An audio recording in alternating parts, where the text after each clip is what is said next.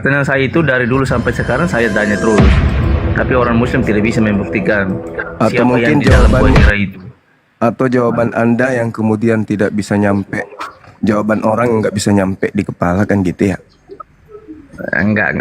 Siapa yang saya tanya, kalian kan percaya yang menampakkan diri kepada Nabi Muhammad pada saat di dalam gua Hira itu adalah malaikat Jibril. Buktinya di Yes. mana? Malaikat Buktinya di Jibril, mana? Malaikat Jibril itu adalah Roh Kudus yang mengajarkan kebenaran kepada manusia. Saya tidak tanya ini, ini buktinya mana yang menampakkan diri kepada Nabi Muhammad di dalam gua Hira? Bukti apa maksudnya gimana? Bukti seperti buktinya kayak gini loh. Maksudnya itu buktinya kayak Allah menampakkan diri kepada Isa itu kan tercatat, kepada Musa kan tercatat. Oke, Lalu oke. kepada ini kan dia tercatat sebagai apa? Oke, baik. Karena- Saya ngambil data karena Anda Kristen, saya ngambil data satu dari Bible untuk supaya Gak usah dari Bible, langsung di Al-Quran aja. Karena Al-Quran itu kan kitabnya genap. Sebelum saya menjelaskan, Makanya saya bilang orang Muslim itu tidak bisa menjawab. sebelum saya menjelaskan, Harus- boleh ya? Boleh kan? Boleh ya? Boleh dong. silakan. Katanya mau belajar. Nah, jadi gini. Di dalam Lukas atau di Kisah Para Rasul 1 nomor 11 di situ dikatakan malaikat berkata kepada mereka bahwa Yesus yang kalian lihat terangkat ke langit itu akan datang sama seperti kalian melihat Yesus naik ke surga atau ke langit. Pertanyaannya, apa bukti bahwa itu ada malaikat? Mulai kayak gini. Ya enggak, Belum dijawab, sudah tanya balik. habis itu saya akan narasikan bagaimana Makanya pertanyaan saya Anda bilang itu bisa orang Muslim Anda itu paham. tidak bisa menjawab Gini pertanyaan loh. saya. Nah, Bang artinya Juma. Anda nggak Jadi bisa itu jawab begini, juga Bang kan? Juma. Artinya Anda nggak bisa Gini jawab loh, juga ya? Bang Juma. Oke. Saya pikir Bang Juma Saya kembali, seorang apologet saya, yang- ya, saya yang kembali sangat kepada pintar lah. pertanyaan. Saya kembali kepada pertanyaan saudara. Maksud saya gini loh. Saya kan bertanya itu untuk melihat sejauh mana Anda memahami kitab Anda. Tapi ternyata Anda hanya bisa bertanya dan tumpul pada saat ditanya. Rupa-rupanya nggak ada bukti juga tentang malaikat itu. Kalau Nah, kalau sekarang itu jawaban kalau Bang Juma sabar. bertanya seperti begitu jawaban Sabar. saya simpel aja Bang Juma. Apa itu? Apa Kalau itu? jawaban saya simpelnya gini loh. Apa jawabannya? Malah kalau saya mau jawab, saya bilang kayak gini aja. Kok anehnya Al-Quran malah mengimani Taurat dan Injil. Ternyata kamu nggak ada jawaban kan? Iya. Sama. Sekarang saya jawab. Kalian aja Sekarang saya mengimani jawab loh. nih. Sekarang saya Ya, jawab. kami pertanyakan Sekarang itu, saya jawab. Boleh kan? Kan saya yang ditanya. Iya. Boleh nggak? Oke. Lalu ngapain kalian Bismillahirrahmanirrahim. mengimani? Kan saya ditanya. Jadi saya cuma mau menguji ombak aja. Apakah orang ini waras bertanya atau memang sedeng? Kan gitu. Dan ternyata memang nggak mampu kau itu menjawab ketika ditanya pertanyaan yang sama. Nah, bedanya saya bisa. Saya buktikan. Bismillahirrahmanirrahim. Al-Quran menerangkan, Qul nazzalahu ruhul kudusi min rabbika bil haqqa liyuthabbital ladina amanu wa hudaw wa busyra lil muslimin. Al-Quran saya mengatakan, wahai Nabiku Muhammad, sampaikan kepada seluruh umat manusia bahwa Roh Kudus menurunkan Al-Quran itu dari Tuhanmu dengan loh, juga nanti saya minta jawaban yang sama. Kan begitu. Apa bukti bahwa dia adalah Roh Kudus? Apa bukti bahwa dia adalah roh kebenaran? Al-Quran yang memberikan validasi. Wahai Nabiku Muhammad, yang datang kepadamu adalah Roh Kudus, menurunkan Al-Quran dari Tuhanmu dengan kebenaran untuk meneguhkan hati orang yang telah beriman dan menjadi petunjuk serta kabar gembira bagi orang yang berserah diri kepada Allah. Ayat kedua, Kul man kana aduwwan li Jibril Surah fa apa itu? innahu Surah apa? nazzalahu Surah apa? ala Langsung pada qalbika poinnya bi aja. Surah apa? iznillah musaddiqan lima baina yadayhi min wa hudaw wa busyra lil mu'minin. Katakanlah wahai Nabi Muhammad kepada seluruh umat manusia, barang siapa menjadi musuh Jibril, ketahuilah bahwa sesungguhnya dialah Jibril yang mewahyukan Al-Quran ke dalam hatimu dengan izin Allah, membenarkan kitab-kitab yang pernah diwahyukan terdahulu dan menjadi petunjuk serta berita gembira bagi orang-orang yang beriman. Selesai kan? Nah, saya balik nanya. Tolong buktikan validasi dari Tuhannya Yahudi Elohim bahwa yang datang kepada Lukas itu adalah malaikat kebenaran. Saya tunggu sampai 2000 tahun. Silakan. Bang Juma juga tidak bisa menjawab. 1, Ya, Bang Juma juga tidak bisa menjawab 2, kenapa saya mengatakan seperti ini. 3, Kenapa? Kenapa katakan seperti ini? 4, Karena kita bicara sesuai. Bang Juma dengar ya. 5. Kalau Allah itu kalau memilih seseorang menjadi nabi, pertama-tama dia menampakkan diri kepada seseorang itu, harus 6, perkenalkan diri kepada seseorang itu. Ya. 7, Makanya kita komparasi dengan Alkitab sudah jelas di dalam perjanjian lama pada saat Nabi Musa dipilih oleh Allah untuk Allah memilih dia sebagai 9, takut orang ini. 10. Nggak ada kawan-kawan. Tidak ada pernyataan dari Tuhan. Tidak ada pernyataan dari Tuhan. Tidak ada pernyataan dari Tuhan bahwa yang datang kepada Lukas, Markus, Paulus itu ada. Makanya saya bilang orang Muslim itu tidak bisa membuktikan. Jadi teman-teman, orang Kristen ini capek bertanya kenapa? Karena jawaban kita nggak bisa sampai di otaknya. Kalian aja tidak bisa Saya menjawab, sudah tidak bisa menjawab. membuktikan. Mangkana aduan li Jibril. Disebut nama malah. Malah disebutkan namanya li Jibril. Menampakkan diri kepada Nabi Musa, dia perkenalkan diri kepada Nabi Musa. Sekarang dia nggak sanggup kemudian menerima penjelasan saya. Kenapa? Karena dia pemakan babi. Ucapan Yesus aja, ucapan Yesus aja nggak bisa dipahami sendiri. Satu-satu, jangan kayak anak SD, weh. Sekarang di Satu-satu. dalam Gohir itu di mana? Tiba-tiba sudah dijelaskan kan teman-teman. Udah kubacakan ayatnya. Sudah dibacakan ayatnya. Sudah dibacakan ayatnya. Itu susah. Tapi tidak Itu bisa susah. dipahami. Makanya saya bilang, saya kasih lagi, saya kasih lagi. Saudara-saudara, kita umat Islam itu paham dari sejak Tuhan menciptakan manusia, seseorang itu yang Allah memilih sebagai tidak ada satupun manusia yang pernah melihat Tuhan. Itu kata Yesus juga. Di mana pertama kali malaikat Jibril menampakkan diri kepada ruhan min amrina ma kunta tadri mal kitab walal iman walakin ja'alnahu nuran nahdi bi man nasya min ibadina wa innaka latahdi ila siratim mustaqim. Jadi pencipta langit dan bumi itu menyatakan diri melalui 3 hal. Yang pertama melalui sabar dulu.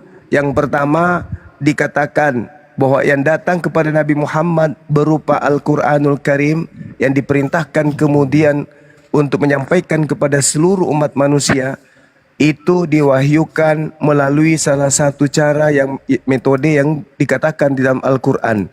Jadi Al-Quran sebagai pembimbing yang datang kepada Nabi Muhammad itu datang dalam proses pewahyuan.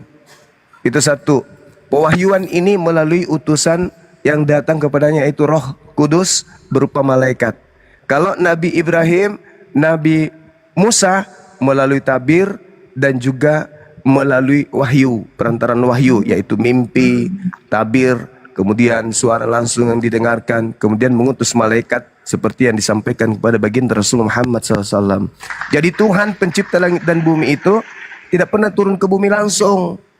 Makanya kalau pertanyaan yang sama kita tanyakan kepada saudara ini, di mana malaikat yang turun ke Gunung Sinai menyatakan diri, wahai Musa, aku adalah malaikat A, malaikat B, malaikat C, nggak ada. Seketika di Keluaran 20, Nabi Musa turun membawa Torah.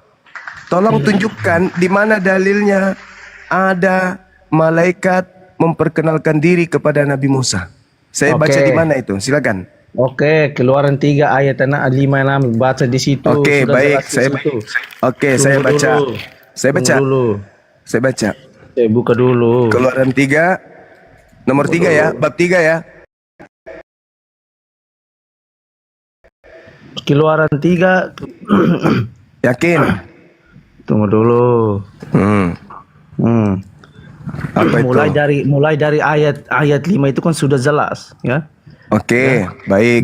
Kita baca ayat ya. Ayat 6 itu kan bunyinya seperti ini lagi. Oke, kita baca. Akulah Allah ayahmu. Mana dia? Dengar.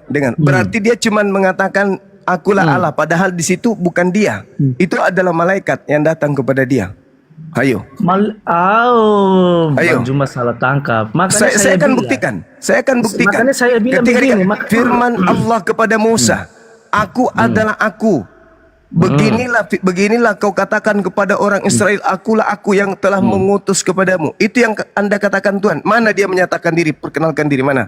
Tapi dia mengatakan seperti ini, aku adalah Allah ayahmu, Allah Abraham, Allah Ya, mana Allah buktinya? Berarti Mana kita dia ambil buktikan? kesimpulannya dari Padahal, situ. sabar, Dengarin dulu sabar. Bang Cuma.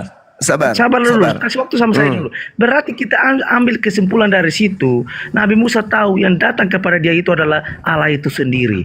Ya, Oke. Allah itu sendiri. Oke. Nah, sekarang kita komparasi dengan Al-Quran. Mari kita lihat. Mari kita Al-Quran lihat. tidak ada malaikat Jibril yang mengatakan, aku diutus oleh Allah, mari aku kita datang kepada buktikan. kamu, aku adalah Mari malaikat kita Jibril. Tidak buktikan. ada. Bisa Makanya nggak saya kamu bilang, itu diam orang sih? Muslim tidak bisa. Bisa nggak gantian kita ngomong? Kok kau kayak anjing sih? Gantian kita ngomong. Kok kayak asu? Jangan karena tiap hari kau tidur sama asu, kau ngomong kayak asu juga. Dengarkan saya. Saya katakan kepada saudara, ini ada kebohongan, tipu muslihat di dalam dua kitab ini. Nanti kau tentukan mana yang betul ya. Habis itu saya tanya, saya persilakan, baru kau ngomong. Jangan kau menggonggong terus. Jangan-jangan tadi pagi kau makan pantat asu lagi. Keluaran 3 yang kau katakan itu, firman Tuhan kepada Musa. Itu kan yang kau bawa kan? Firman Tuhan kepada Musa. Lagi firmannya, beginilah kau katakan kepada orang Israel, akulah aku telah mengutus aku kepadamu. Selanjutnya berfirmanlah Tuhan kepada Musa. Ini berfirmanlah Tuhan kepada Musa. Mari kita tengok kebohongannya ya. Di dalam Kisah Para Rasul 7 nomor 35, dengarkan. Musa ini yang telah mereka tolak dengan mengatakan, siapakah yang mengangkat engkau menjadi pemimpin dan hakim? Musa ini yang telah diutus oleh Tuhan kepada sebagai pemimpin dan penyelamat oleh malaikat yang menampakkan diri kepada Musa di Semak Duri. Kutanya dulu kau, mana yang betul? Yang berfirman kepada Musa itu adalah Tuhan atau malaikat? Cepat. Mana yang betul? Perjanjian lama atau perjanjian baru? Silakan. Saya jawab, Silakan. Tuhan datang kepada Nabi Musa menghadirkan sebagai malaikat di situ. Yang mana yang betul? Tuhan atau malaikat? Ini jawab. Kalau jawab itu juga berdasarkan dalil. Jangan asal jawab. Mana yang betul? Yang datang kepada Musa Tuhan atau malaikat? Jangan asal jawab. Kalau jawab harus pakai dengan dalil. Makanya saya Mana bilang yang orang betul? Muslim itu tidak bisa Mana yang menjawab kayak betul? gini. Yang datang kepada Musa Tuhan atau malaikat? Jawab Makanya dengan saya dalil. bilang Tuhan itu sendiri. Mana ada Tuhan malaikat? Dia menghadirkan Diam. Ayatnya mana weh? Pakai Diam. ayat weh. Jangan Diam. ngawur. itu sebagai malaikat, tapi diam. dia itu adalah Tuhan Diam. itu sendiri. Makanya Malaikat kok Tuhan, Tuhan kok malaikat? Ini memang otakmu memang rusak. Di Kristen bisa, di Kristen itu bisa, Tuhan itu malaikat bisa. Apapun dia disamakan sama Tuhan 38 dia. dengarkan. 38 dari Kisah Para Rasul 7. Musa inilah yang menjadi pengantara di sidang jemaat di padang gurun di antara malaikat. Banyak Tuhan ternyata di antara malaikat-malaikat. Banyak Tuhan. Konten itu apapun sama-sama sama Tuhan dia. Oi, jangan potong. Makanya saya bilang, nomor 53 orang dengarkan. Muslim itu tidak bisa menjawab 53 dengar. pertanyaan saya dari dulu sampai 53 habis sekarang. itu kau jawab. Bang Cuma 53 juga tidak dengarkan. bisa menjawab. Habis ini kau jawab. Kamu telah menerima hukum Taurat yang disampaikan oleh malaikat-malaikat, akan tetapi kamu tidak menurutinya. Pertanyaan saya, ada berapa Tuhan yang datang kepada Musa dalam bentuk malaikat? Jawab. Makanya saya bilang, kasih waktu sama saya. Jawab. Ada berapa Tuhan? Baca di dalam Keluaran 3 Ada itu. berapa Tuhan yang Di datang dalam kepada Keluaran Musa? Jawab. 3 itu, di dalam Keluaran 3 itu, Tuhan menampakkan diri kepada Nabi Musa itu menghadirkan sebagai malaikat. Ya. Berapa Makanya Tuhan kita yang baca- datang situ? Berapa Dengar dulu, Tuhan yang dulu. datang dalam bentuk malaikat? Malaikat pun dianggap sama Makanya Tuhan kita dia. lihat dari ayat 6. Makanya kita baca di dalam Iya, ayat 6. Oke, Malaikat saya pun ikuti. dianggap Tuhan. Saya ikuti kegilaanmu. Saya ikuti kegilaanmu. Saya ikuti bahwa Tuhan datang berupa malaikat. Sekarang pertanyaan saya, Alkitab pertanyaan saya, ada berapa Tuhan yang muncul kepada Musa? Jawab sama kita dulu. Jawab. Ada berapa Tuhan yang datang kepada Musa? Makanya saya bilang kita bicara tentang Keluaran 3 itu. Iya, saya bertanya loh. Keluaran 3 loh ini yang kita bahas. Ada berapa Tuhan? Ayat 6. Dia berfirman, akulah ada Allah, berapa Allah, Tuhan Yahyamu. yang datang kepada Musa? Jawab. Jawab itu, jawab. Muter-muter dia. Jawab. Mancat. Macet muter-muter dia. Saya jawabnya Tuhan. Siapa Tuhan yang datang? Tuhan cuma satu. Lah, di malaikat itu satu atau banyak? Woi, Ya malaikat-malaikat jelas satu. Ya satu. Ah, Makanya botol. saya bilang, Botol. kalau malaikat-malaikat itu banyak. Kalau malaikat-malaikat itu banyak. ya, Malaikat-malaikat itu yang datang banyak, kepada Bang Juma. Musa itu malaikat-malaikat. Hei, Tuhan itu yang datang kepada Musa Ya, itu malaikat-malaikat. itu satu. Lah, kok satu Ya, malaikat-malaikat malaikat-malaikat kok satu? Oh, Tuhan itu satu, malaikat-malaikat itu banyak. Nah, Makanya saya kamu bilang, mengatakan Tuhan itu bahwa maha Tuhan hebat. datang kepada Musa berupa malaikat. Sementara yang datang di situ malaikat-malaikat. Makanya saya bilang, Bang apa Juma, yang kau bilang? Tuhan menghadirkan di situ sebagai malaikat. Ya, Tuhan yang sebagai datang atau malaikat? Ya. Weh, Makanya Tuhan kita yang baca datang. di dalam ayat 6 dia berfirman, Iya, Akulah Allah aku tahu, ayahmu dan saya tahu, Allah. saya tahu. Tidak mungkin. Tidak Ah, mungkin, susah ini, tidak teman-teman. mungkin malaikat itu bisa perkenalkan diri kepada manusia. Susah karena yang kita lawan ini setan. Susah. Karena begini, susah. Bang. Ya, Susah. itu ada Pak Ade. Pak Ade Kamu aja tuh, Bang. memfitnah. Iya, yang Bang berilmu Juma, sedikit. Bang Jangan yang modal, Bang Juma, jangan Bang yang Juma, modal. Bang Juma, anu, Bang Juma. modal Kalau ngocong. Bang Juma itu ada ilmu. Jangan Muter doang modal ya, congol. jangan ladenin. Pertanyaan saya, harus Saya sesuai dengan butuh data yang di dalam Al-Quran berilmu. juga. Yang nggak Saya butuh berilmu yang nggak usah berilmu. kasih Kalau diskusi dia. Bang Juma itu kan Udah, kau apologet. diam. Yohanes 10 nomor 34 kata Yesus, dengar. Kau belajar. Malas Kalau nih saya sama ngomong kamu. kau belajar, Malas, ambil malas. pulpen. Oke, sekarang aku begini. Sekarang Dengar. Dengar. Juma. Yes. Dengar. Yesus berkata begini di dalam Yohanes 10 nomor 34 sampai nomor 36. Keluar dia. Turun kau kan? Mampus kau kan? Yesus berkata begini. Dengarkan kau Oten, Longor, pemakan babi. Dengar. Seluruh pemakan babi di Indonesia dengar. Yang datang kepada Musa itu adalah malaikat. Kenapa dia mengaku Allah? Kenapa dia mengaku Allah? Karena Yesus mengatakan dalam Yohanes 10 nomor 34, bukankah di dalam kitab Tauratmu dikatakan siapapun yang diserahi tugas menyampaikan firman, maka dia adalah Allah. Oke. Hei Yesus, kata orang Yahudi, kata Yesus, kenapa kau ingin melempari aku batu? Kata orang Yahudi, bukan karena engkau melakukan mukjizat, bukan, tapi karena engkau hanya manusia, tapi kau mengaku Allah. Yesus bilang gini, Bahlul, bukankah di dalam kitab Tauratmu itu tertulis siapapun yang diserahi tugas untuk menyampaikan firman, maka dia adalah Allah.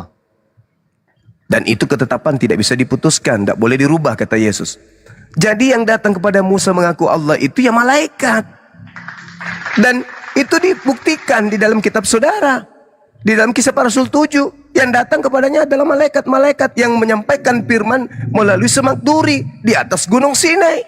Kenapa kau bantah kitabmu? Kenapa kau katakan Tuhan yang datang kepada Musa? Makanya Al-Quran lebih valid menceritakan itu, bahwasanya tidak layak manusia itu berbicara langsung kepada Allah kecuali melalui perantaraan wahyan au miwara hijab au yursila rasulan. Ada 3. Nah, yang terjadi kepada Musa dikirim malaikat. Sama seperti kepada Nabi Muhammad, malaikat. Begitu saudara. Dan Yesus pun memberikan klarifikasi di dalam Yohanes 3 nomor 34. Siapapun yang diserahi tugas untuk menyampaikan firman, maka Tuhan akan memberikan rohnya, Roh Kudus maksudnya, tak terhingga. Makanya yang datang kepada Nabi Muhammad itu Roh Kudus.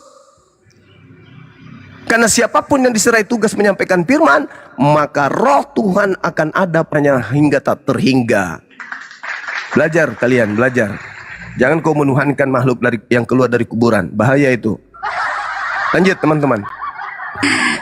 Ya baik Bang Zuma, terima kasih. Oke, ini ada Pak Ade X ini. Silakan Pak Ade X di sini. Hari ini Anda istimewa sekali nih, yang dihadapi malah guru besar kita Bang Zuma nih. Silakan Pak Ade. Loh, saya juga guru besar. Cuma mah guru bisa dari mana? Lanjut bang, lanjut. Tuhan bisa nggak dibunuh Tuhan, bang? Menurut anda? Ya nggak bisa dong. Nggak bisa, nggak Saya bisa. lalu maaf ya bang, maaf. Aduh, ada yang lapor ini.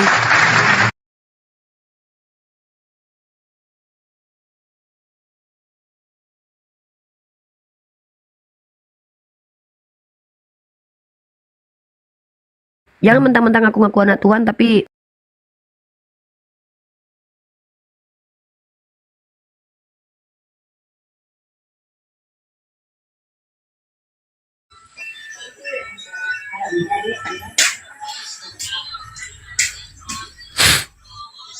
Nah, aku baca lagi. Ini udah pernah aku diskusi sama si Rasid, Nar.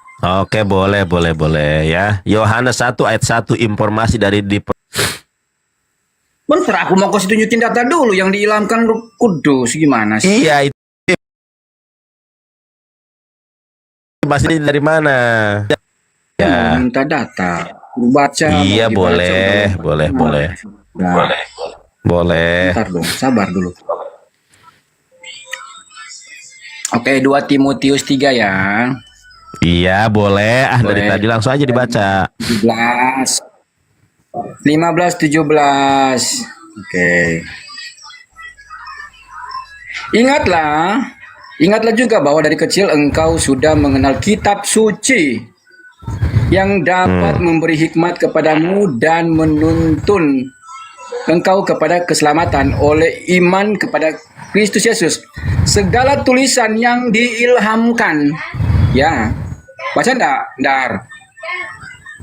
Jadi segala tulisan yang diilhamkan di dalam Alkitab itu, ya teman-teman ya, diilhamkan Allah, teman-teman ya. Segala tulisan yang diilhamkan Allah memang bermanfaat untuk mengajar, untuk menyatakan kesalahan, untuk memperbaiki kelakuan, dan untuk mendidik orang dalam kebenaran. Oke, 2 Petrus 1 ayat 21. Aku baca lagi. Iya. Boleh. Pak. Waalaikumsalam warahmatullahi wabarakatuh. Ini izin Dilapor sama tadi. izin bunda. Kalau Bang Zuma Iya. lagi ngomong tuh yang lain diem aja gitu loh. Kayak ada di bawah Iya. tidak bekerja, jadi nggak kesannya rusuh gitu. Ya silakan naik Bang Zuma, tadi saya kena lapor ini. Ya ini himbauan aja buat kawan-kawan. Kalau ada Bang Zuma, yang lain cukup monitor aja, Iya. nggak usah Nanti ikut campur ya. Saya di bawah aja.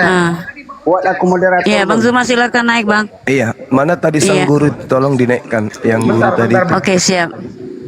Saya cari Siap, memang siap. gurunya. Kalau perlu iblis yang sudah usia 2000 tahun suruh keluar. Iblisnya ini, iblis mereka ini sangat kuat. Kawan-kawan bantu tap-tap layar kawan-kawan ya. Gas. Ini ada gurunya mas. Karena yang kita hadapi ini, yang nggak berilmu mah jangan dinaikin, bikin pusing dengernya. Izin Gunda sebentar. iya silakan. Muslim di hold dulu, jangan dulu minta naik ya. Kita kosongkan 2, jadi nggak terlalu banyak. Ada ini cukup kayaknya muslimnya, coba ada Bang Zuma, yang lain mohon untuk tidak supaya tidak rusuh. Kalau tadi kan rusuh tuh banyak yang motong-motong. Izin ya. Yang muslim tolong di hold dulu ya. Oke siap. Di hold dulu. Saya tolak yang muslimnya semua. Saya dibawa aja Bunda Miskaya. Makasih ya sahabatku semuanya ya. Masya Allah, luar nggak biasa. apa. Iya, dicari tadi Bang yang Senjo, siapa tadi tuh? Ya, mengaku Siapa tadi guru Bang Zuma namanya? Siapa itu tadi apa itu? tadi? Apa itu? Ada Iblis X-nya tua. itu. Iblis tua. Iya kawan-kawan bantu tap-tap layar dulu lah biar kuat, tadi kena nih, kalau saya nggak turun nih nggak bisa sama sekali saya live. Pak DX, ya naikkan Pak DX. Permisi bos, Dia ada mengaku pesan guru tadi. masuk nih. Iya, silakan yang tadi merangku berilmu. Naik.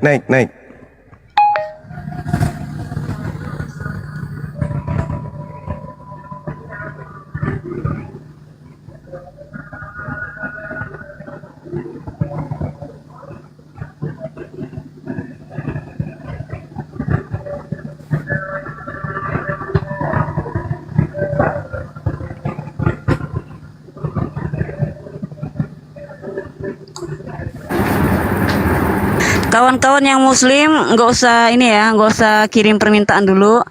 Ini kita cari oten aja dulu ya. Jadi yang muslim tolong bantu kita tap-tap layar dari bawah biar komalnya kuat, nggak kena tombak lagi kita.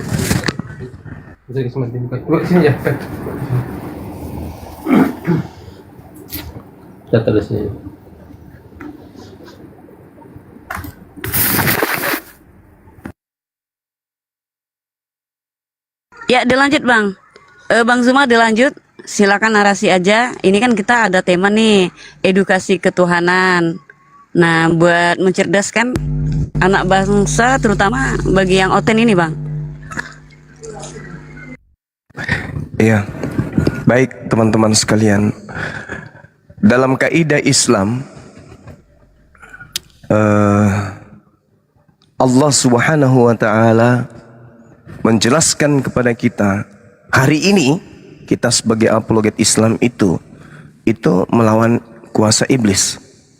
Yang kita hadapi ini para penyembah-penyembah iblis berdasarkan apa yang tertuang di dalam Al-Quranul Karim.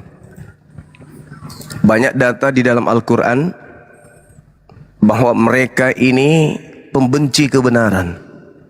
Mereka adalah pejuang-pejuang kuasa gelap yang ingin menggulingkan kemudian kemuliaan Adam dan keturunannya dengan mereka menghembuskan fitnah kalau Adam alaihissalam itu telah mewariskan dosa kepada manusia. Jadi iblis menyebar fitnah Nabi Adam alaihissalam, manusia mulia yang mewariskan pengetahuan, mewariskan kemanusiaan, kodrat kemanusiaan kepada keturunannya, difitnah oleh iblis kalau beliau telah mewariskan dosa kepada kita. Itu yang harus kita lawan. Ya Bani Adam, hai anak cucu Adam, la yaftinannakumul syaitan kama akhraja abawaikum minal jannah. Wahai anak keturunan Adam, janganlah sampai kamu tertipu oleh setan sebagaimana halnya setan telah mengeluarkan ibu bapakmu dari jannah dengan menanggalkan pakaian keduanya untuk memperlihatkan aurat keduanya. Sesungguhnya dia dan kafir laknat pengikutnya dapat melihat kamu dari suatu tempat yang kamu tidak bisa melihat mereka. Sesungguhnya aku Tuhan telah menjadikan iblis menjadi pemimpin bagi mereka orang-orang kafir. Apa yang kita petik sebagai penggiat dunia apologet Islam atau pembela Islam dari apologet non-muslim alias apologet tidak selamat? Di dalam Kisah Para Rasul 2 nomor 36 ada sosok yang disalib yang saat itu juga dijadikan menjadi Tuhan. Coba adik-adik, anak-anak saya yang dibawa buka Kisah Para Rasul 2 nomor 36. Maka seluruh orang Israel harus tahu bahwa Yesus yang kau salibkan itu telah dijadikan menjadi kurios, junjungan, pemimpin, jadi Tuhan. Dirubah lagi dia tuh, dikasih lengkap pula tuh, jadi Tuhan bagi kalian. Jadi Al-Quran tidak keliru mengatakan inna ja'alna syayatin awliya'a lilladina la yu'minun.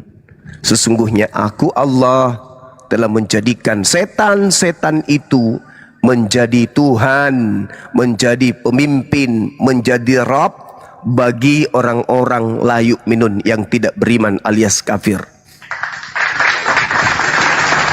Jadi jangan ragu dalam dakwah ini. Jangan main-main dalam dakwah apologet ini. Karena yang kita hadapi ini adalah anak-anak syaitan. Yesus juga mengatakan itu kok. Jadi jangan ragu. Yesus mengatakan di dalam Yohanes 8 nomor 37 sampai nomor 44 bahwa orang yang menyalibkan dan orang yang menginginkan kematian terhadap Yesus itu adalah anak-anak syaitan. Yesus sendiri yang mengatakan, bahkan Yesus mengatakan orang yang berpikir bahwa dia Yesus akan disalib itu adalah iblis. Keren kan? Keren. Keren memang. Di dalam Matius 16 nomor 21 sampai 23 kata Yesus, engkau hanya memikirkan apa yang dipikirkan oleh manusia. Penyala iblis. Nah, jadi yang berpikir kalau Yesus itu akan disalib, kata Yesus dia adalah syaitan.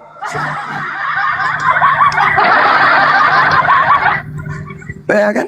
Dalil. Maka benarlah kata Al-Quran, wa ikhwanuhum yamuddunahum fil ghayyi tsumma la yuqsirun. Saudara-saudaranya setan yaitu orang-orang kafir. Apa fungsi saudaranya? Membantu setan di dalam mendurhakai pencipta langit dan bumi. Keren kan? Keren. Keren Al-Quran itu. Jadi orang kafir itu pahlawan. Pahlawannya siapa? Pahlawannya setan. Itu apa? Untuk supaya setan puas di dalam durhaka kepada Tuhan. Makanya ketika dia datang yang tadinya bukan Tuhan jadi Tuhan, yang tadinya haram menjadi halal, yang tadinya satu berubah menjadi telu. Itu pekerjaan setan itu, selalu merubah kebenaran, dirubah menjadi kesalahan, kesalahan dirubah menjadi kebenaran. Mereka memutarbalikkan fakta. Maka sekali lagi Al-Quranul Karim menjelaskan, farikan hada wa farikan haqqa alaihimud dalalah. Sebagian diberinya petunjuk dan sebagian lain ya amin dunillah wa yahsabuna annahum muhtadun. Mereka menganggap mereka mendapatkan petunjuk, padahal ujung-ujungnya enyahlah daripadaku. Aku tidak mengenal kalian. Kalian semua adalah pembuat kejahatan. Kasihan Allah. Jadi Al-Quran mengatakan, mereka mengatakan kami mendapat petunjuk. Islam itu apaan sih? Masih minta jalan lurus. Tuyul, di kitab lu sendiri kamu diusir, Cak Kangkung. Kamu mengira kau dapat petunjuk, tapi dihantam di ujung. Aku tidak mengenal kalian. Kalian semua adalah putan. Nah, masih mau kau datang besok? Sebagian diberi petunjuk oleh Allah. Siapa yang diberi petunjuk itu? Mereka yang mendudukkan Nabi Israel hanya sebagai jalan menuju kepada Allah Azza wa Jalla. Ada orang bingung, tidak punya otak, yang Al-Quran katakan summum bukmun umyum fahum la yarji'un. Buta, bisu, tuli. Kok bisa kayak gitu? Faktanya coba kita lihat. Diperintahkan ke Monas, baru sampai di Jalan Tamrin, belum sampai ke Monas nih, udah ditelepon sama eyangnya. Cucuku, kamu di mana, Cuk? Aku udah di Monas. Eyang, loh kok bisa? Cepat kali. Emang kau di mana? Tunggu Eyang, aku baca dulu. Ini. Oh, aku di Jalan Tamrin, Eyang. Loh, kenapa nggak sampai ke Monas? Lah, kan jalan ke Monas adalah Monas. Jadi aku udah sampai Monas dong. Tuyul. Yesus itu cuman jalan. Jangan kau pikir dia tujuan. Akulah jalan. Yesusnya jadikan tujuan. Toplak. Karena itulah kemudian Al-Quran mengatakan, innahum ittakhazus sayatina awliya min dunillah. Mereka menjadikan iblis sebagai pelindung selain Allah. Mereka menjadikan Jalan Tamrin sebagai Monas. Jadi tertawaan dunia. Jadi begitu sahabat-sahabat sekalian, bahwasanya di tengah-tengah kita musuh kita itu jelas. Ya, dikatakan oleh Allah, innalladzina amanu yuqatiluna fi sabilillah. Orang-orang beriman itu berperang di jalan Allah. Walladzina kafaru fi sabilit tagut. Dan orang-orang kafir itu berperang di jalan setan. Itu. Wakana, lalu dikatakan inna qaidas syaitan kana daif. Ujung kalimat ayat itu dikatakan sesungguhnya kata Allah, pengaruh atau godaan atau senjata atau apapun bagi setan, mereka itu lemah. iblis itu lemah. Inna kaidah syaitan kana daif. Sesungguhnya setan itu lemah.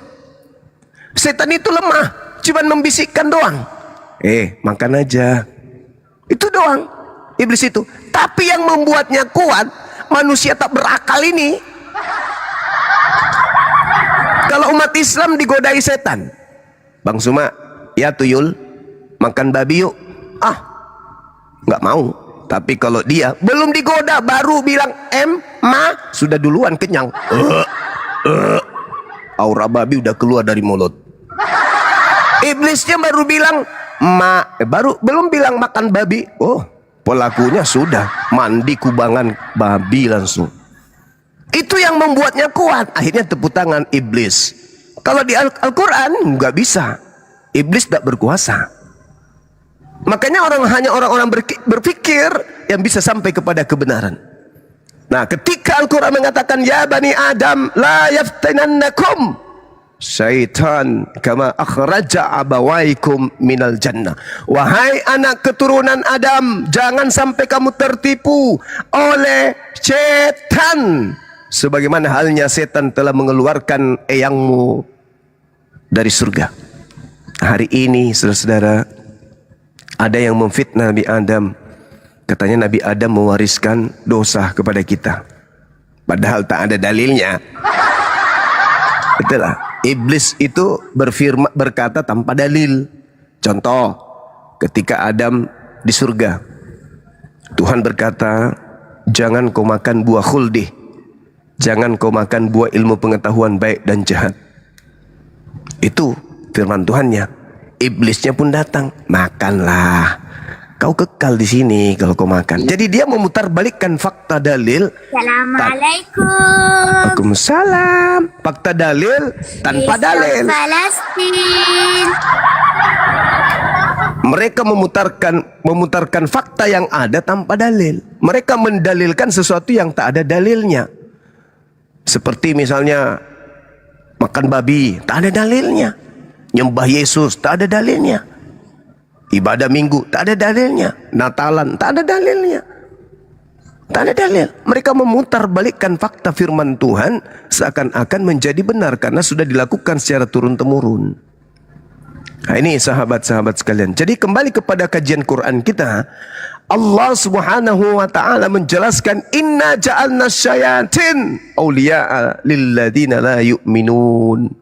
Maka kita sebagai umat Islam diperintahkan kemudian faqatilu awliya asyaitan. Perangi saudara-saudaranya setan. Dengan cara apa? Dengan cara berapologet. Jadi apologet ini hukumnya wajib.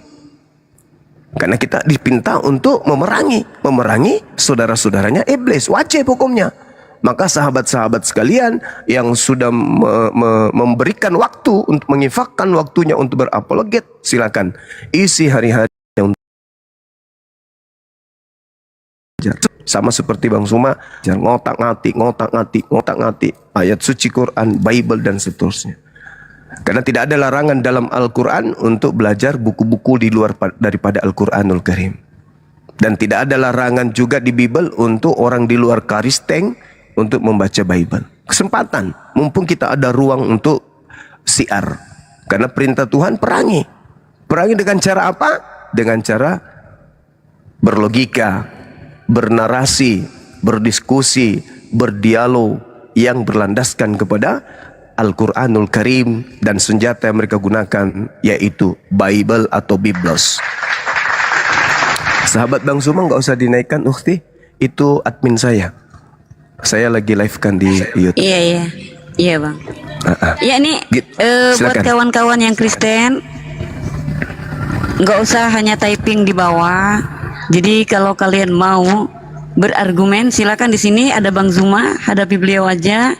Karena kalau di bawah itu membuktikan sebenarnya kalian ini hanya mampunya mau hujat, kemudian diajak untuk berargumen, kalian tidak mampu. Jadi buat kawan-kawan yang muslim juga nggak usah kirim permintaan naik. Oten kalau meminta naik cukup typing aja ya, Oten gitu, nanti baru ditarik. Bukti saya sedikit lagi ya, habis itu Jumatan, tapi saya tetap di sini. Oke, siap Bang, siap. Oke.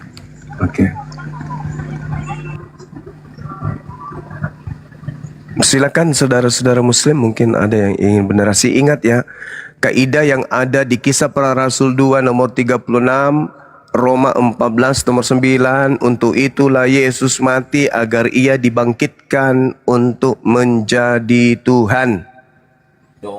Jadi dia dibunuh agar bangkit menjadi Tuhan. Dan itu apa sebabnya?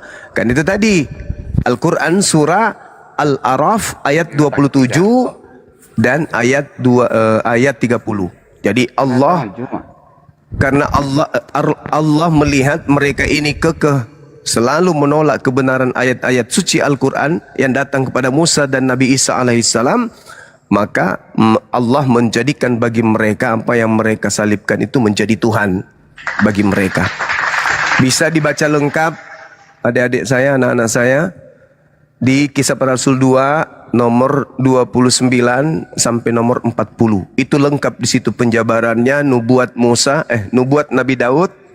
Bagaimana Nabi Daud menubuatkan bahwa Nabi Isa atau Yesus dalam pandangan saudara Kristen itu tidak mengalami kematian, melainkan langsung terangkat ke langit.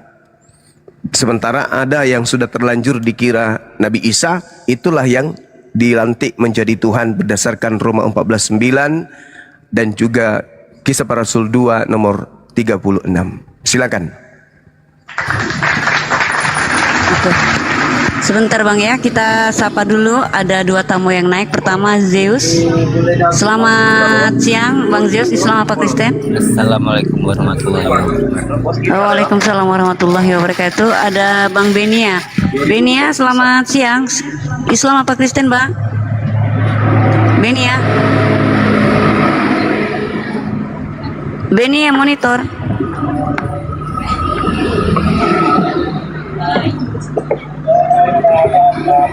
Halo Bang Benia monitor. Yang muslim gak usah kirim permintaan naik ya, kita cari oten dulu nih. Nanti nggak ada lawan diskusinya, nggak enak juga ya Bang Zuma ya. Harus ada nih kayak guru tadi ya gitu kan. Pas kita kenalin Bang Zuma sebagai guru, dia pun nggak mau kalah. Saya pun guru katanya kan. Udah kabur dia. Guru ini, guru menggiring manusia nyembah makhluk yang keluar dari kubur. Betul itu, dia memang guru. Guru kunci neraka tapi.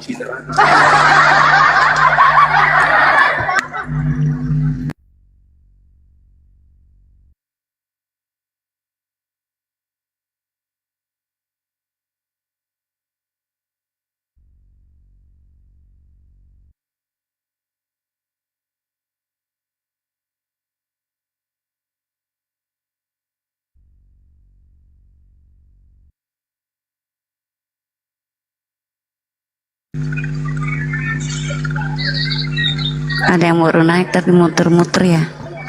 Ini yang kawan-kawan yang muslim gak usah kirim permintaan naik dulu ya. Kita cari oten di sini. Ya selamat siang Bang Ucok. Islam apa Kristen? Ucok. Selamat siang.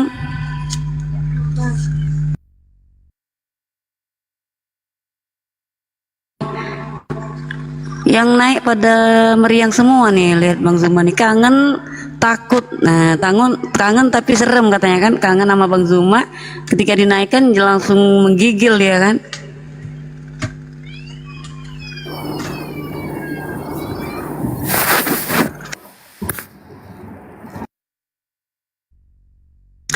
Mohon kawan-kawan yang muslim gak usah kirim permintaan, nanti nggak ada tempat pula buat kawan kita yang Kristen mau belajar kan.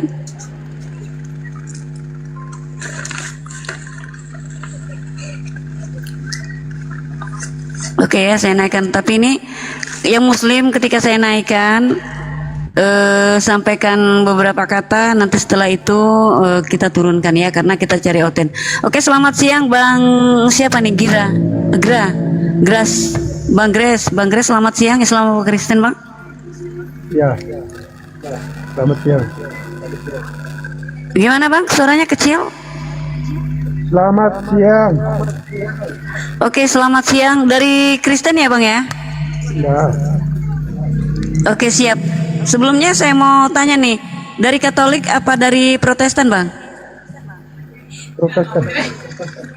Oke, siap. Di sini ada gurunda kita Bang Zuma sesuai dengan tema kita yaitu edukasi ketuhanan. Mungkin Bang Grace mau bertanya atau bernarasi atau mau berdialog bersama guru kita Bang Zuma. Silakan Bang Grace. Ya nggak apa-apa, kita mau diskusi tentang ketuhanan. Ketuhanan yang mana dulu? Yang dibahas ini? Iya, ketuhanan yang satu, ketuhanan yang esa, yaitu di sini yang dikatakan edukasi ketuhanan. Jadi siapa saja yang mengklaim setiap agama mempunyai Tuhan, maka silakan dinarasikan Tuhan yang seperti apa itu, baru kita perbandingkan. Silakan Bang. Ya, ketuhanan di dalam iman Kristen itu Tritunggal. Artinya ketuhanan itu bukan tiga, tetapi esa. Ya, itu jangan dibantah ya. Ketuhanan di dalam Kristen itu ehad, ya, sudah jelas. Ya nggak perlu yang ku jelaskan, hanya tunggu menjawab aja nanti. Kalau ada pertanyaan nanti mau belajar atau bagaimana?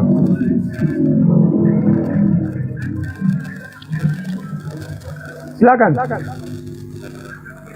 Ya, baik, saya singkatnya nanti diteruskan sama guru-guru yang ada di sini ya. Bismillahirrahmanirrahim. Kalau di Islam konsep Tuhan itu ahad.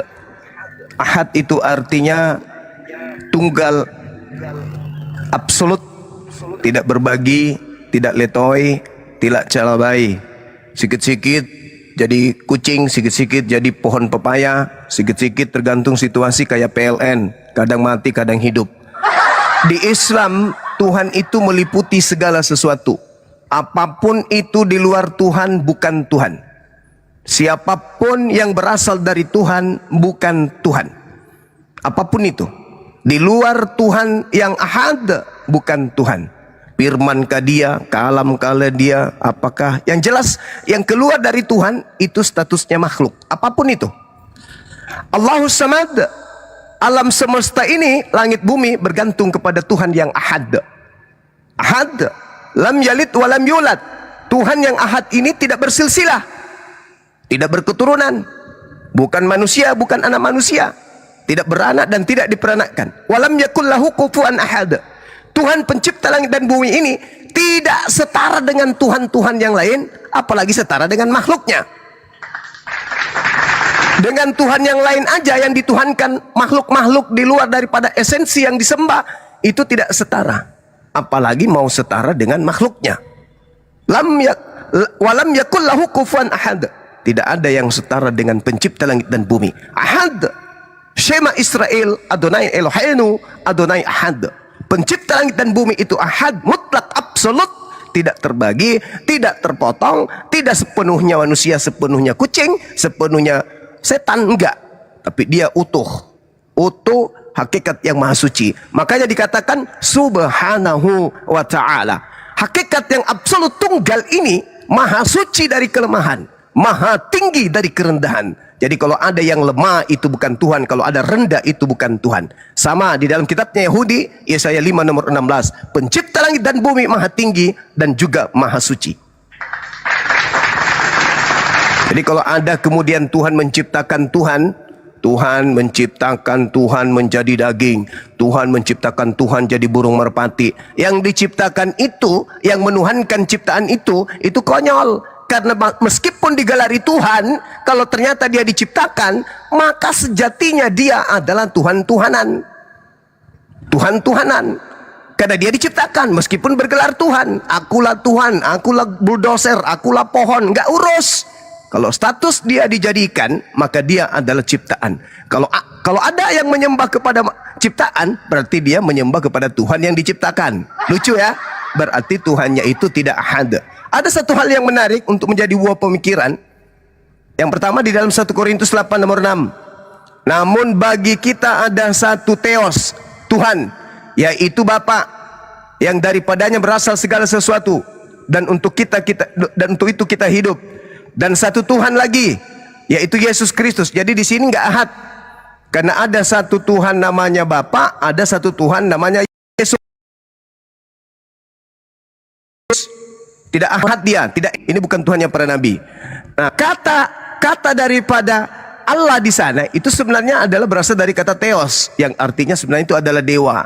Jadi sesungguhnya artinya adalah bagi kita hanya ada satu dewa, yaitu Bapa, dan padanya kita berasal, daripadanya berasal segala sesuatu, dan ada Tuhan satu, yaitu Yesus Kristus. Jadi ada dua, belum lagi burung merpati nanti ikut campur juga jadi Tuhan, ada tiga. Makanya di dalam 1 Yohanes 5 nomor 7 ada tiga, ada tolu, ada tiga yang bersaksi di surga, banyak kali. Belum lagi kalau kita melihat Wahyu 5 nomor 6, itulah ketujuh roh Tuhan yang turun ke bumi. Tujuh, yang tadi tiga, ini tujuh, yaitu nampakkan binatang bertanduk tujuh, bermata tujuh, banyak kali Tuhan. Sekira begitu sebagai pengantar, silakan saya sedikit lagi sholat, nanti dilanjutkan sama narasumber muslim yang lain, silakan. Ya, dikutip tadi 1 Korintus 8 ayat 6 itu menyimpulkan tadi itu dengan asumsi saja ya, karena dia mengatakan itu Tuhan Bapa, Tuhan Yesus. Sudah jelas di situ bukan Tuhan Bapa, itu disebut Allah Bapa. Nah, itulah kekeliru kamu ya, harus baca dengan baik-baik. Nah, itu. Kemudian dibawa dengan Wahyu tadi itu 7 itu ya 7 ada Tuhan lain di situ. Makanya harus kamu pahami konteks itu apa, cuma ya. Nah, itu. Saya tidak banyak bicara ya, harus dipahami karena dari cara memahaminya baca Alkitab aja sudah salah ya. Dari 1 Korintus 8 ayat 6 itu sudah salah dia. Ya. Itu kan, namun bagi kita hanya ada satu Allah Bapa dan satu Tuhan. Di Kristen itu Tuhan itu tidak bisa dibilangkan. Ya, tidak ada orang Kristen mengatakan bahwa Tuhan itu bisa dibilangkan, hanya orang-orang yang tidak mengenal, yang tidak belajar.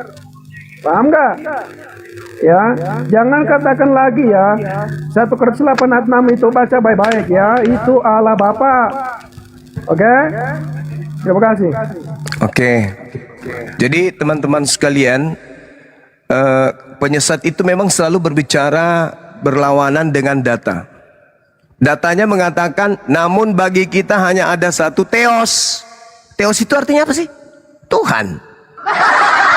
Jadi terjemahannya adalah, namun bagi kita hanya ada satu Tuhan saja, yaitu Bapa. Dan di situ bukan theos cuma itu God. God itu artinya apa, Bang? Dalam bahasa Indonesia? Bengkok. Bengkok. God itu artinya apa? God itu apa artinya, Bang? Kucing, pohon pepaya, sendal jepit, pelek sepeda, garpu. Di situ apa? God artinya apa? Dalam bahasa aslinya itu Elohim. Elohim pula. Ini bahasa Yunani, kok Elohim lari ke kitabnya Yahudi? Ini kitab Romawi. Kenapa? Kenapa kalau dijelaskan bahasa Yunani cuma takut? Bukan Ibrani. Perjanjian baru itu Yunani. Saya nggak mengatakan Ibrani atau Yunani. Nah, Anda tadi mengatakan Elohim. Itu kan merujuk kepada Elohim tadi itu apa? Itu kan Elohim artinya apa? Udah aja ngakuin lu oten. Jadi itu kan merujuk kepada Elohim. Jadi gini. Itu suka-suka kau. Mana ada Tuhannya Elohim itu jadi punya kelamin. Jadi gini. Namun bagi Kristen hanya ada satu Tuhan saja, yaitu Bapa. Dan satu Tuhan saja, yaitu Yesus. Dua kan jadinya. Jadi kalau ada yang mengatakan Tuhan Kristen itu satu, itu masih perlu belajar 5.000 tahun untuk membedakan satu atau dua atau tiga. Memang aneh. 1 tambah 1 tambah 1 sama dengan 1, memang aneh. Sampai kapanpun tetap aneh. Nah, Wahyu 5 nomor 6 itu dikatakan, dan aku melihat.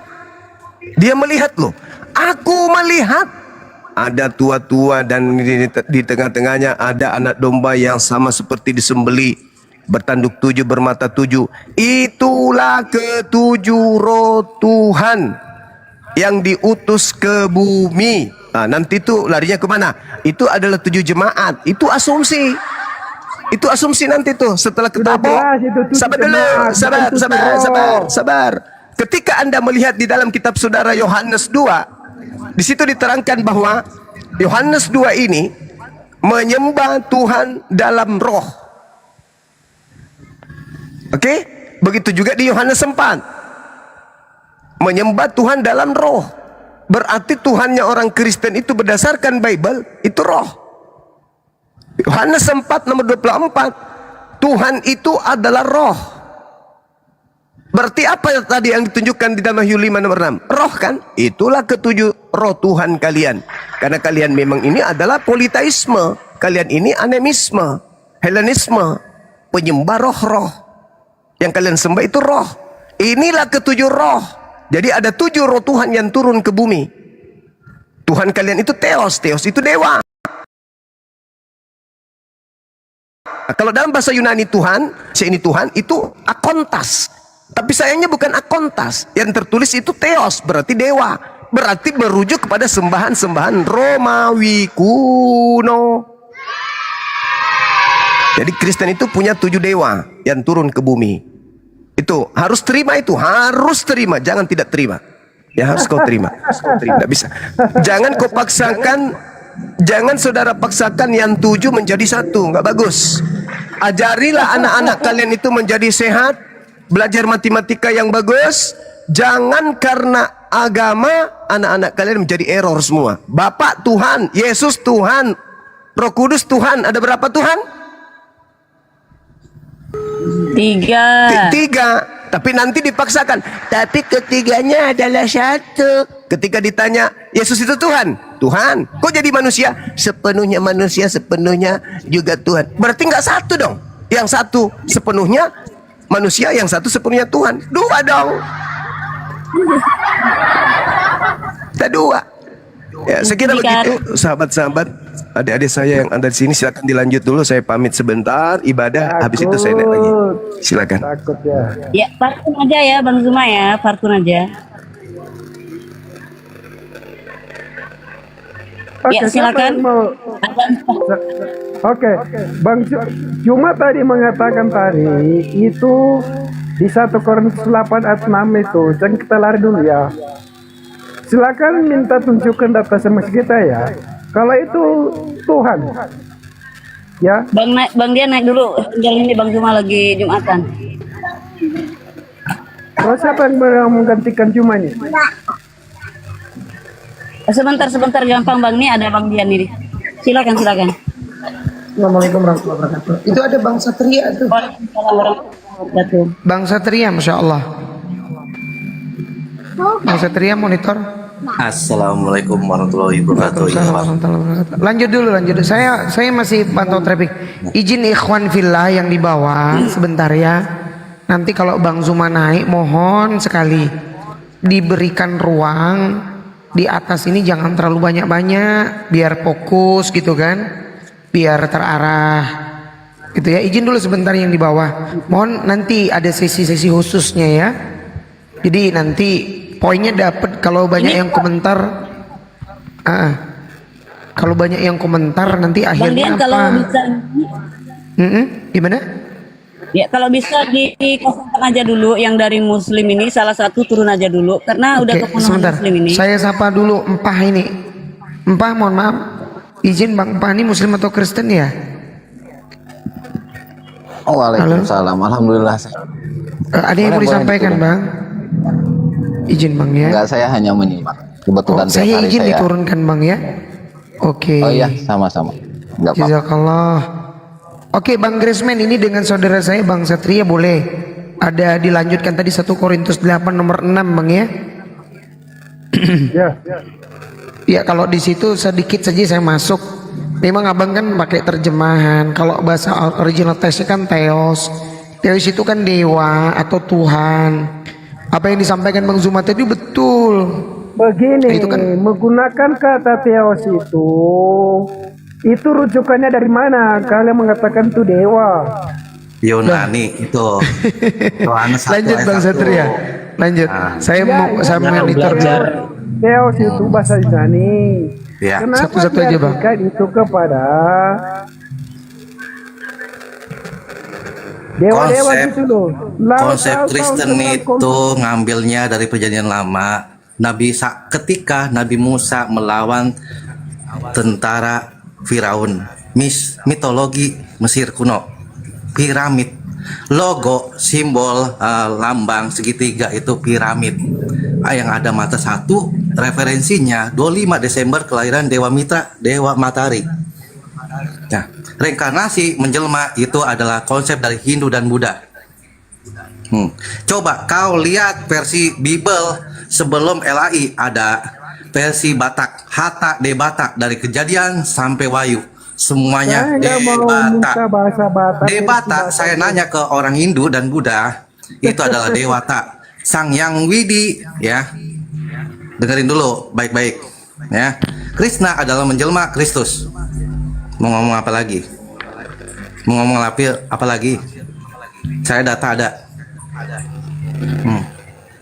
Anda ambil dari konsep mitologi Raja Firaun, Mesir kuno, Yunani, Raja Zeus, ya. Terus satu lagi, Raja Herodes, kerajaan Romawi, perjanjian lama itu.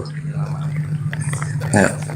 Kau baca dari Kejadian sampai Kecelakaan, cari di Bible. Kalau di Bible versi Batak ada Dewata, ada Allah, tidak ada. Dipantau dulu, ada Ustadz Al mau naik, silakan dinaikkan dulu nih. Ya boleh, izin sebentar ya. Afwan, ikhwan yang muslim, mohon di hold dulu ya. Biasakan room itu yang tertib. Jujur. Nah, jujur, Ya, kita lanjut. butuh jujur. Dewata, coba kau punya Bible versi Batak sebelum LAI. Jadi terjemahan LAI itu salah.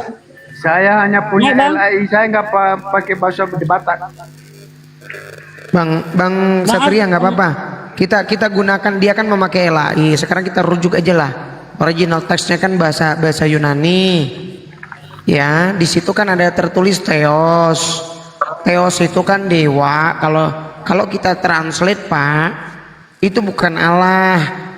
Gitu loh. Kalau Allah itu di dalam bahasa Yunani itu nggak ada. Gimana, Pak? Itu kata Theos, kita harus tahu konteksnya itu. Theos yang mana? Ya. 1 Korintus 8 ayat 6 itu merujuk Theos yang mana? Sekarang saya tanya, Bapak, bukan sebelum melebar jauh-jauh, Pak, izin. Theos itu dalam bahasa Yunani kalau diterjemahkan ke bahasa Indonesia artinya apa, Pak? Tuhan. Hah? Tuhan atau dewa? Kenapa diterjemahkan oleh LAI menjadi Allah, Pak? Makanya dengarkan dulu. Theos itu di dalam bahasa Yunani itu kita merujuk kemana di konteks itu 1 Korintus 8 nama itu. Jangan kamu Begini, bersamakan Pak. itu dewa-dewa yang lain. Nanti dulu, Pak. Di dalam bahasa Yunani Greek koine itu kata sebentar. Begini, Masya Allah. kita harus Sebentar. Ini ada guru saya nih. Assalamualaikum warahmatullahi wabarakatuh. Ustaz Al, izin. Oke, saya sapa sebentar, saya izin 1-2 menit. Ya, jazakallah. Gini Pak Graceman. Memang ini berat buat kalian karena apa? Original text Bible itu kan berbahasa Yunani. Yang Sebentar, mengatakan Pak. berat bagaimana? Jangan kamu katakan berat bagi kami. Pak, tunggu dulu. Bapak simak dulu kata-kata saya bahasa baik-baik. seperti itu jangan digunakan. Iya, memang berat, Bapak itu kan pakai terjemahan. Jangan menggunakan bahasa berat. Theos. Nggak ada Al-Quran Kristen berat. Makanya Nanti dulu, Pak. Makanya Bapak simak. Theos itu kalau kita terjemahkan dengan menggunakan kamus umum itu dewa, Pak. Ya, dewa. Biar bagaimanapun Anda bilang, atau kalaupun dia jadi Tuhan, ya, dewa, bergilir. dewa Pak merujuk pada konteks Graceman, itu apa? Pak Graceman, satu-satu. Jangan Pak. pernah Satu-satu. banyak-banyak di sini. Kita ke konteks saja. Jangan. Nanti dulu, ya. Pak Graceman simak dulu. Dewa itu kalau kita ambil pengertian secara umum Tuhan, kenapa diterjemahkan menjadi Allah? Allah itu proper name, Pak. Nama Tuhan kami, gitu loh. Lanjut Ustaz Al, saya cuman itu aja, silakan Ustaz Al. Iya. Oke, Bang Al, silakan Bang Al. Iya, tadi ini apa tadi itu pertanyaannya? Mana tadi? Ini masalah 1 Korintus 8 nomor 6 Ustaz Al. Lanjut, silakan.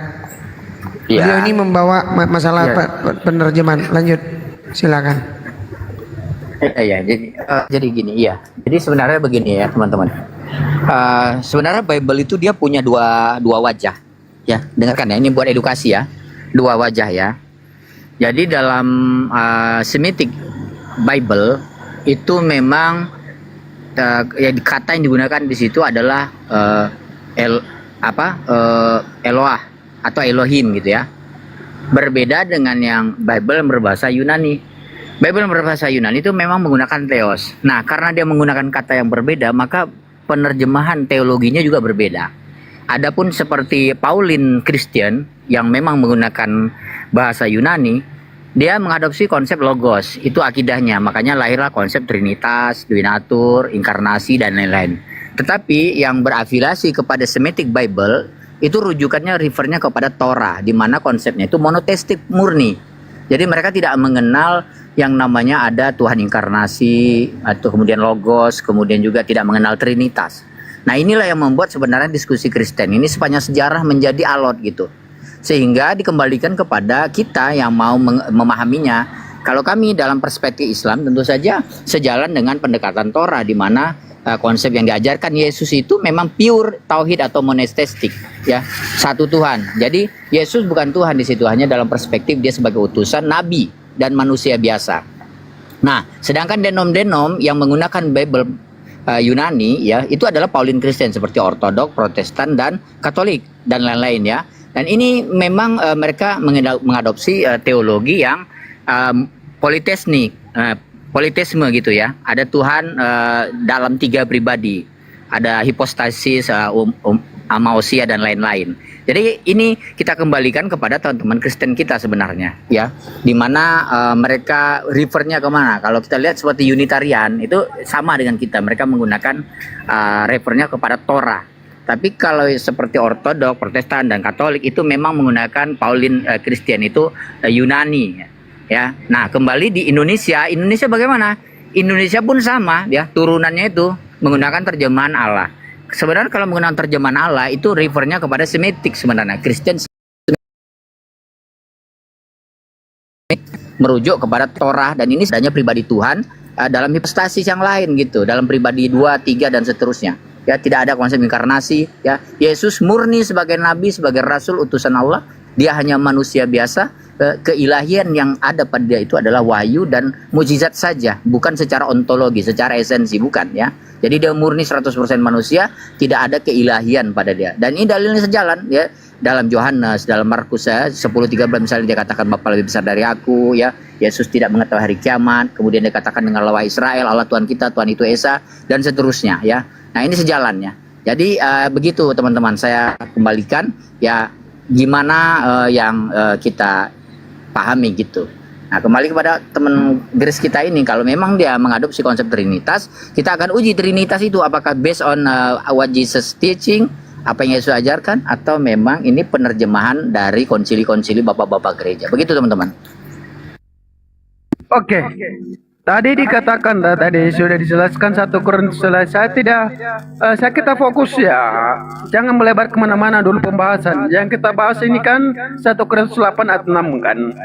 Ya, saya bacakan ya. Namun bagi kita hanya ada satu Allah saja.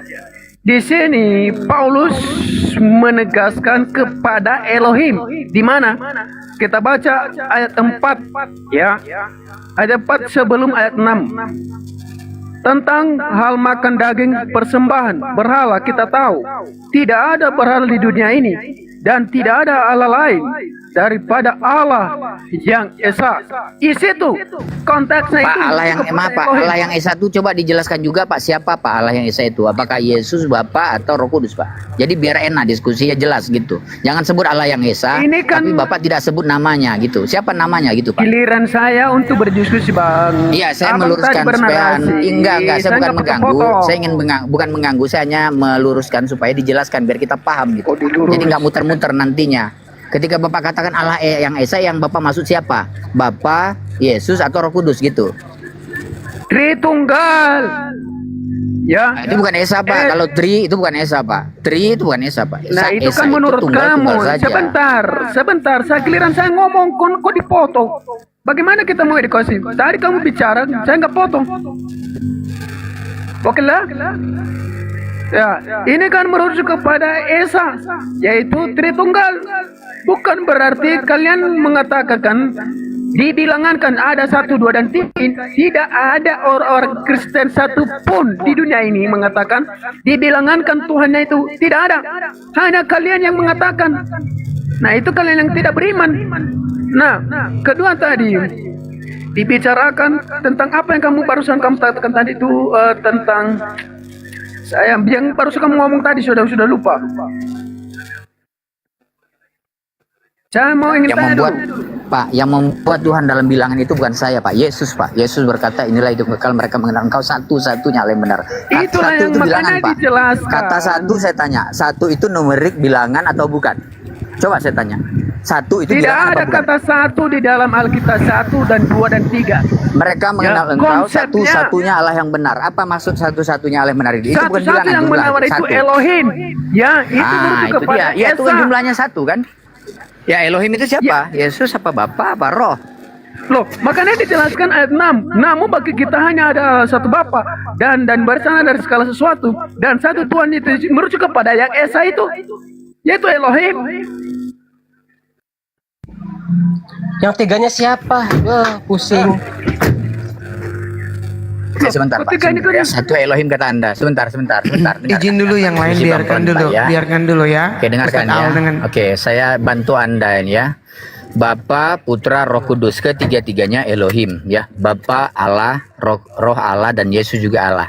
Kalau kata Allah saya ganti dengan kata C misalnya ya. Bapa C, Roh Kudus C, Yesus C. Ada berapa jumlah C di situ teman-teman? Coba saya Jangan tanya kepada Anda. bilangankan, makanya Ada saya satu bilang, atau ada tiga? jangan Anda bilangankan kan Enggak, Tuhan. Anda jawab dulu. Anda Oh, bisa nggak enggak, kita bisa. diskusi nih, ikuti Karena dulu itu saya. menurut maumu. Ini yang kita Enggak, oke, betulkan. baik. Oke, sebentar. Ustaz Al, Kalau izin Ustaz Al. saya apa yang Ustaz Al, izin sebentar, izin Ya. sebentar. Izin sebentar Ustaz Al. Ya, pengen tunggal, Coba pengen yang tiga. Coba, pakai ya, Matius 3 nomor 16, 17. Waktu pembaptisan tuh kan ada 3 tuh. Itu kan jelas tuh.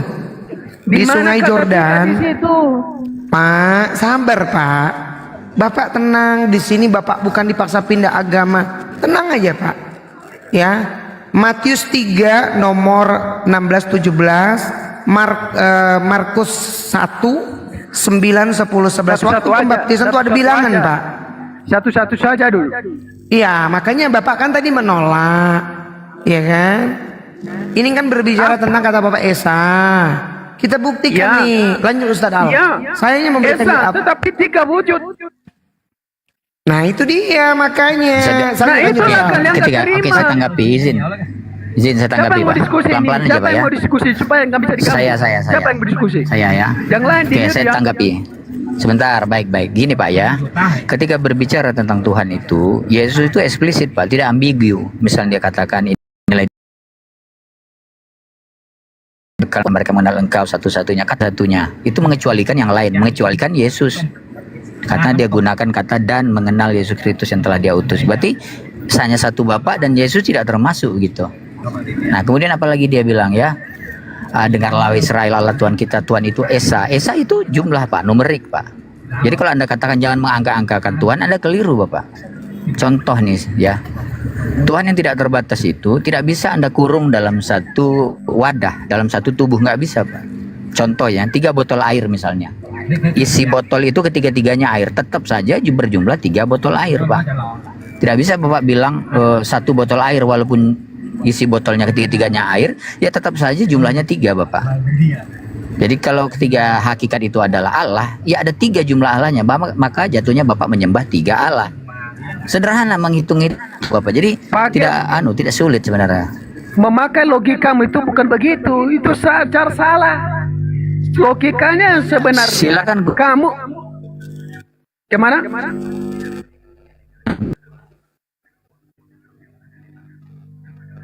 Halo? Halo?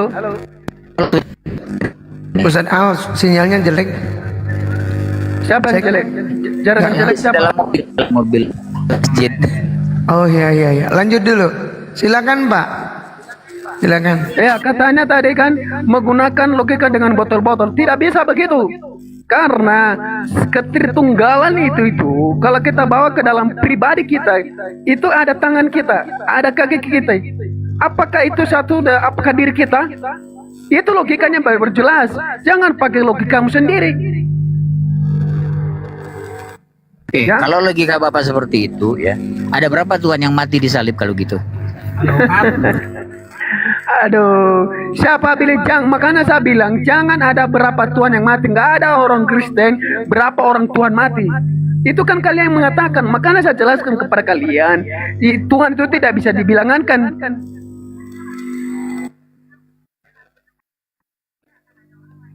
Halo? Tritunggal itu berujuk kepada keesaan. Bersumber dari Katanya Tritunggal terus ngomongnya Esa lagi. Lalu kalau Esa itu satu tunggal. Tritiga ya. Siapa yang mau bantah itu Esa itu satu?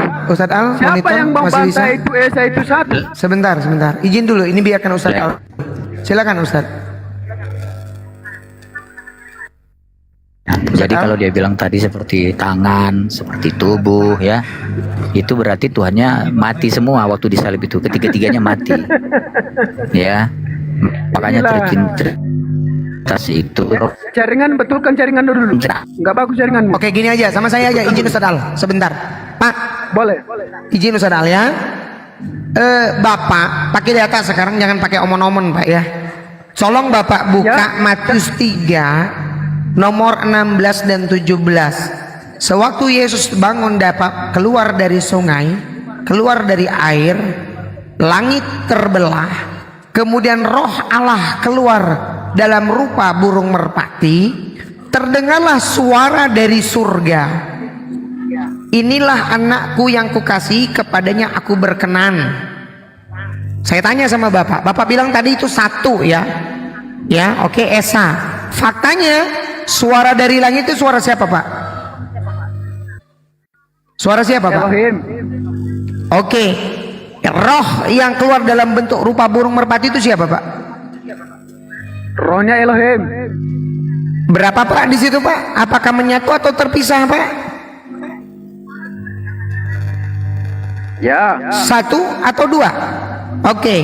Yesus yang berada di sungai Yordan, diam dulu. Santai. Yesus yang berada di sungai Yordan itu siapa Pak? Anak ya? Yesus. Iya. Inilah anakku, kepadanya yang kukasih, kepadanya lah aku berkenan. Saya tanya Bapak, ada berapa orang di situ Pak?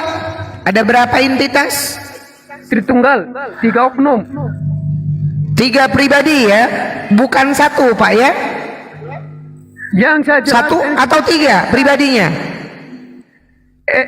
Tritunggal itu 1 atau 3? Jawab.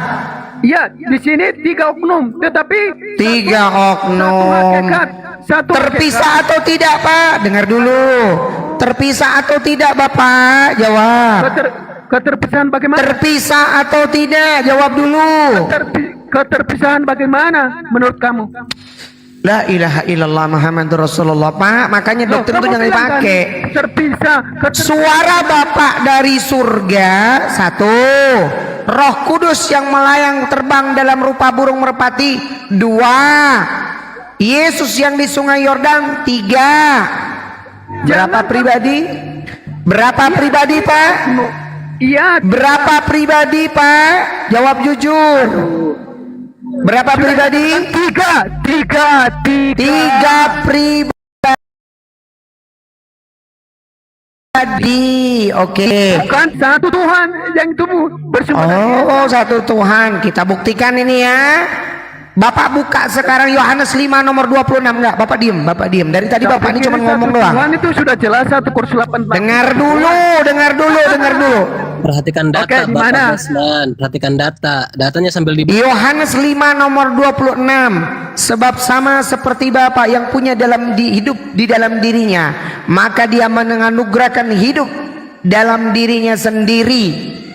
Saya tanya Bapak, Yesus dan Bapa itu punya kehendak masing-masing atau tidak? Jawab. Yohanes berapa tadi ini? Yohanes 5 nomor 26. Yohanes 5 berapa 6 bisa baca ya? Silakan. Sebab sama seperti Bapa mempunyai hidup dalam dirinya sendiri, demikian juga diberikannya anak mempunyai hidup dalam dirinya sendiri. Nah, berapa Pak? Berapa? Berapa? Berapa kehendak? Masalahnya di mana? Berapa kehendak di situ Pak? Berapa kehendak? Masalahnya di mana esanya Tuhan Bapa? Di mana esanya? Yesus punya saya kehendak. jelaskan kepada Anda.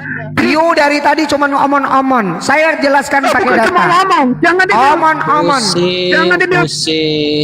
Tritunggal itu bersumber dari Hey, jangan beleng-beleng di sini. Kau jangan membawa doktrin. Tritunggal itu Yesus bersumber dari Ehad. Kitabnya sendiri aja dibantah sendiri dia. Biarkan dulu lah. Bantah. Siapa yang bantah? Kamu itu di bawah itu bodoh. Bodoh kamu di bawah itu. Minimal belajar dasarnya dulu, jangan loncat langsung ke Tuhan, biar paham apa itu. Siapa yang loncat? Siapa yang loncat? Anda dengan saya. Udah. Pak ya, dengar baik-baik. Kalau ada dua kehendak di situ, berarti ini menandakan dua entitas yang berbeda. Bersumber kepada hakikat. Dua kehendak, tapi bersumber pada hakikat. Saya tanya sekarang, Bapak kan orang Tritunggal nih, saya tanya. Dalam konsep Tritunggal itu apa Pak? Coba bacakan dengan saya. Apa konsep Tritunggal itu? Coba. Jangan Bapak ketawa. Oke, baca Yohanes 14:16. Apa itu Pak? Baca, buka sama Bapak. Bapak yang bawa batanya, Bapak baca. Konsep, kamu tanyakan konsep Tritunggal, ya kan? Iya, bacakan Pak, bacakan. Silakan Pak. Bacakan, saya mute ini. Bapak bacakan. Kenapa di mute ini? Kalau nggak senang udah. Tinggal Siapa yang jawab. mute ini? Tinggal jawab. Makanya jangan Silakan di Bapak bacakan. mute. Iya baca Pak, silakan Bapak. Saya mute diri saya sendiri. Baca. Pak, saya mute diri saya Ini sekarang. diskusi loh, bukan. Baca gilirnya. Jangan dibaca. Kau suruh bacakan, kalian mute. Jangan di mute lah. Kalau kalian berani tuh, kita dikasih ini diskusi di sini. Silakan bacakan Pak. Iya udah, nggak usah tantrum. Baca aja, baca. Kalian bodoh, hanya kalian yang pintar itu hanya mute orang. Kalau dijawab di mute. Baca Bodoh aja. kalian, Jangan. babi kalian itu. Udah, kalian itu baik Pak ngomong Pak. Saya nggak ada menghina Bapak dari tadi. belajar kalian itu. Babi kalian hanya kerjaan kalian itu. Ilmunya juga nggak nyampe. Orang, jangan mute orang. Mau dilanjut diskusinya Pak Grace, Kak Grace, Anda mau baca silakan. Belum paham dia. Baca aja. Sekarang saya berikan waktu Anda bicara. Jangan menghujat. Jangan di mute. Dijawab tadi di mute. Iya udah. Sekarang Bapak baca. Kalian itu benar-benar setan kalian itu. Baca Pak, silakan. Pak, saya berikan Bapak waktu baca. Udah baca langsung. Ini Oten ini begini nih, naik tantrum ya kan? Ilmu dasarnya aja dia nggak paham, langsung ngomong bahasa Tuhan nggak bakal paham dia. Terima kasih Setia. Ilmu dasar esanya aja dia nggak paham, ilmu dasarnya aja. Setia BA, mohon maaf Muslim atau Kristen Kak? Selamat bergabung. Ya, selamat. Islam Bang. Oh Islam, ada yang mau disampaikan Bang? Tidak, saya masih nyimak itu dari itu kok marah-marah tadi itu. Oh, mohon maaf Bang ya, di sini cukup ada ruangnya Bang ya. Saya izin kan Bang ya. Jazakallah Bang ya. Siap. Silakan. Yang Kristen saya mungkin ada waktu. Yang Kristen ini nggak usah multi, typing aja lah ya, typing aja Oten gitu, biar gampang naikannya kan. Iya betul. Iya, ini memang sulit kalau bicara Tritunggal ini. Karena doktrin Tritunggal itu sebetulnya tidak ada hubungannya dengan pengajaran Yesus. Doktrin Tritunggal itu awalnya diinisiasi oleh seseorang namanya Quintus Septianus Tertullianus. Ya, ini seorang yang jauh dan pasti tidak bertemu dengan yang namanya Yosua Hamasiah. Bahkan mungkin tidak bertemu dengan Paulus karena dia lahir tahun 155 Masehi. Tidak bertemu dengan para murid dibakukan dalam konsili Nisea. Kalau bicara di situ uno substantia tres personae, satu hakikat tiga pribadi, itu fakta gitu. Sulit itu untuk dijabarkan, makanya di dalam gereja itu disebut dengan misteri iman ya. Tadi bingung dia sendiri kan, bingung pasti. Selamat bergabung Kak Henry Ijabar. Muslim atau Kristen? Halo, silakan. Oke. Yang Kristen kalau mau naik typing aja ya. Diturunkan dulu Kak Henry ya. Izin ya. Ikhwan Villa, ini gas nih karena ada Bang Zuma minimal 100k ya, 100.000 k ya. Bantu supaya komalnya kuat, banyak penombak pasti. Tadi udah roboh sekali. Biasanya kalau Bang Zuma tuh iya.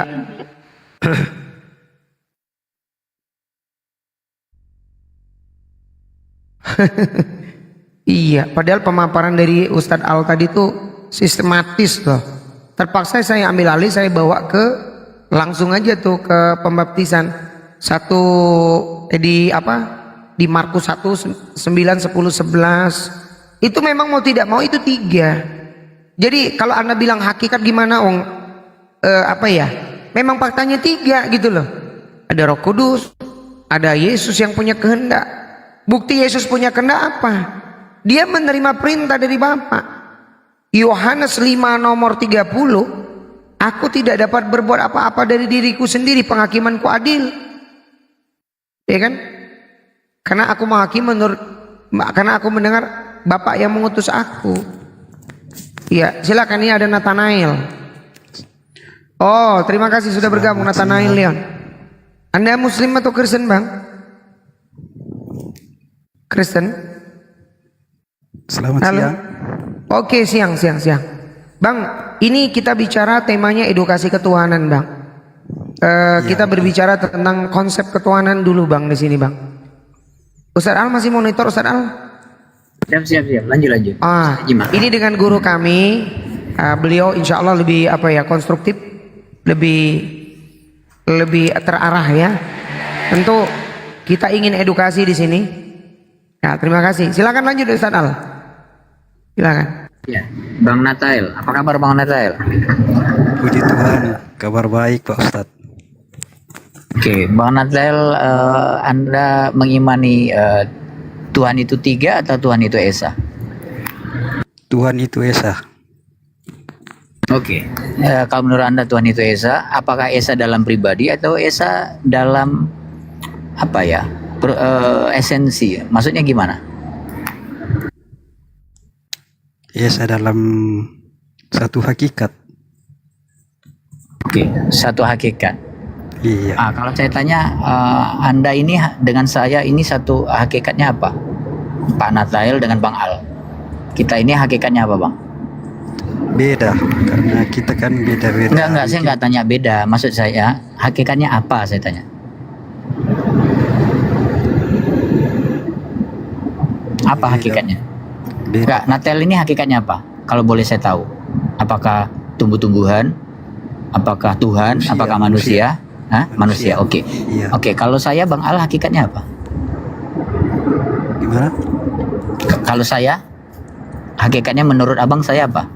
Manusia. Oke, kalau sama-sama manusia itu namanya satu hakikat atau dua hakikat? Beda. Enggak, saya enggak tanya bedanya. Saya tanya satu hakikat apa tidak kita berdua ini gitu loh. Iya, sama-sama manusia. Iya, artinya satu hakikat kan? Iya, sama-sama Oke. manusia. Berarti satu hakikat itu ya dengan satu pribadi sama saja artinya, ya Bang ya. Kalau satu pribadi ya satu hakikat, dua pribadi ya dua hakikat, kan begitu kan? Yang berbeda. Oke ya. Oke, sekarang begini Bang. Bagaimana cara Abang membedakan dalam mengidentifikasi sesuatu? Misalnya Abang mau nyebut, oh ini Tuhan, ini apa gitu. Saya kasih contoh beginilah, sederhananya ya. Ketika saya mengatakan segitiga sama kaki, oh ya, lalu satu sisi segitiga itu saya hapus gitu. Lalu saya katakan ini segitiga sama kaki sebenarnya, cuma dia sedang menampakkan diri dalam bentuk segitiga satu kaki. Kira-kira abang bisa terima nggak pendapat saya itu? Ya bisa itu Bang, bisa itu Bang. Karena kan satu segitiga sama kaki berarti ujungnya ada tiga kan begitu kan? Segitiga sama kaki kan ada 3 kaki seharusnya kan, tapi ketika saya hapus satu kaki, sebentar, ketika saya hapus kakinya satu, masih bisa nggak saya katakan segitiga sama kaki? Tidak bisa. Tidak bisa, berarti kalau sesuatu itu tidak komplit, tidak lagi dia bisa dikatakan hakikatnya, betul? Ya itu kan persis sama ini konsep Tritunggal itu dalam kitab. Iya.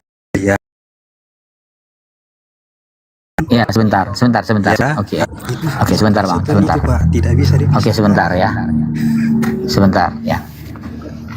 Sekarang kita ke Tuhan ya. Abang bilang tadi kan, ya. Ketika ya sesuatu itu ya tidak dikatakan Tuhan, apa yang abang pahami tentang Tuhan itu? Apakah bisa sembarangan saja disebut Tuhan, atau memang dia harus punya syarat-syarat tertentu gitu? Ya. Kualifikasi tertentu. Ya, namanya Tuhan ya berarti kan maha kuasa, jadi bisa jadi apa saja. Sebentar. Enggak, sebentar. Maha kuasa, terus apa lagi? Pasti kan maha kuasa. Enggak, iya sebentar, pelan-pelan. Mau jadi apa saja pun tidak ada masalah, tidak ada yang larang, karena memang tidak dibatasi ruang dan waktu. Sepakat Pak ya? Enggak, sebentar. Enggak begitu. Kalau abang bilang Tuhan bisa jadi apa saja, bisa nggak Tuhan jadi nyamuk terus saya pukul mati, bisa nggak? Gimana Pak? Gimana? Tuhan jadi nyamuk bisa nggak? Terus saya tepuk itu dia mati, bisa nggak? Untuk apa jadi nyamuk dulu Pak? Itu bukan masalah untuk apanya. Untuk Anda apa bilang jadi bukan. nyamuk, kan Dengar, begitu. bro, bentar. Kan Anda yang bilang tadi Tuhan bisa jadi apa saja. Karena kamu yang bilang, bukan saya. Tidak mungkin Tuhan itu mau jadi. Berarti Tuhan tidak bisa jadi apa saja. Berarti Tuhan tidak bisa jadi apa saja kan? Sebentar. Berarti kamu ralat dulu perkataan kamu yang mengatakan Tuhan bisa jadi apa saja. Ya, kamu nggak setuju tadi Tuhan jadi nyamuk kan? Berarti Tuhan tidak bisa jadi apa saja, oke? Bentar. Apa saja. Oh, berarti bisa jadi nyamuk ya? Betul. Hah? Mau jadi nyamuk kata tujuannya apa dulu kan begitu? Bukan, kita nggak bicara tujuan bro. Kita bicara itu bisa nggak? Karena Tuhan itu memperkenalkan dirinya kepada manusia. Tujuannya apa? Untuk menyelamatkan manusia kan begitu. Oke, macam mana untuk membedakan ini? Coba saya tanya. Oke, sebentar. Coba saya tanya. Bagaimana untuk membedakan ini Tuhan dengan bukan Tuhan? Kamu bisa nggak bedakan? Bisa kan, karena kalau kami gimana cara kamu membedakan? Karena gimana enggak sebentar, jangan ngomong panjang lebar. Maksudnya kalau kamu bilang bisa, kamu jelaskan cara membedakannya begini Bang, gitu loh. Jadi enak. Cara membedakannya gimana? Maha kuasa. Oke, maha kuasa, terus maha tahu, maha pencipta, maha mengetahui. Oke, sekarang saya tanya. Oke, sebentar, dengarkan ya. Ini edukasi soalnya, dengarkan ya. Oke. Dalam Markus 10:13 Yesus mengatakan ya, mengenai hari kiamat tidak seorang pun tahu. Tidak anak yang dalam pangkuan Bapa, tidak pula para malaikat. Ya, kecuali hanya satu, yaitu Bapa di sorga. Nah, ketika Yesus tidak memiliki sifat maha mengetahui, ya dia tidak tahu kapan hari kiamat, tidak tahu kapan buah ara berbuah, itu berarti dia ada cacat dari sisi ilmu pengetahuan. Apakah masih bisa dikatakan Tuhan seperti itu? Coba saya tanya ini. Kata kamu tadi sepakat bahwa Tuhan maha tahu. Nah, ketika ada sesuatu yang tidak maha tahu, menurut kamu itu masih memenuhi syarat tidak sebagai Tuhan? Tapi kan syarat. Enggak, bentar. Jawab dulu. Jangan lari. Jawab dulu. Kalau kamu bilang itu memenuhi syarat, kamu jelaskan argumennya gitu. Itu namanya edukasi. Jadi tidak membawa asumsi, ya. Layak tidak? Sesuatu yang tidak maha mengetahui, bisa nggak dikatakan sebagai Tuhan? Dia layak tidak gitu? Ini pertanyaan saya, jawab dulu. Jangan asumsi lari kemana-mana. Bang ya. Ayatnya jelas loh. Sebentar ya. Saya dengarkan ya. Tanda-tanda. Enggak. Ayat di situ. Oke. Saya tahu. Tanda-tanda. Bukan. Sekarang. Enggak begini. Enggak, kamu nggak bisa lari dari saya. Oke, saya tanya. Yang bilang Yesus menjelaskan tanda-tanda itu komentari dari siapa? Saya bawa komentari dari Irenaeus dan Tertullianus, bapak gereja kamu loh. Bukan. Ya, saya sebutkan ya. Tulis Oke, enggak. Kamu bilang Yesus menjelaskan tanda-tanda. Salah satu tandanya adalah dia tidak mengetahui. Itu tanda dia. Tanda Yesus bukan Tuhan. Ya, dia mengatakan yang mengetahui hari kiamat itu hanya satu, yaitu Bapa. Bukan tidak mengetahui. Kalau dia mengatakan bahwa di mana Yesus mengatakan dia mengetahui hari kiamat. Ya, nggak bisa pakai asumsi, nggak bisa. Coba kamu jelaskan dulu sama saya. Enggak, ayat itu mengatakan ya mengenai hari kiamat. Nggak dengar ya. Kamu bantah dulu dengan ayat yang bisa membantah ini. Jangan asumsi kamu, nggak bisa di room ini pakai asumsi ya.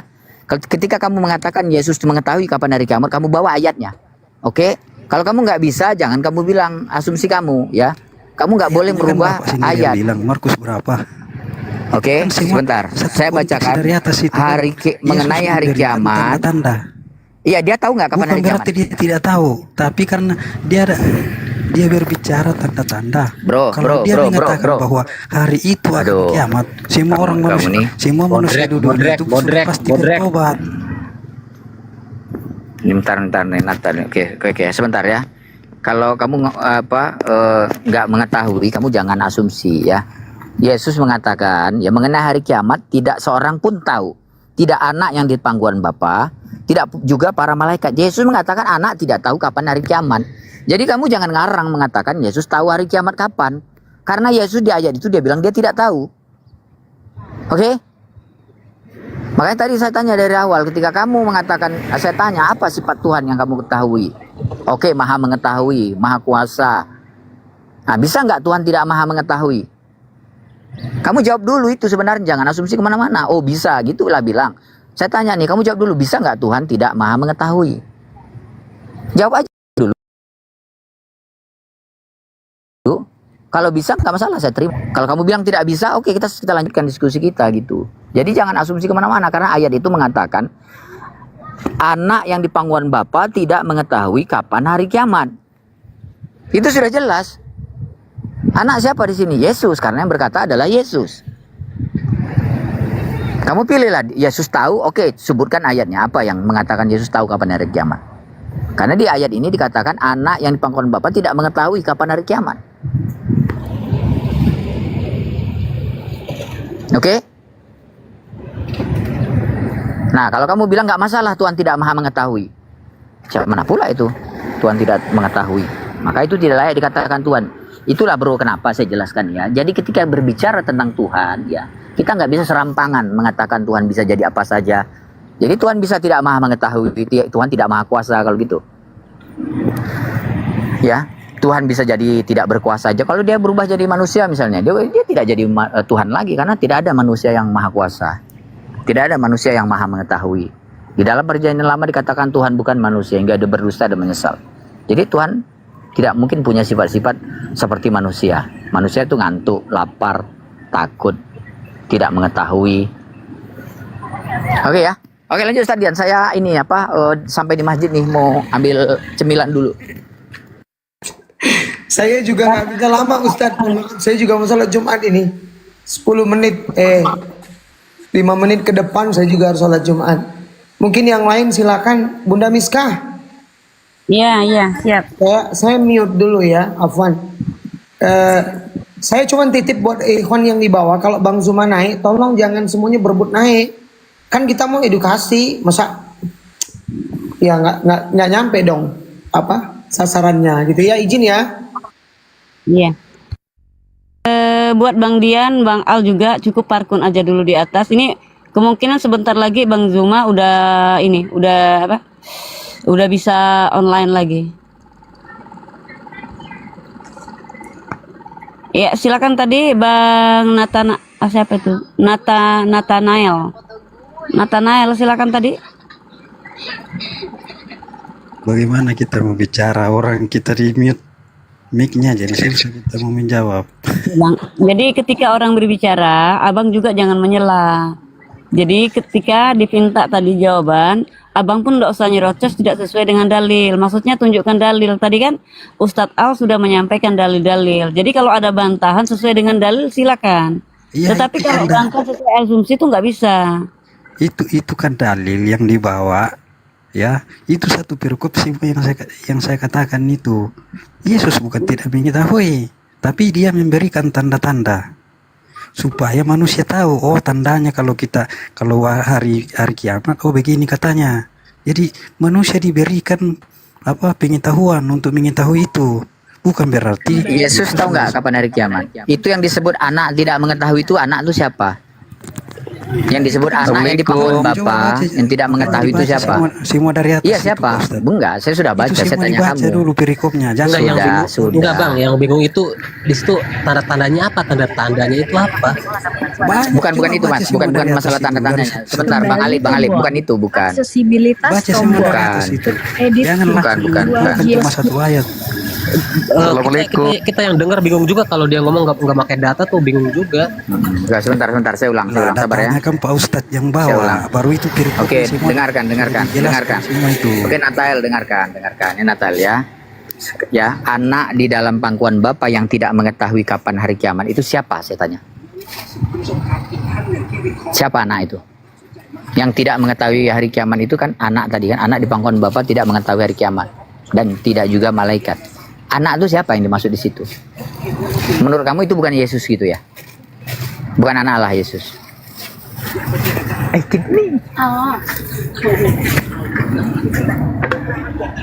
Siapa anak itu? Coba kamu jawab dulu.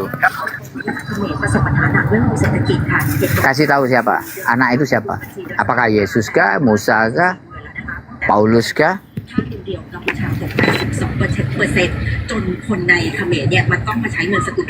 Mute, jadi susah kita mau bicara. Iya, coba silakan jawab. Siapa anak yang dimaksud itu siapa? Kamu yang Ya, Bapak pahami dulu. Jangan lari kemana-mana jawabnya. Tadi. Ya, makanya Bapak pahami. Konsep ketuhanan itu ada 3 kan? Ada firman, ada roh. Enggak ditanya itu, bro. Enggak. Yang ditanya. Oke, anak itu tidak mengetahui itu anak itu siapa? Situ, Pak. Pak. Enggak, anak itu siapa? Dasar itu orang Kristen dasarnya apa? Itu dari situ, Pak. Ya, apa dasarnya? Apa dasarnya? Apa punya roh? Oke. Terus? Iya, apa hubungannya sama pengetahuan Tuhan? Apa hubungannya? Mau punya roh, mau punya rambut, mau punya jenggot, apa hubungannya sama pengetahuan Tuhan? Kalau Tuhan tidak, kalau Tuhan itu tetap maha mengetahui lah. Supaya kita mengenal bro, kita sembah. Bukan masalahnya. Bukan itu yang ditanya, sifat Tuhan tadi. Apakah sifat Tuhan tidak maha mengetahui? Itu yang ditanya. Kamu jawab dulu, iya Tuhan tidak maha mengetahui. Gitu, jangan lari kemana-mana kamu. Terserah dia mau punya firman, punya jenggot, mau punya rambut. Yang saya tanya bukan itu. Nah makanya pahami itu Yesus di situ sebagai apa? Enggak ada, dia nggak bilang sebagai apa. Sebagai anak kan, sebagai anak. Apakah Tuhan kawin dengan Tuhan dengan dengan Tuhan kawin? Makanya disebut. Nggak ada urusan bro. Ya. Oke. Tidak memakai otak. Ya kalau kamu bilang begitu, karena ya. Kalau kau bilang begitu berarti Yesus bukan Tuhan. Berarti Yesus bukan Tuhan ya, selesai ya. Yesus bukan Tuhan ya, nggak mengetahui ya. Dan kau bilang dia bukan Tuhan ya, karena dia bukan anak ya. Oke, clear. Kau bilang Yesus bukan anak Allah, selesai memang. Itu aja, nggak usah menghujat kau. Kalau nggak bisa jawab, turun, jangan menghujat.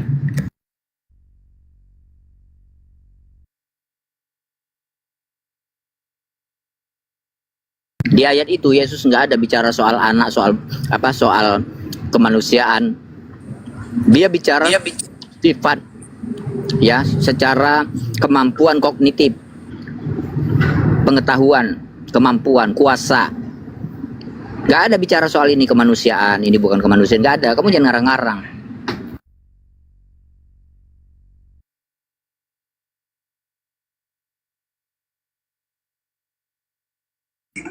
Iya, Bang Arga silakan naik, Bang Arga.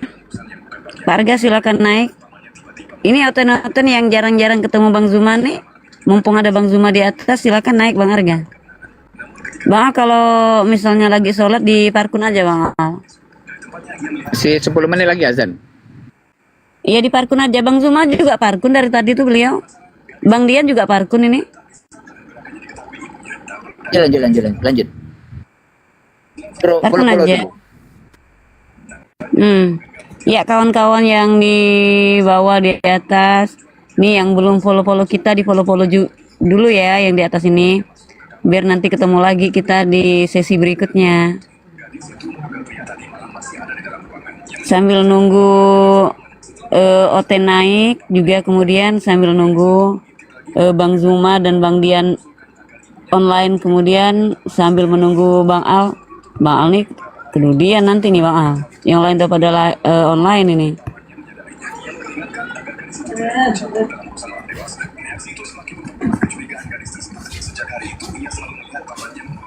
Ya Jeb, apa kau buka tuh Jeb? Ya itu yang ditunjukin Bang Al, Matius 24:36. Tetapi tentang hari dan saat itu tidak seorang pun yang tahu, malaikat-malaikat di surga tidak tahu, dan anak pun tidak tahu, hanya Bapa sendiri yang tahu. Ya, anak yang Yesus disebut anak Bapa kan, ya otomatis itu merujuk ke Yesus. Udah. Iya. Ya. Iya. Ya, Yesus kan manusia, Jeb. Gimana tahu manusia? Sama lah dengan kita pun manusia. Kita nggak tahu kapan hari kematian, kapan jodohnya datang, kan nggak tahu. Apalagi kiamat, lebih tak tahu lagi. Nah, Oten lebih tahu, Jeb. Itu gimana tuh ceritanya? Ya kan udah bilangin Allah bukanlah manusia.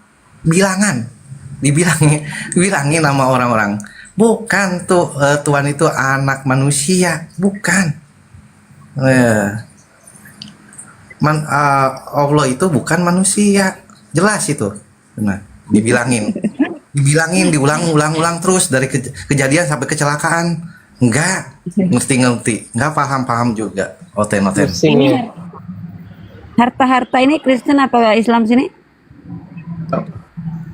Ya, selamat siang. Harta Islam apa Kristen? Islam. Wassalamualaikum. Waalaikumsalam. Ya silakan Pak, kita cari Kristen, mungkin ada yang mau disampaikan. Silakan. Ya, saya hanya kadang-kadang jujur aja, kadang saya ketawa, kadang menjengkelkan juga sama saudara-saudara Kristen ini. Kenapa? Soalnya di saat mereka sudah terjebak, nggak bisa menjawab, dia lari ke hal-hal yang lain. Heran saya. Padahal tidak perlu banyak berdebat. Ini saja intinya.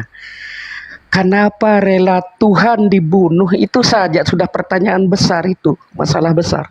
Rela membunuh Tuhan demi menebus dosa, kan tidak masuk akal. Kalau Tuhan itu memang mau membebaskan hambanya dari dosa, tidak perlu dibunuh. Kan tidak masuk akal sekali kalau mau berpikir secara logika itu. Tidak masuk akal sekali. Apalagi saya dengar juga ketika Tuhan Yesus disalib, dibunuh oleh iblis, itu mereka katanya tidak setuju. Tetapi mereka gembira karena terbunuhnya Tuhannya, mereka jadi terselamatkan, bebas dari dosa. Maksudnya itu kan ngawur, tidak masuk akal. Terus apalagi minum darah Tuhan, makan daging Tuhan, itu tidak masuk akal. Yang di bawah kalau mau naik silakan naik. Kadang lucu, saya harap saudara-saudara Kristen ya, jangan gengsilah, merenunglah, berpikir matang-matang dulu kalau mau cari kebenaran begitu. Jangan di saat kalian lari ke yang kadang-kadang tidak nyambung begitu, kan yang rugi kalian itu. Kalau betul-betul mau mencari kebenaran itu harus memang pupus, harus pakai akal. Tidak ada hukum apapun itu tidak ada yang bisa terlepas dari akal. Kalau secara logika di dunia saja orang gila itu orang gila atau orang gangguan jiwa, kalau membunuh orang tidak kena hukum. Itu kalau secara logika. Iya, terima kasih. Iya, jadi saja yang mau sampaikan tadi. Terima kasih banyak telah bergabung dan terima kasih banyak atas supportnya. Maaf ya, saya turunkan dulu karena kita Terima kasih Bu. Assalamualaikum warahmatullahi wabarakatuh. Ya, selamat siang Pak Sergege. Apa ini? Sergege. Selamat siang. Ngenge. Siang. Iya, siang. Kristen apa Islam, Pak? Mualaf. Oh malah. Ya, alhamdulillah. Oke, buat yang Kristen yang mau naik silakan. Nanti salah satu juga kawan-kawan kita yang Muslim harus ada turun ya. Kita di sini ya. Izin Host, mau nanya yang mualaf itu yang sudah lama itu apa sudah ketemu Tuhan ya? Gimana? Pertanyaan ini apa nih? Apa yang dimaksud itu? Serengenge. Kamu nanya apa? Aku kan baru mualaf bang. Ya. Yang mualaf itu sudah ketemu Tuhan. Oke. Oke, gini saya jelaskan ya. Bertemu Tuhan itu ada dua makna Pak. Bertemu secara ontologi, secara pribadi. Ya, kita umat Islam nggak ada satupun Pak kecuali nanti di dalam surga, itu satu ya. Yang kedua, bertemu secara rohani. Bertemu secara rohani ya bukan kita yang bertemu tapi Tuhan. Dia maha melihat apa yang dikerjakan oleh hamba-hambanya. Ya. Jadi kalau kamu katakan apakah kita sudah bertemu Tuhan, yang dimaksud di situ bukan bertemu langsung dengan Tuhan ya seperti para nabi. Tapi maksudnya adalah kamu menemukan keimanan yang benar. Kamu menyembah Tuhan yang benar, itu maksudnya bertemu Tuhan. Oke? Nah, kalau kamu masih bingung Tuhan yang mana satu, Tuhan kamu bilang 3 misalnya ya, itu artinya kamu belum bertemu dengan Tuhan yang benar. Ya, kamu nggak tahu siapa Tuhan. Nih, saya kasih contoh. Gini, dengarkan. Saya kasih contoh begini. Kamu kirim surat misalnya ya. Itu manusia yang diciptakan kok bisa mengukur Tuhannya. Kamu dengarkan ya. Kalau kamu punya Tuhan 3, sama kayak kamu kirim surat, kamu minta duit 10.000 misalnya kepada 3 orang. Nah, kan kamu bingung nih, yang mana satu nih yang nanti yang bakal ngasih duit, kan gitu kan? Yang balas surat kamu. Jadi tidak mungkin Tuhan 3. Itu kan satu kesatuan bang, bukan satu pribadi. Kan ketahuan kan? Ini bukan malam nih, ini mualaf abal-abal. Baru saya pancing langsung kebongkar. Konsepnya jadi, gini bang, itu seperti sebentar. jiwa. Kamu mualaf apa? Kamu maksudnya kamu ini memurtadin gitu? Apa memang betul-betul udah masuk Islam? Coba jujur lu. Jadi jangan main-main. Ini rumah edukasi soalnya. Yang tamak. Jangan main-main di sini.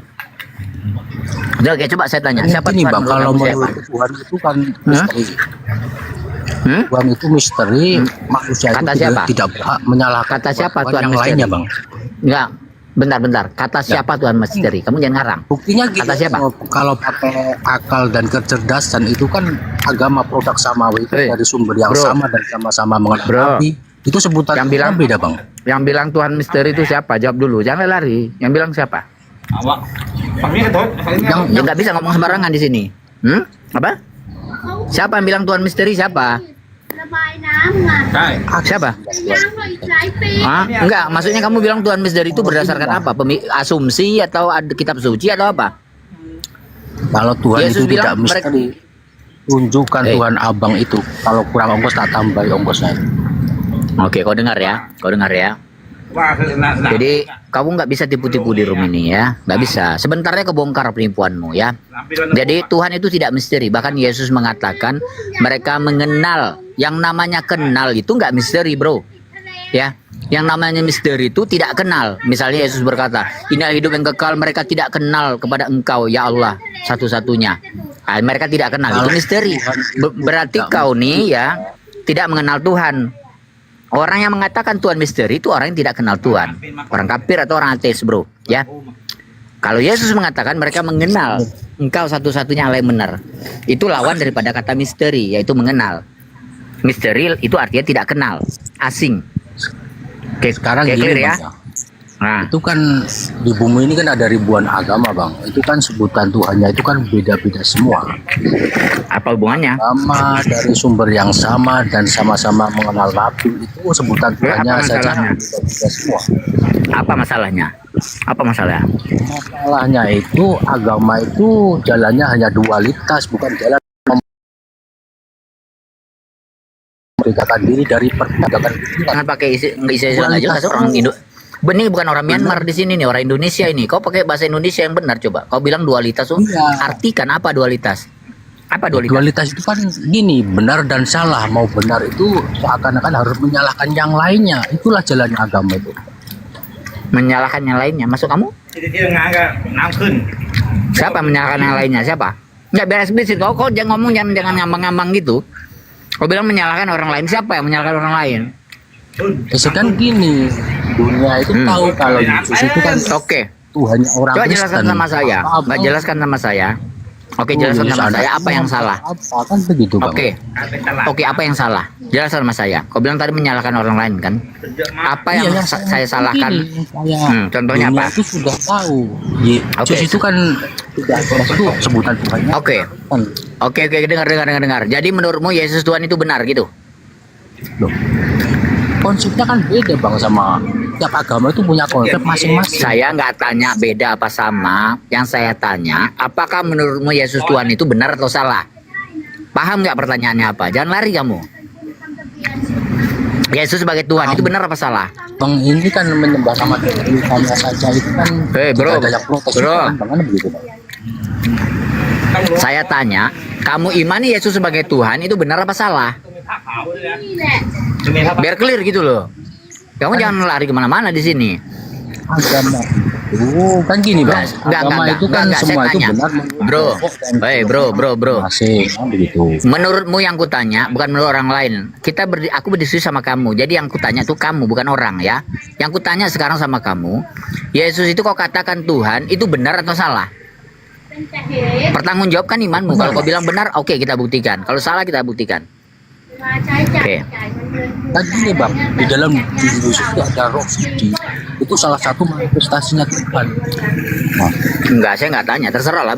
Saya pun punya roh. Kalau masalah roh bukan Yesus saja. Saya punya roh juga. Kau pun punya roh.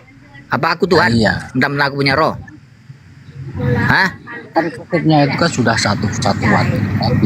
Bisa Satu kesatuan dengan apa?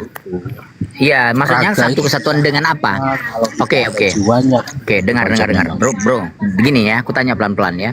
Ketika Tuhan berfirman, itu yang berfirman yang mana satu itu? Bapa, Putra, atau Roh Kudus? Ya. Siapa yang berfirman? Coba jawab. Itu begini. Sekali-kali abang itu mendengarkan firman Tuhan, jangan firman Tuhan dari katanya kan begitu yang jadi masalah. Sekali-kali abang Bible-mu aku udah katam. Jangan kau suruh aku baca kitab suci, aku udah katam Bible-mu. Jadi nggak usah kau ragukan itu. Kutanya dulu ya. Kau bilang tubuh, jiwa, dan roh. Oke, tubuh dalam Kristenan itu tubuh, jiwa, dan roh katamu kan? Ya, Bapa, Anak, Roh Kudus itu 3 pribadi. Kalau tubuh, jiwa, dan roh itu 1 pribadi. Buktinya apa? Dalam dirimu ya, itu yang bicara cuma kau sendiri. Tubuhmu nggak bisa bicara, rohmu nggak bisa bicara. Yang bicara kau satu aja. Kau yang bernama siapa nih? Srengenge. Srengenge yang bicara. Tubuh Srengenge nggak bisa bicara. Yang bisa bicara Srengenge. Tangan Srengenge nggak bisa bicara. Jadi analogimu itu ngawur kalau mengatakan Trinitas itu sesuai tubuh, jiwa, dan roh. Kalau Al-Quran itu kan tentunya firman Tuhan juga. Di atas muka bumi kan tidak ada suara Bentar. yang ada suara Enggak. Kau lari kemana? Apa bahasa Al-Quran? Ya, dalam Al-Quran itu bukan manusia. Nggak sama dengan Yesus. Yesus manusia. Jadi kok nggak usah komparasikan Al-Quran dengan Yesus. Oke? Logikanya nggak ada. Ini Bang, kalau firman itu kan perkataan. Nggak ada. Yang ada suara. Terserah, bro. Kan? Kau mau pakai nama Firman mau pakai nama Joko, mau pakai nama Tuhan, nama Allah, nama apapun itu, yang jelas dia pribadi satu. Terserah, pokoknya dalam kekristenan itu kan memang ada 3 pribadi Tuhan.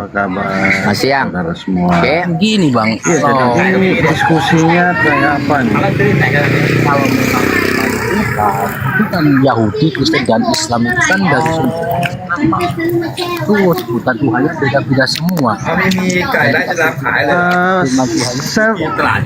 Saudara Srengenge, bisa saya izin berdiskusi dengan Bang Al? Ya, Srengenge ini dulu lah. Oke, silakan.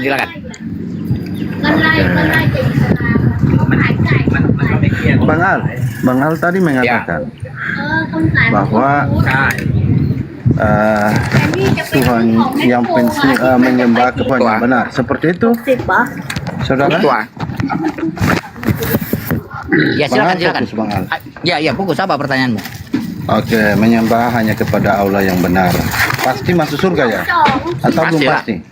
Pasti. Oke.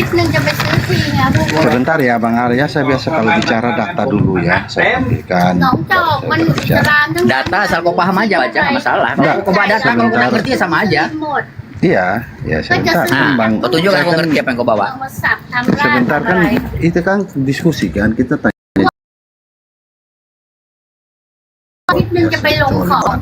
Oh ya, kalau silakan, orang silakan. bertanya itu kan berbeda lagi. Betul. Silakan. Nanti tadi kan Bang Al bilang udah khatam kitab ya.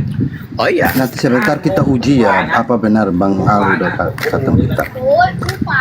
Ini Bang Al di Al-Baqarah 2, Al-Baqarah 234, Al-Baqarah 34. Dan ingatlah ketika kami berfirman kepada para malaikat, ya, sujudlah kamu kepada Adam, maka mereka pun sujud, kecuali iblis. Ya, ia menolak dan menyombongkan diri, dan ia termasuk golongan yang kafir. Ya. Benar kan? Apa pertanyaannya? Ya, apa pertanyaannya? Nah, pertanyaan saya, tadi Anda bilang yang penting menyembah Allah yang benar, ya kan, sujud kepada Allah yang benar, berarti pasti masuk surga.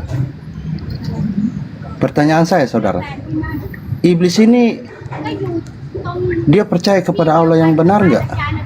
Dia sujud nggak kepada, sebelum dia jadi iblis ya, dia sujud nggak kepada Allah? Tunjukkan apakah iblis ini syirik, dia melakukan syirik. Silakan. Nah, dengar. Oke ya, di mute ya. Jangan selesai ngomong ya. Bismillahirrahmanirrahim. Wa idz qala lil malaikati isjudu li adama fasajadu illa iblis aba wastakbara wa kana minal kafirin ya. Ingatlah ketika Allah ya memerintahkan ya iblis untuk bersujud kepada Adam. Kalau yang dikatakan ya Allah memerintahkan iblis untuk sujud kepada Adam, itu sujud penghormatan, bukan sujud untuk mengakui Adam sebagai Tuhan. Kamu ini salah kaprah dengan mengira bahwa iblis melakukan kesyirikan. Tidak ya. Dalam konteks ini bukan sujud dalam mana penyembahan, pengabdian dan mengakui Adam sebagai Tuhan, tidak. Tapi sujud itu adalah untuk menghormati Adam sebagai pendatang baru konteksnya. Oke? Kalau bahasa kampung saya itu namanya sungkem ya. Sama seperti kau disuruh sungkem dengan ibumu, itu bukan berarti kau disuruh ngaku ibumu sebagai Tuhan langit dan bumi. Bukan. Tapi itu maksudnya adalah menghormati, sungkem. Nah, kalau bahasa Ibrani apa? Bahasa Yunani itu apa? Proskoneo ya. Sungkem itu bukan mengakui dia sebagai Tuhan. Oke? Nah, jadi tidak ada masalah di situ. Makanya ketika iblis menolak apa yang Allah perintahkan, dia termasuk kafir. Kafir itu artinya menentang Allah. Makanya Allah murka kepada dia. Ya, itu bukan sujud ibadah. Itu sujud melaksanakan apa Allah perintahkan, bukan untuk mengakui Adam sebagai Tuhan, bukan, tapi sungkem menghormati Adam. Oke, silakan, Pak. Apalagi yang mau ditanya?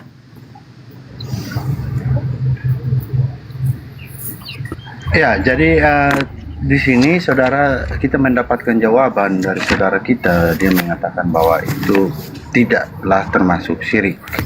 Ya, tidaklah, kan? Karena Allah perintahkan tidak syirik. Oke, ya pasti tidak syirik karena dia tidak menuangkan selain Allah. Oke, saudara, saya ingin tahu, saudara, berarti dia hanya melanggar perintah Allah saja, dia tidak taat. Dia melanggar perintah karena tidak taat dan tidak melaksanakan dia. Ya. Tapi enggak, sebentar, ada satu lagi yang harus Anda pahami bahwa ada satu lagi, oke. Ada satu. Jadi di samping dia tidak melaksanakan, dia menolak. Yang kedua, dia menentang Allah. Dia katakan, "Ya Allah, berilah tangguh kepadaku, maka aku akan sesatkan seluruh anak keturunan Adam." Jadi dia dua kesalahan. Yang pertama dia menolak, menentang. Yang kedua ya, dia mengumumkan perang terhadap Allah. Nah, terhadap Adam. Ya, jadi dia melakukan permusuhan kepada anak keturunan Adam. Begitu. Silakan, Pak. Oke, terima kasih banyak, saudara ya. Sekarang kita masuk kepada surah At-Taubah. Sebentar, nah ini saya tunjukkan ya.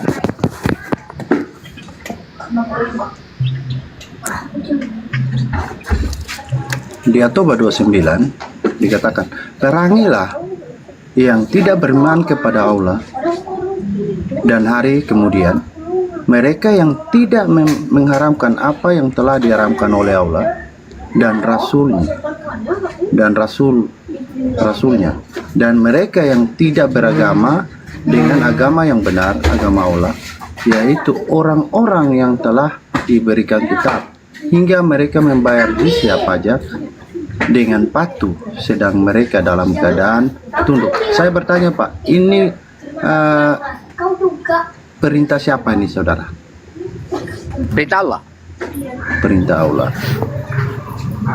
Berarti ini harus dilakukan atau bagaimana? Oke, saya jelaskan. Ya, dengarkan ya, saya jelaskan ya.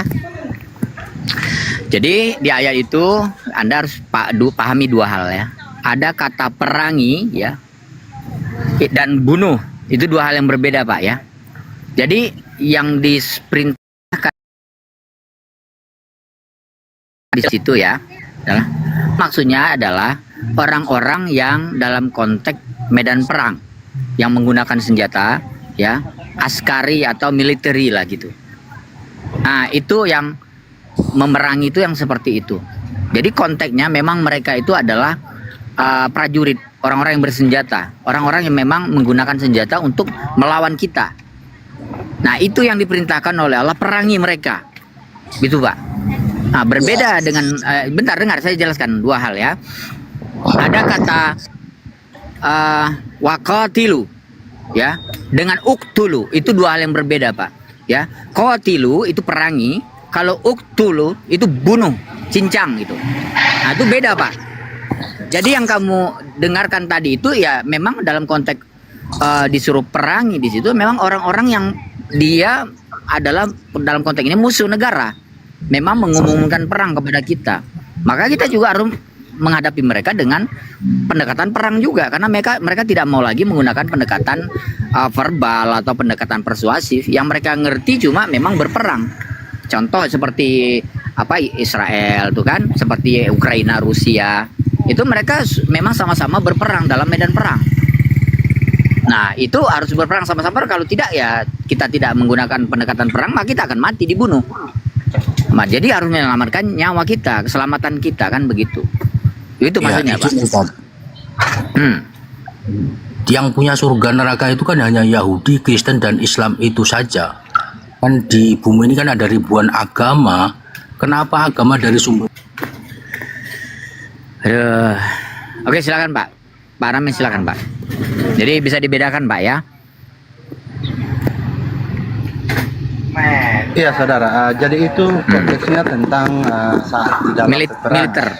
Iya, artinya yang disuruh perang itu adalah orang-orang yang memang menggunakan senjata Pak. Jadi tidak termasuk anak kecil, perempuan, orang tua, itu nggak termasuk hewan, tumbuh-tumbuhan, para rabai, para pendeta, nggak termasuk di situ Pak. Ya, orang-orang lemah tidak termasuk Pak. Ya saudara. Nah ini oke, saya jelaskan nih. Begini saudara, saya bacakan dulu ayat yang ini, nanti bisa dikomparasi ya cara apanya ya. Di Ajasya 23, maka pernahkah kamu melihat orang yang menjadikan hawa nafsunya sebagai Tuhannya dan Allah membiarkannya sesat dengan pengetahuannya? Dan Allah telah mengunci pendengaran dan hatinya, serta meletakkan tutup atas penglihatannya. Maka siapakah yang mampu memberikan petunjuk setelah Allah membiarkannya sesat? Mengapa, ini kalimat cerahnya luar biasa ya, mengapa kamu tidak mengambil pelajaran? Pertanyaan saya saudara, bagaimana ayat di At-Taubah itu diterapkan bisa diterapkan di zaman damai ya seperti sekarang ini, tapi masih bisa tetap diterapkan. dengan apa ya, sudah tahu ya, sudah pasti ya, kita tahu bahwa hawa nafsu itu adalah orang-orang yang ingin melakukan sesuatu yang tidak sesuai dengan firman Allah ya. Nah, saya ingin tahu saudara, coba bagaimana saudara menjelaskan hal ini. Oke, ya. saya Bagaimana jelaskan ya. caranya At-Taubah 29 itu masih tetap bisa diterapkan dalam saat damai. Ya, oke. Ayatnya saya bacakan nih Pak, bahasa Arabnya nih, oke. Afara'ai manit takhoza ilahahu hawa. Apakah engkau tidak melihat orang-orang yang menjadikan hawa nafsunya sebagai Tuhannya? Ya, al-ayah ya. Jadi yang dimaksud ayat itu adalah ya, ketika manusia berpaling dari Allah ya, tidak menyembah Tuhan yang benar, tidak menyembah Allah yang benar ya, secara otomatis dia akan menyembah selain Allah.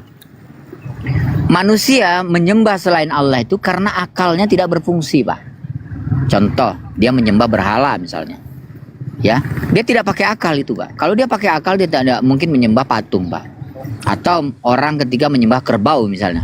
Itu dia tidak menggunakan akalnya, Pak. Kalau manusia pakai akal, tidak mungkin kerbau disembah. Atau ketika manusia menyembah manusia, itu manusia tidak menggunakan akal. Kalau manusia pakai akal, dia akan tahu bahwa manusia ini adalah makhluk yang lemah, butuh makan, butuh minum, sama siang. Jadi tidak mungkin manusia layak untuk disembah, diakui sebagai Tuhan. Nah, lalu kenapa bisa terjadi hal seperti itu? Semua manusia menyembah berhala, manusia menyembah kerbau, manusia menyembah manusia. Itu semua bisa terjadi karena manusia mengikuti hawa nafsunya, Pak. Jadi ayat itu adalah kiasan untuk manusia yang menyembah selain Allah. Spektrumnya itu adalah segala hal yang dia sembah selain Allah. Dan itu referensi yang dia gunakan adalah hawa nafsunya, bukan akalnya, ya. Makanya Allah katakan dalam Al-Qur'an itu, orang-orang beriman itu disebut sebagai ulul albab. Ya. Innalladzis samawati wal arda waqtilafil laili wan nahar la ayatil ulil albab. Jadi orang-orang yang beriman itu ulil albab. Apa orang ulil albab? Orang yang menggunakan akalnya sebagai referensi di dalam menentukan sikap-sikapnya. Oke Pak ya, jadi paham maksudnya di situ Pak ya. Jadi apapun yang disembah selain Allah itu adalah karena dia mengikuti hawa nafsu. Maaf Pak, saya sudah azan di sini teman-teman ya. Karena saya udah azan di sini, saya sholat Jumat dulu. Nanti habis Jumatan kita bisa lanjutkan. Buat Pak Rames, terima kasih atas dialognya. Mohon maaf kalau ada kekurangan. Nanti saya lanjutkan lagi. Parkun aja Bang Al, parkun aja. Terima kasih banyak. Luar biasa ya penjelasannya ya. Oke, Bang Juma monitor, mungkin Bang Juma udah selesai nih. Bang Zuma monitor.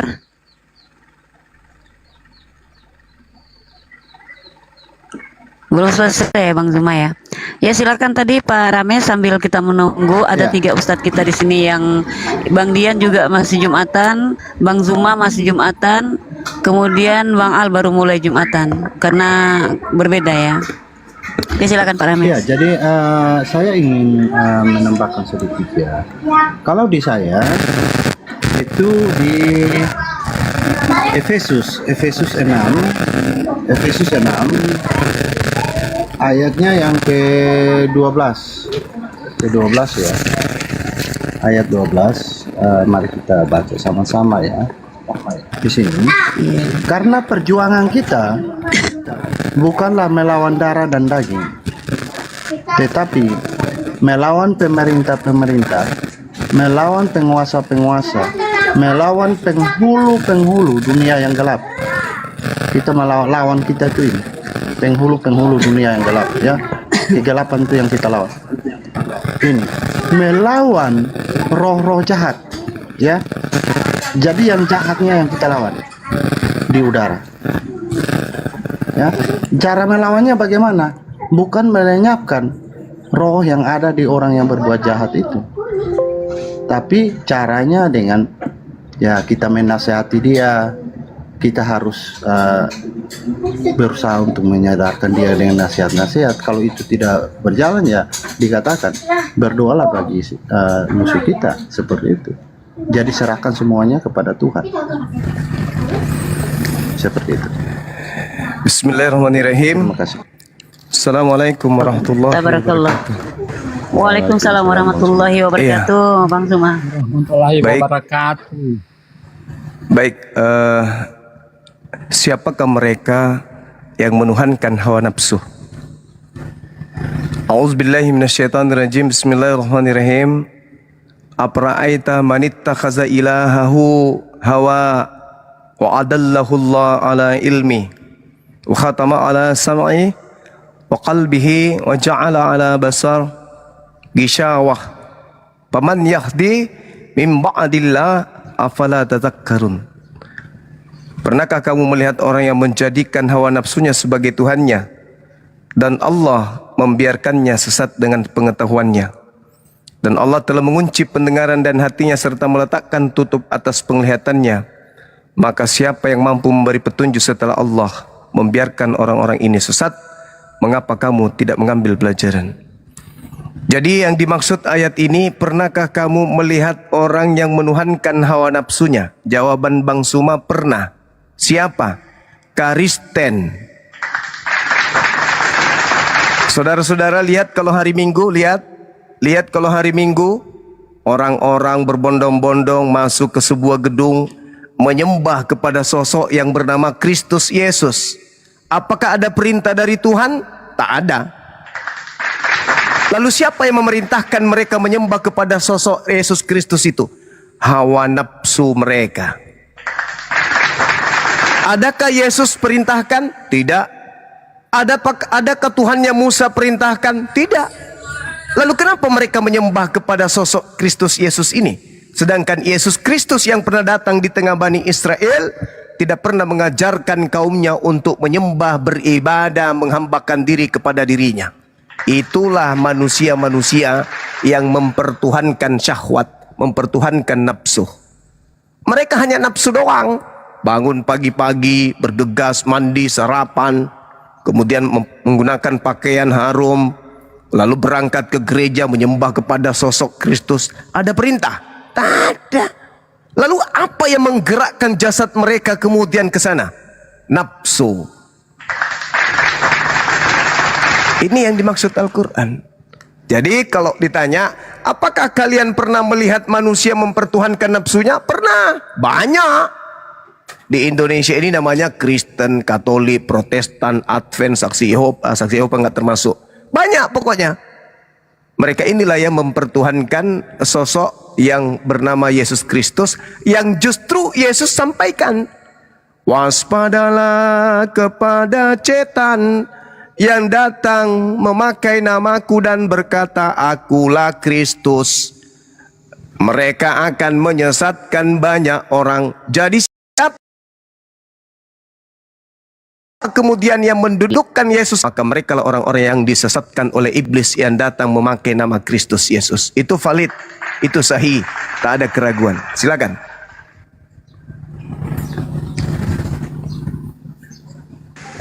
Oke, Ya, Bang terima Rame, kasih silakan. banyak saudara. Ya, jadi tadi dari penjelasan Bang Suma itu yang menuhankan hawa nafsunya itu dikatakan Kristen, ya. Nah, dari tadi kita membuka di Al-Baqarah 2 itu di sana saat Allah menyuruh malaikat sujud dan yang menolak adalah iblis. Ya kan, itu sujud kepada manusia juga. Jadi ada perintah Allah di sana, ya, disuruh sujud. Saya ingin tunjukkan kepada Bang Suma di Lukas 9. Kita baca kita lihat dari mulai ayat 28, ya, ayat 28. Kira-kira 8 hari sesudah segala pengajaran itu, ada Yesus ya, membawa Petrus, Yohanes, dan Yakobus. Sudah 4 orang nih. Di ayat 30-nya kita ringkas saja ya. Di sini ada Elia, ada Musa. Di ayat 30 ya. Terus di sini di ayat 35-nya. Di ayat 35. Oke. Maka terdengarlah suara dari dalam awan. Ini suara Bapa ya. Itu yang berkata, inilah anakku yang kupilih, dengarkanlah dia. Jadi ada perintah juga nih, ada suara dari langit. Bahkan didengar oleh Musa. Saudara Musa, saya rasa kalau tentang Musa Bang Suma tidak bisa pungkiri itu ya. Nah, nanti tolong Bang Suma tolong jelaskan kepada saya bahwa hawa nafsu yang namanya kesombongan. Tadi kan saya dapat baca di Al-Baqarah itu dikatakan iblis sombong ya. Nah, saya ingin bertanya Bang Suma, apakah orang yang sombong itu yang sudah mengucapkan 2 kalimat syahadat, yang merasa lebih tahu Tuhan daripada iblis, apakah mereka juga kekal seperti iblis di dalam neraka atau tidak? Kalau jika tidak, Bang Suma, apakah iblis itu tidak kekal di dalam neraka, saudara? Silakan dijawab. Oke, baik.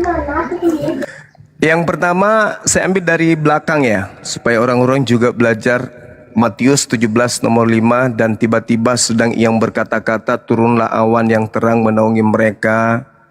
Dan dalam awan itu terdengar suara, inilah anak yang kukasihi, kepadanya aku berkenan, dengarkanlah dia. Perintahnya, dengarkanlah dia. Dengar. Apa yang dikatakan dia, dengarkan. Aukawo. Aukawo itu artinya dengarkan dan turuti. Sami'ana wa ta'ana. Dengarkan. Kalau kamu disuruh menyembah dia, sembah. Kalau kau disuruh imani dia sebagai rasul utusanku, imani sebagai rasul utusanku. Apa yang dikatakan oleh dia, dengarkan, turuti. Sami'ana wa ta'ana. Harusnya kayak gitu. Kami mendengar, kami melaksanakan. Tapi apa yang terjadi? Yesus mengatakan, aku diutus hanya kepada domba yang hilang yang sesat dari umat Israel. Didengar kagak? Enggak. Berarti menuhankan hawa nafsunya. Yesus berkata, aku hanya untuk domba sesat Israel. Dia mengatakan Yesus juga untuk aku. Berarti kupingnya tertutup. Kenapa masih menuhankan Yesus? Padahal tak ada perintah dari Yesus. Karena hawa nafsu. Jangan makan babe, dimakan. Kenapa dimakan? Karena hawa nafsu. Bersunat, kenapa nggak bersunat? Karena hawa nafsu. Ibadah Sabtu, kenapa Minggu? Karena hawa nafsu. Sembah Elohim yang ahad, yang tidak serupa dengan manusia, yang bukan manusia, bukan anak manusia. Tetap aja nyembah Yesus yang manusia dan anak manusia, meskipun duplikatnya, karena hawa nafsu. Jadi orang Kristen ini beragama karena hawa nafsu saja, bukan karena perintah Tuhan. Tak ada perintah untuk menjadi Kristen, gak ada. Perintah untuk menyembah sosok Yesus itu nggak ada. Yang dibacakan tadi saudara Matius 17:5 itu perintahnya mendengarkan Yesus. Kalau mendengarkan Yesus, ya jadi Islam dong. Islam mengimani Yesus hanya untuk Bani Israel. Oke. Islam mengimani Yesus Rasul untuk Bani Israel. Oke. Yesus kemudian bermujizat karena izin Tuhannya. Oke. Yesus menyampaikan firman karena dia diutus penyampai firman. Oke. Islam dong. Nah sekarang Anda bertanya tentang Islam, tentang Al-Quranul Karim. Antum anhu mu'ridun. Kamu berpaling dari Al-Quran. Kul huwa naba'un azim. Sedangkan Al-Quran itu adalah berita besar.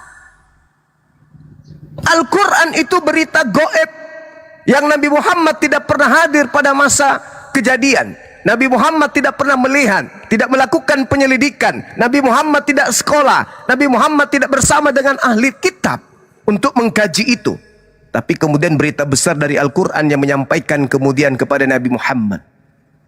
In yuha ilayya illa annama ana nathirun mubin. Aku mewahyu bahwa dirimu hanyalah sebagai pemberi peringatan yang nyata. Dan ingatlah wahai Nabiku Muhammad, isqala rabbuka lil malaikati inni khaliqun basaram min tin. Sesungguhnya aku menciptakan manusia dari tanah. Fa idza sawaituhu wa nafakhtu fihi min ruhi faka'u lahu sajidin. Kemudian aku perintahkan kepada seluruh makhluk langit untuk bersujud kepada makhluk yang aku ciptakan, yang aku tiupkan rohku kepadanya. Hei para malaikat, makhluk-makhluk langit, sujud menghormat kepadanya. Fasajadal malaikatu kulluhum ajma'in. Maka seluruh malaikat kemudian bersujud semuanya kepada ciptaanku yang begitu sempurna. Illa iblis, kecuali iblis, istakbara wa kana minal kafirin. Maka iblis menyombongkan diri dan ia kemudian termasuk orang yang kafir. Kenapa iblis digolongkan termasuk kafir? Karena iblis ingin mencelakai Adam. Kenapa orang kafir disegolongkan dengan iblis? Karena orang kafir memfitnah Adam, menghujat Adam, menghinakan Adam. Adam mewariskan dosa kepada manusia lain. Padahal itu bohong, itu fitnah, itu adalah kerja syaitan. Allah berfirman, wahai iblis, ya iblis, ma mana'aka an tasjuda lima khalaqtu biyadai astakbarta am kunta minal alin. Kenapa engkau tidak mau bersujud? Apa yang menghalangimu? Kan aku yang perintahkan. Hormat kamu kepada Adam, makhluk ciptaanku. Yang lain semua pada menghormat kok. Kok kamu kagak? Apa kata iblis? Ana khairum min, aku lebih baik dari Adam. Halaqtani min nar, aku kau cipta dari cahaya api. Wa halaqtahu min tin, sedangkan dia kau ciptakan dari tanah. Apa kata Allah? Fakhruj minha fa innaka rajim. Kalau begitu kau keluar dari jannah, kau keluar dari surga. Sungguh kamu adalah makhluk yang terkutuk, yang mati nanti di atas salib. Wa inna alaika la'anati ila yaumiddin, dan sungguh kutukanku itu tetap atasmu sampai hari pembalasan. Lalu kata iblis, Rabbi fa'anzirni ila yaumi yub'atsun. Kalau gitu panjangkan umurku dong, supaya saya bisa ketemu dengan Rames, ketemu dengan Ferry, Bom-Bom, Edis, biar aku makan mereka dan aku giring mereka bersamaku ke dalam api neraka. Kata Tuhanku kemudian begini, fa innaka minal munsarin. Ya udah kalau gitu temui mereka, kau ketemu dia, ajak mereka ke neraka. Aku tangguhkan umurmu panjang. Sampai kapan? Ila yaumil waqti maklum, sampai kepada waktunya. Lalu kemudian apa kata iblis? Oke, wa bi izzatika la uyannahum ajma'in. Demi kemuliaanmu wahai Tuhanku, pasti aku akan menyesatkan semuanya. Jadi iblis itu dikatakan oleh Allah, dia akan selama-lamanya di dalam neraka kekal, tak ada ujungnya. Dia akan masuk ke dalam neraka untuk selama-lamanya. Fi nari jahannam khalidina fiha abada. Kekal bersama dengan orang-orang Kristen. Kekal di sana. Karena iblis menghadiahkan sosok Tuhan yang baru bernama Kristus Yesus. Dan Kristen menyambut Tuhan yang diberikan oleh iblis itu. Kristen menyambut Tuhan itu.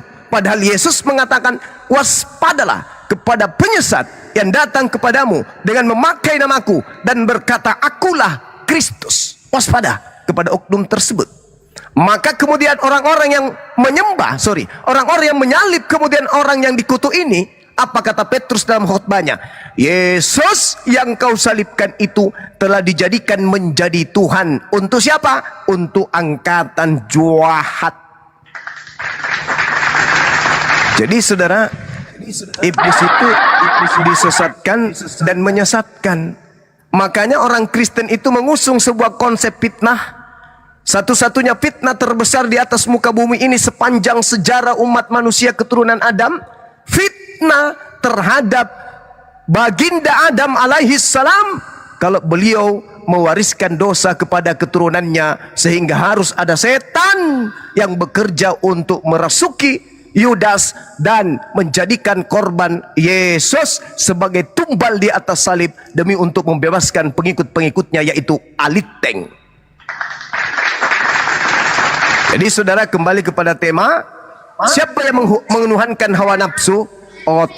Otenlah yang kemudian menuhankan hawa nafsu, karena mereka bertuhan kepada Kristus Yesus tanpa ada perintah, baik di dalam kitabnya Yahudi, baik di dalam tradisi Yahudi, baik dalam agama Yahudi, maupun terhadap Yesus itu sendiri dalam kedudukannya sebagai Rabi, Rabam Wamaran, Rabi dan juga junjungan di tengah-tengah Bani Israel.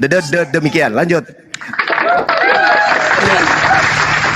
Sebentar Bang Rames ya. Sapa dulu, ada Pak Budiman. Selamat. Oh ya, selamat siang. Oke. Iya. Silakan Bang Rames. Oke. Saya buka data dulu ya, sorry tadi ada telepon masuk ya. Saya ingin tunjukkan kepada Bang Suma, yaitu di Matius, ya, di Matius ayatnya yang ke-33 kita baca ya. Ayat 33 sebentar. Itu 8, kita cari datanya dulu. Tentang ini apa dulu ya, tentang Yesus perintahkan apa ya, memerintahkan makan babi, ya kan, tidak boleh makan babi. Nah, di mana Bang Suma dapat Yesus memerintahkan bahwa oh, Kristen tidak boleh makan babi? Itu saudara harus nanti tunjukkan hal itu. Karena mohon maaf, di dalam saya Kristen itu dikatakan bukan apa yang masuk ke dalam mulutmu yang menajiskan, tapi apa yang keluar dari mulutmu, ya kan. Ada juga itu di cari datanya ya.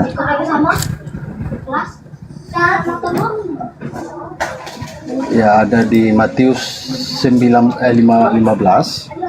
Matius 15, saya buka dulu Matius 15 ayatnya yang ke Matius 15 ayatnya yang ke-11. Nah, kita buka ya.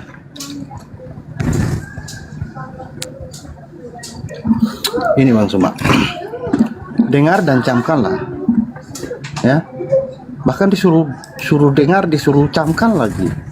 Ya. Bukan apa yang masuk ke dalam mulut, bukan apa yang masuk dalam mulut yang menajiskan orang, melainkan yang keluar dari mulut. Itu yang menajiskan orang. Nah, jadi tolong Bang Suma nanti tolong tunjukkan saya di mana Yesus, firman Allah yang sudah menjadi manusia ini bilang, oh Anda tidak boleh makan babi, ya. Terus tadi saudara membahas tentang sunat, ya, sunat. Nah, sedangkan Yesus memerintahkan kepada kami itu untuk dibaptis.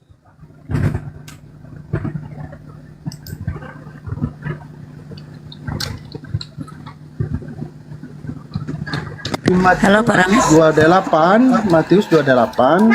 Saya sebutkan aja ya biar tidak lama ya. Matius 28 ayat 19, yaitu pergilah jadikanlah semua bangsa muridku dan baptislah mereka, disuruh baptis. Akan tetapi saya tahu Bang Suma akan mengatakan, loh, kan Yesus dibaptis.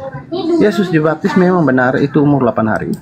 Tapi Yesus juga disunat. Nah, kenapa Kristen tidak disunat dan dibaptis? Bang Suma, Yesus memerintahkan saya itu disuruh baptis, saudara. Nah, kalau harus sama seperti Yesus, mohon maaf Bang Suma, pada saat itu belum ada mobil ya. Jadi Yesus tidak naik mobil. Apakah saya harus tidak naik mobil biar sama persis? Pada saat itu Yesus tidak kawin, apakah saya juga harus tidak kawin? Dan lain sebagainya. Kalau Bang Suma mau bilang seperti itu. Nah, saya tanya sama Bang Suma, kalau harus sama persis bagaimana dengan Bang Suma? Pada saat itu Bang Suma mohon maaf, belum ada pesawat, Rasulullah tidak naik pesawat. Ya, apakah Bang Suma juga melakukan hal yang sama jika bepergian kemana-mana atau hal-hal lainnya biar sama persis? Kan tidak seperti itu, saudara. Kita harus ikuti itu sesuatu yang diperintahkan. Saya kan harus mengikuti sesuatu yang diperintahkan. Ketika tidak diperintahkan ya saya tidak boleh. Ya. Nah, terus tentang sunat pun itu 8 hari, saudara. Bukan di hari yang lain. Kalau Bang Suma, kalau misalnya diperintahkan, oh besok ke sekolah ya Bang Suma ya. Bang Suma pergi sekolahnya hari Minggu pas orang libur kan sudah salah Bang Suma. Ya, jadi tolong tentang hal itu ya. Terus nanti Bang Suma juga membawa terhadap nyanyian-nyanyian saat di gereja. Itu ada di Matius 26 ayat 30. Di sana Yesus dan murid-muridnya itu menyanyikan pujian, saudara. Ya, mereka menyanyi. Raja Daud, mereka menyanyi, mereka menari. Ya. Nah, apakah Tuhannya Raja Daud berbeda dengan saudara? Ya, kalau saudara mau bahas tentang haram babi, mohon maaf saudara, unta nomor 1 saudara, unta, kelinci dan lain sebagainya itu nomor 1. Apakah Bang Suma bilang oh meninggalkan separuh, menjalankan separuh sama? Nanti saya juga tanya kepada Bang Suma, tolong tunjukkan kepada saya. Bang Suma melakukan sunat dan haram babi itu ikut siapa? Perintah siapa? Ya, nanti tolong tunjukkan kepada saya. Ada nggak perintah itu di dalam kitab saudara bahwa disunat hari sekian? Mungkin ada perjanjian Allah kah dengan Abraham kah atau dengan Rasul Allah kah? Dikatakan oh kamu harus sunat hari sekian. Mungkin akhir balik kah? Nanti saudara tolong tunjukkan hal itu kepada saya. Nah tentang iblis, saya tanyakan di Al-Baqarah itu Al-Baqarah timbong. Nah saya bertanya, jika orang yang sudah mengucapkan 2 kalimat syahadat, bagaimana dengan mereka? Apakah sombong itu bagian dari hawa nafsu enggak? Kesombongan itu. Atau kalau memang Bang Suma mengatakan bahwa oh kami kafir ini kekal di dalam neraka, loh kenapa iblis kekal juga di dalam neraka? Atau iblis tidak kekal? Nah, Bang Rames sudah, Bang Rames biar ditanggapi dulu sama Bang Zuma, Bang Rames, kepanjangan itu. Buat kawan-kawan yang Kristen kalau mau naik typing aja, yang Muslim cancel dulu ya. Silakan Bang Zuma. Iya, ini ada ini Kristen ya. Entah apa ini dibahasnya. Jadi jadi gini saudara, orang Kristen ini memang lihai di dalam mengolah sesuatu yang dilarang Tuhan untuk dihalalkan. Kamu tahu nggak apa yang terjadi pada proses apa yang masuk ke mulut itu tidak menajiskan, tetapi yang keluar itulah yang menajiskan. Saudara tahu nggak itu cerita apa? Emang di situ Yesus dan muridnya makan babi? Yesus di situ ditegur sama orang Farisi dan ahli Taurat. Kenapa muridmu makan tidak cuci tangan? Bukan masalah babi, kenapa muridmu makan babi? Yesus, ya paman, kenapa muridmu makan babi? Wah, Yesus jawab, bukan yang masuk ke dalam mulut yang najis, tetapi yang keluar yang najis. Bukan masalah babi di situ. Itu masalah cuci tangan atau tidak cuci tangan. Bukan masalah ada babi tiba-tiba oh dengan begitu apa yang masuk ke dalam mulut. Ya udah kau masukkan itu isi sapi teng ke mulutmu. Masukkan itu narkobeng masuk ke mulutmu. Kalau gitu, makan itu nenekmu yang sudah tua, ambil pahanya rebus.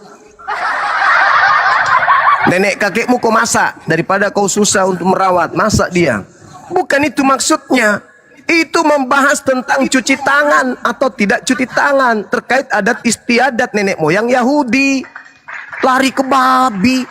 Lalu Anda bertanya, Bang Suma, iya paman, mana dalilnya Yesus mengharamkan babi?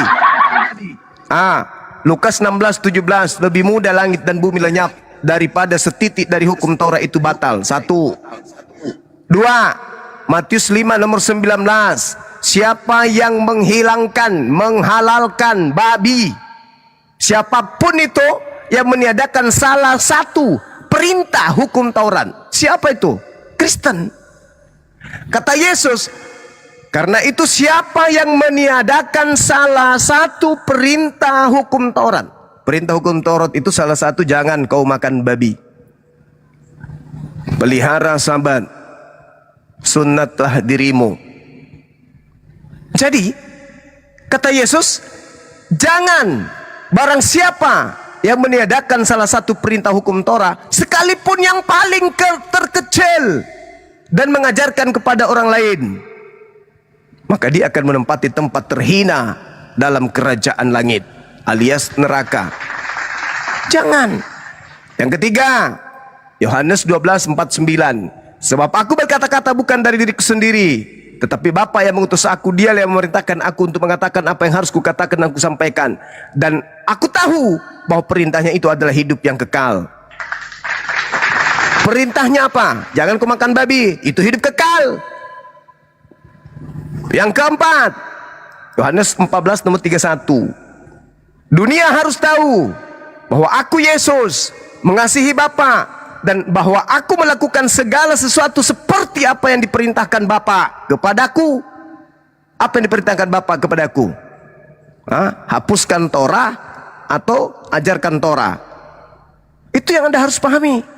Jadi Yesus tidak ada sama sekali penghalalkan babi. Itu cuma nafsu kalian tuh. Karena kalian mengikuti hawa nafsu kalian. Kalian menyembah hawa nafsu kalian. Sampai hari ini orang Yahudi nggak makan babi. Hah? Lalu kemudian yang perlu saudara pahami adalah Tuhan sudah menubuatkan dalam Yesaya 66 nomor 17, 18, 16, 17, 18. Tuhan akan datang membakar semua pemakan babi, pemakan tikus, belauk, dan binatang-binatang yang menjijikkan. Terus kau hubung-hubungkan dengan hukum yang ada dalam Islam. Islam punya syariat sendiri. Islam tidak mengambil hukum dari Yahudi. Torah ya untuk Yahudi, Al-Quran ya untuk seluruh umat manusia. Tidak ada umat Islam, jangan kau makan onta. Mana ada di Islam jangan makan onta? Larangan makan onta itu hanya untuk Bani Israel. Celakanya orang Aliteng ini karena mengambil kitabnya orang Yahudi, nyamar-nyamar seperti Yahudi, biar dianggap seperti domba. Ambil kitabnya orang, ambil, rampok kitab orang, ditempelin biar bisa nyamar-nyamar. Kami orang Yahudi loh, tapi bohong. Berarti kalau Anda mengambil kitabnya Yahudi, lakukan semua apa yang ada di dalamnya. Sedangkan Islam tentang kepada Nabi Musa, Al-Quran surah Al-Araf ayat 144 145 hanya berlaku bagi bangsa Israel. Jangan kau masuk ke Islam. Islam beda. Kamu yang nempel ke sana, kenapa kamu nggak lakukan itu? Karena cuma nyamar, Om. Begitu saudara. Jadi tak ada kemudian hukum yang datang kepada Bani Israel yang diharuskan, diwajibkan berlaku ke Islam. Karena kami punya nabi sendiri, rasul sendiri, yaitu baginda Rasul Muhammad sallallahu alaihi wasallam. Sedangkan lo, rasulmu siapa? Nabimu siapa? Ayo. Nabimu, rasulmu yang kedatangan Kristus palsu, makhluk kuburan. Yang keluar dari kubur, yang ngaku-ngaku. Ingat, saudara, ketika Anda membawa data Matius 28, kata Yesus begini. Ada yang sangar di dalam pengajaran Kristen yang hari ini Kristen harus sadar. Kata Yesus begini di dalam Yohanes 12. Sekarang itu abad pertama atau abad ke-7? Abad pertama. Sekarang berlangsung penghakiman atas dunia ini. Sekarang loh. Nun dalam bahasa Yunani. Nun itu artinya saat ini, detik ini. Nun. Sekarang penguasa dunia ini, yaitu iblis, akan dilemparkan keluar. Jadi abad pertama ada iblis yang dilemparkan dari tempat pembuangannya. Di mana Tuhan membuang iblis? Di abad pertama dia keluar dari pembuangan. Baca Yesaya 14 nomor 12 sampai nomor 15. Iblis dilemparkan ke dalam kubur. Kata Yesus, sekarang juga penguasa dunia akan dilemparkan keluar dari kubur. Siapa yang keluar dari kubur? Kepadaku telah diberi kuasa langit dan bumi. Pergilah, jadikanlah seluruh bangsa menjadi pengikutku. Pernah nggak Yesus mengajarkan kepada muridnya, ke-12 muridnya, pergilah, jadikanlah seluruh bangsa menjadi muridku? Pernah? Enggak pernah. Yesus berpesan kepada ke-12 muridnya. Di dalam Matius 10 nomor 5 nomor 6, apa kata Yesus? Yesus berpesan kepada ke-12 muridnya agar jangan ke bangsa lain, melainkan pergilah. Kemana perginya? Ke domba-dombaku yang sesat dari umat Israel. Ini ada yang keluar dari kubur. Itulah yang dikatakan Yesus. Angkatan jahat ini minta satu tanda dan tidak akan diberikan satu tanda kecuali anak manusia keluar dari kubur pada hari ketiga. Ya dende. Ya dende. Akulah Yesus. Aku. Kalau yang keluar dari kubur ini mengaku bom-bom, siapa yang mau sembah? Akulah bom-bom. Ada kaget? Kalau bom-bom paling gitu yang dicari.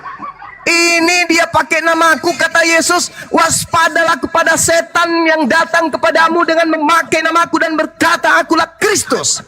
Jangan kau percaya, dia akan melakukan tanda yang dahsyat dan banyak melakukan mujizat, sekiranya mungkin menyesatkan orang-orang pilihan juga. Waspadalah, jangan kau percaya. Mana iblisnya yang datang mengaku Yesus Kristus? Mana dia yang dilemparkan dari alam kubur? Mana tanda untuk angkatan jahat? Mana?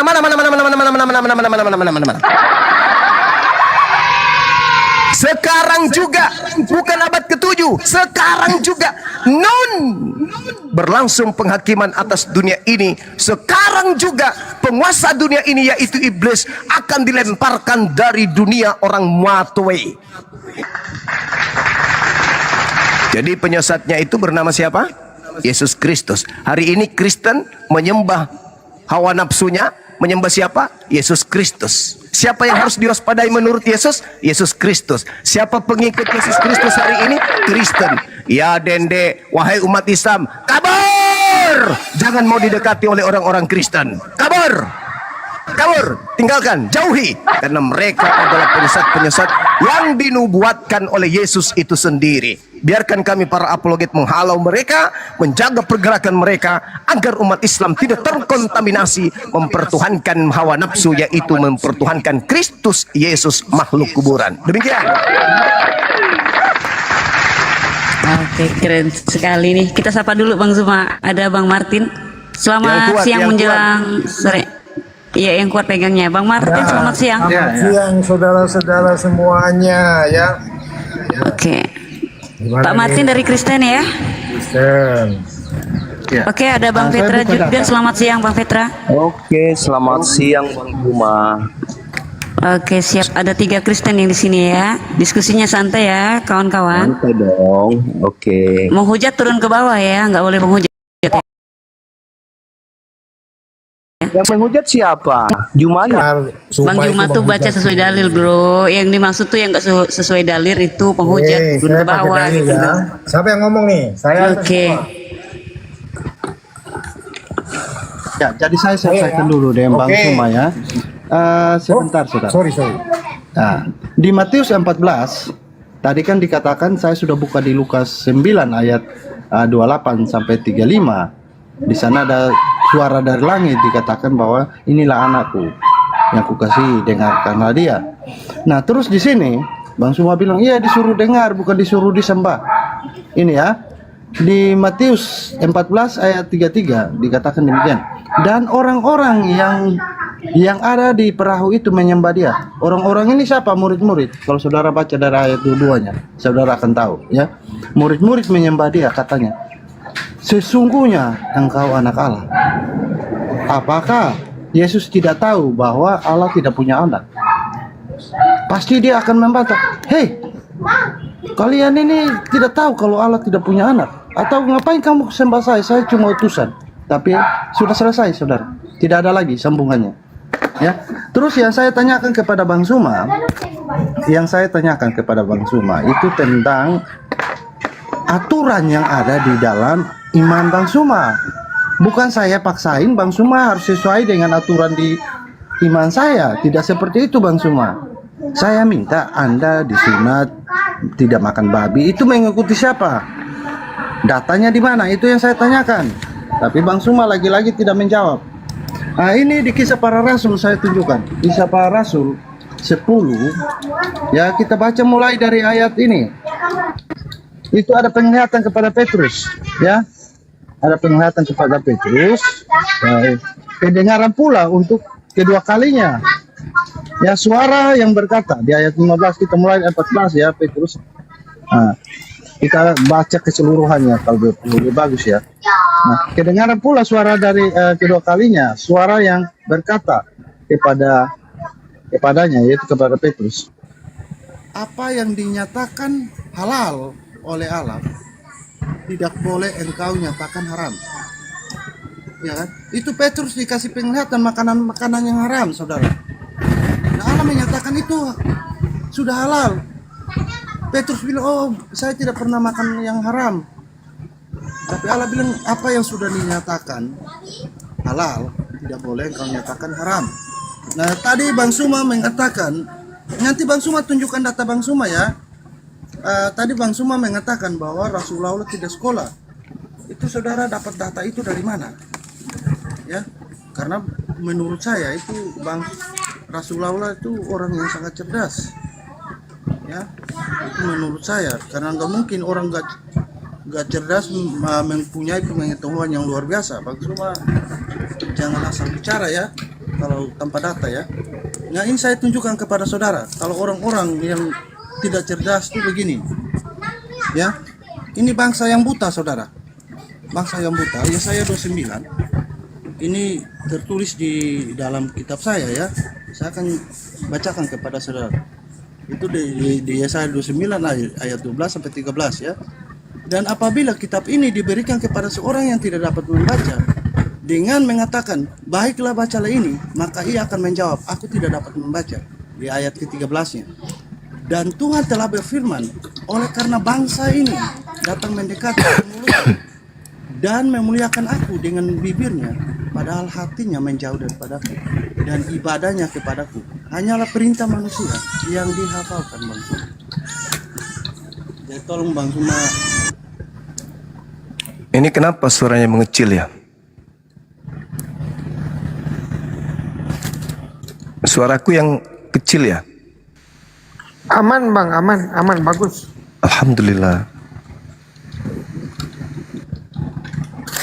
Dia kenapa tadi itu? Bahasa apa dia? Itu apa namanya? Matius berapa tadi? Atau dia nangis aja tadi itu? Bang, jangan dipaksakan membalas argumentasi saya ya. Kalau Anda cuma mau ngokok aja, nggak usah. Menyerah aja, berikan ke Kristen yang lain. Oke, sama saya tadi suara saya kecil ya tadi ya. Ngapain Anda mempertahankan narasi sampai yang di kemudian, mana Bang Suma? Sampai di mana tadi? Suara saya kecil di mananya? Biar saya ulangi. Iya, saya dengarkan semua, cuman narasi Anda itu yang tidak. Oh, Bang ya, Rames, dikondisikan suara anaknya Bang. Itu rawan ke komal. Dikondisikan dulu Bang. Orang saya mau ngapain? Gimana? Itu punya orang kok. Enggak, suara anak kecilnya Bang, dikondisikan dulu Bang. Ya, di kalau enggak gini aja, izin sebentar Bang Rames, izin. Kita abang kondusifkan dulu.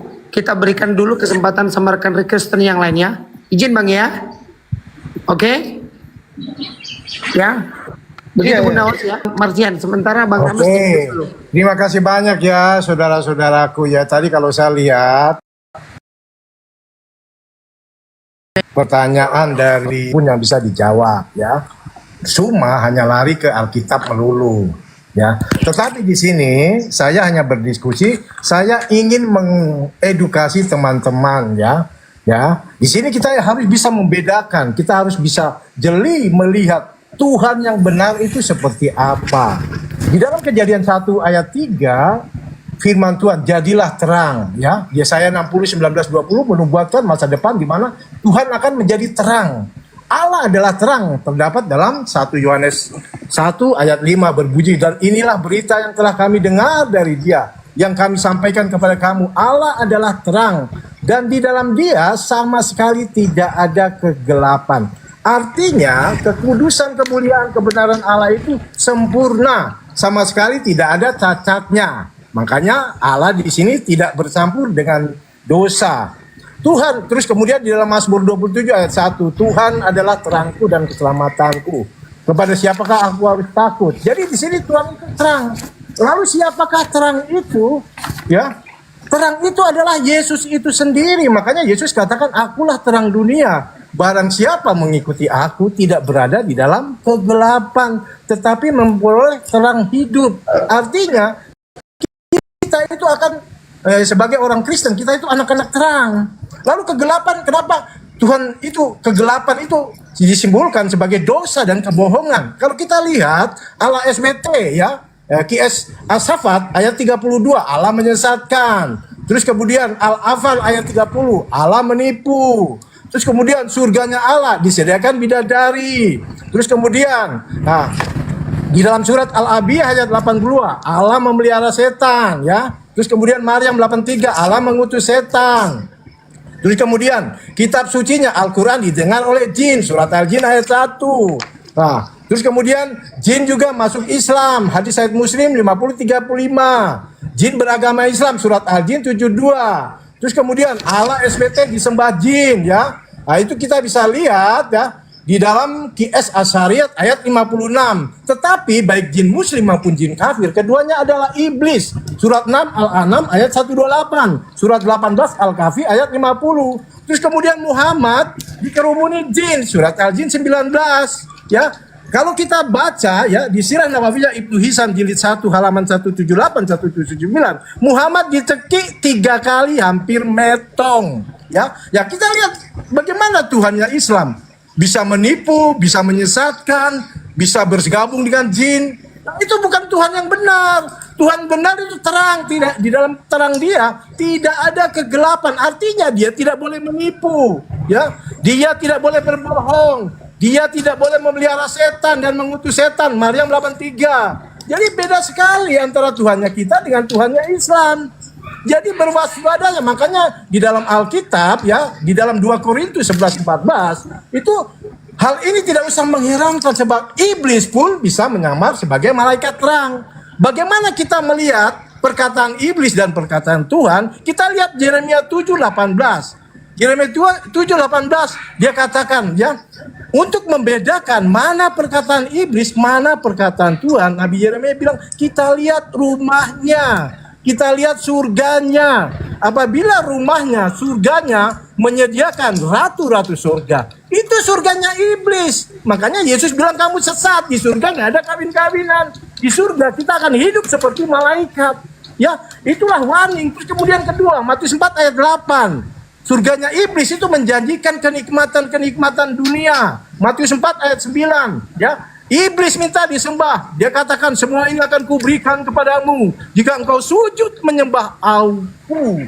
Allah SBT surat Taha, dia meminta untuk disembah. Dia kurang pede. Yesus Cukup Bang Martian, cukup Bang Martian, izin terlalu panjang. Izin Bang, cukup. Terima kasih. Terlalu panjang. Terima kasih, cukup. Lanjut Gurunda. Ya. Baik. Semua ngaco. Jadi kalau orang Kristen membahas terjemahan Al-Quran, maklumi aja ya teman-teman. Karena untuk membedakan antara tai sapi dengan beras ketan aja mereka nggak bisa. Bahas Al-Quran lagi, terjemahan lagi dicopot-copot. Padahal yang mereka sembah ini setan. Itu nyata.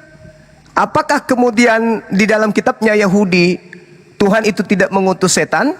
Oh, jangankan bilang mengutus setan Tuhan itu. Bahkan Tuhanlah yang menciptakan permusuhan. Kejadian 3 nomor 15. Aku akan mengadakan permusuhan. Wah, mantap kali bah. Karena Tuhan yang mengadakan permusuhan, maka Yesaya 30:28 dan seterusnya banyak dalil-dalil di mana Tuhan menyimpan roh dusta di mulut nabi-nabi, menyesatkan Saul, kemudian 2 Tesalonika 2:11, banyak data-data seperti itu yang akurat. Tapi kalau orang Kristen bahas-bahas Al-Quran, bisa baca Quran gak tuh? Jadi nggak tahu apa-apa, tapi mereka mulut besar aja, cuman menggunakan terjemahan saja. Tapi kita maklumi aja ya. Kitabnya aja mereka nggak paham, apalagi Al-Quran. Di dalam Al-Quranul Karim diterangkan bahwasanya Allah itu meneguhkan orang-orang yang beriman dengan ucapan yang teguh. Yuthabbitullah alladzina amanu bil qawli tsabits fil hayatid dunya wa fil akhirah wa yudillullah zalimin wa yaf'alullah ma yasha. Jadi Allah mengatakan begini, aku Tuhan pencipta langit dan bumi, meneguhkan orang-orang beriman, orang Islam, dengan ucapan yang teguh dalam kehidupan di dunia dan di akhirat mereka. Dan aku Tuhan Allah menyesatkan orang-orang yang zalim. Jadi yang disesatkan itu orang-orang zalim, bukan orang-orang benar yang disesatkan. Yang sesat itu yang zalim, karena mereka pilih zalim. Seperti Kristen. Adakah yang memaksa Kristen menyembah makhluk yang keluar dari kubur? Nggak ada. Dia sendiri yang mau. Maka Allah kemudian menyesatkan mereka. Dia yang mau kok, nggak ada paksaan, nggak ada perintah kok. Dia sendiri yang mau. Jadi ketika Tuhan mengatakan, aku akan mengadakan permusuhan. Bagaimana cara Allah mengadakan permusuhan? Allah kemudian mengutus iblis. Pasti dong. Iblis diberikan kesempatan untuk mencobai manusia. Simon, Simon, iblis telah diberi izin untuk mencobai kalian. Itu kata Yesus. Jadi iblis itu diutus ke bumi untuk mencobai manusia. Jadi Allah mengutus kebaikan, Allah mengutus kejahatan. Yesaya 45 nomor 7, akulah Tuhan yang menciptakan kejahatan. Untuk apa kejahatan itu diciptakan? Untuk mengimbangi kebaikan. Jadi segala sesuatu itu dicipta oleh Tuhan. Jadi kalau Tuhan mengutus malaikat, Tuhan juga mengutus setan. Itu. Makanya di dalam kitabnya orang Yahudi dan kitabnya umat Islam itu sama. Sedangkan Kristen ini bukan lagi mengutus setan, dialah setannya. Dialah setannya. Makanya ketika dikatakan kemudian waspadalah kepada penyesat. Nah, siapa nama penyesatnya? Yesus Kristus. Sadar nggak sih? Hei Yesus. Ya bro Suma, ada apa bro? Penyesat itu namanya siapa sih? Katamu, menurutmu? Namanya Yesus Kristus. Kalau iblis itu musuh, jelas. Ya ayuhan nas, wahai seluruh umat manusia, terkait dengan iblis dikatakan bahwa dia adalah musuh nyata bagimu. Ya, jangan kau mengikuti langkah setan, karena itu adalah musuh bagimu. Wala tattabi'u khutuwati syaitan, innahu lakum aduwwum mubin. Sesungguhnya setan itu musuh bagimu. Musuh. Jadi yang berteman dengan musuh itulah orang zalim. Orang zalim itulah yang sesat. Karena mereka yang menghendaki. Ada nggak Tuhan pencipta langit dan bumi memaksa orang-orang Kristen menyembah makhluk kuburan? Ada nggak? Nggak ada. Dia sendiri yang mau. Berarti mereka memilih kesesatan. Itulah yang disesatkan. Kepada orang sesat itulah kemudian setan itu datang. Makanya Paulus di dalam Roma 5 nomor 20, di mana banyak dosa, di situ banyak kasih karunia. Di mana dosa bertambah banyak, di situ kasih karunia bertambah-tambah. Kan cuplis. Kalau begitu buatlah banyak dosa supaya banyak kasih karunia. Jadi sekali lagi saudara, saya hanya ingin saudara itu paham. Kalau iblis itu memang kerjanya menyesatkan. Sekarang iblis menurut Yesus namanya siapa?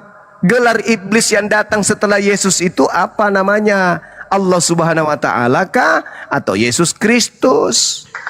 Waspadalah kepada penyesat yang datang kepadamu dengan memakai nama Allah Subhanahu wa Ta'ala. Mana bisa? Penyesat itu bernama Yesus Kristus.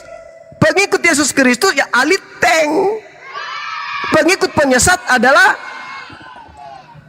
siapa? Pengikut Yesus Kristus. Ayo, kita kerucutkan materi ini. Jangan pakai Quran, terlalu berat kalian, tidak ngerti Quran kalian itu. Kita pakai Bible aja dulu. Penyesat yang datang menurut Yesus bergelar apa?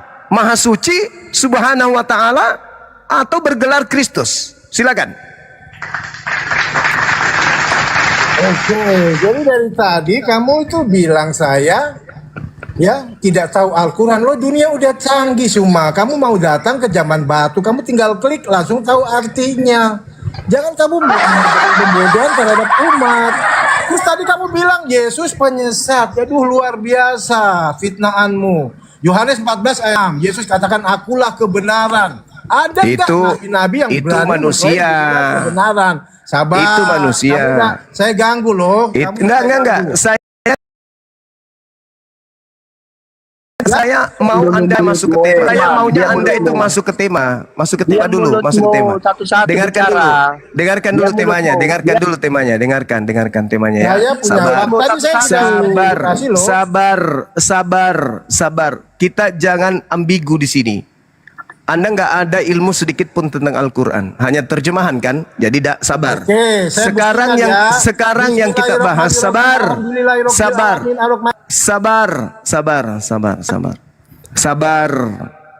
Tenangkan diri Anda. Oke? Tenangkan diri Anda. Sabar. Lihat sendiri ya, penonton dengar sendiri. Sabar. Kita kerucutkan masalah mengenai penyesat. Menurut Yesus, penyesat itu bergelar Maha Suci,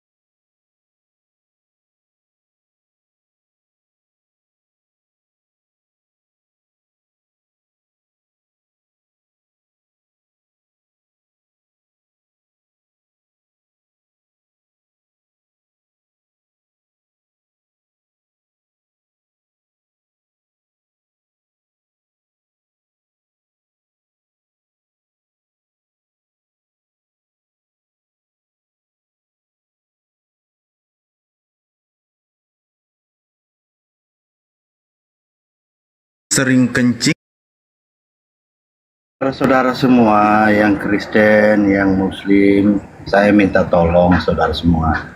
Kita di sini berdiskusi yang bermanfaat, ya. Jangan menafsirkan kitab orang lain. Kalau kita tidak mau, kitab-kitab pun ditafsir oleh orang lain. Bedanya kitabmu itu tidak perlu ditafsir. Karena sudah tertulis kayak gitu. Ilmu apa yang perlu saya pelajari supaya saya bisa paham kitab Suma. saudara? Kitab saya itu Bang Suma. Kitab saya ilmu apa? Coba tunggu saudara. Ilmu dalam ilmu bahasa apa? Tunggu, ilmu apa yang harus saya pelajari untuk paham Bible? Sebutkan biar saya beli kitabnya. Oh, ada. Ilmunya itu ada. Apa namanya ilmunya? Ya, Apa? itu satu, satu. membaca semua keseluruhannya dulu.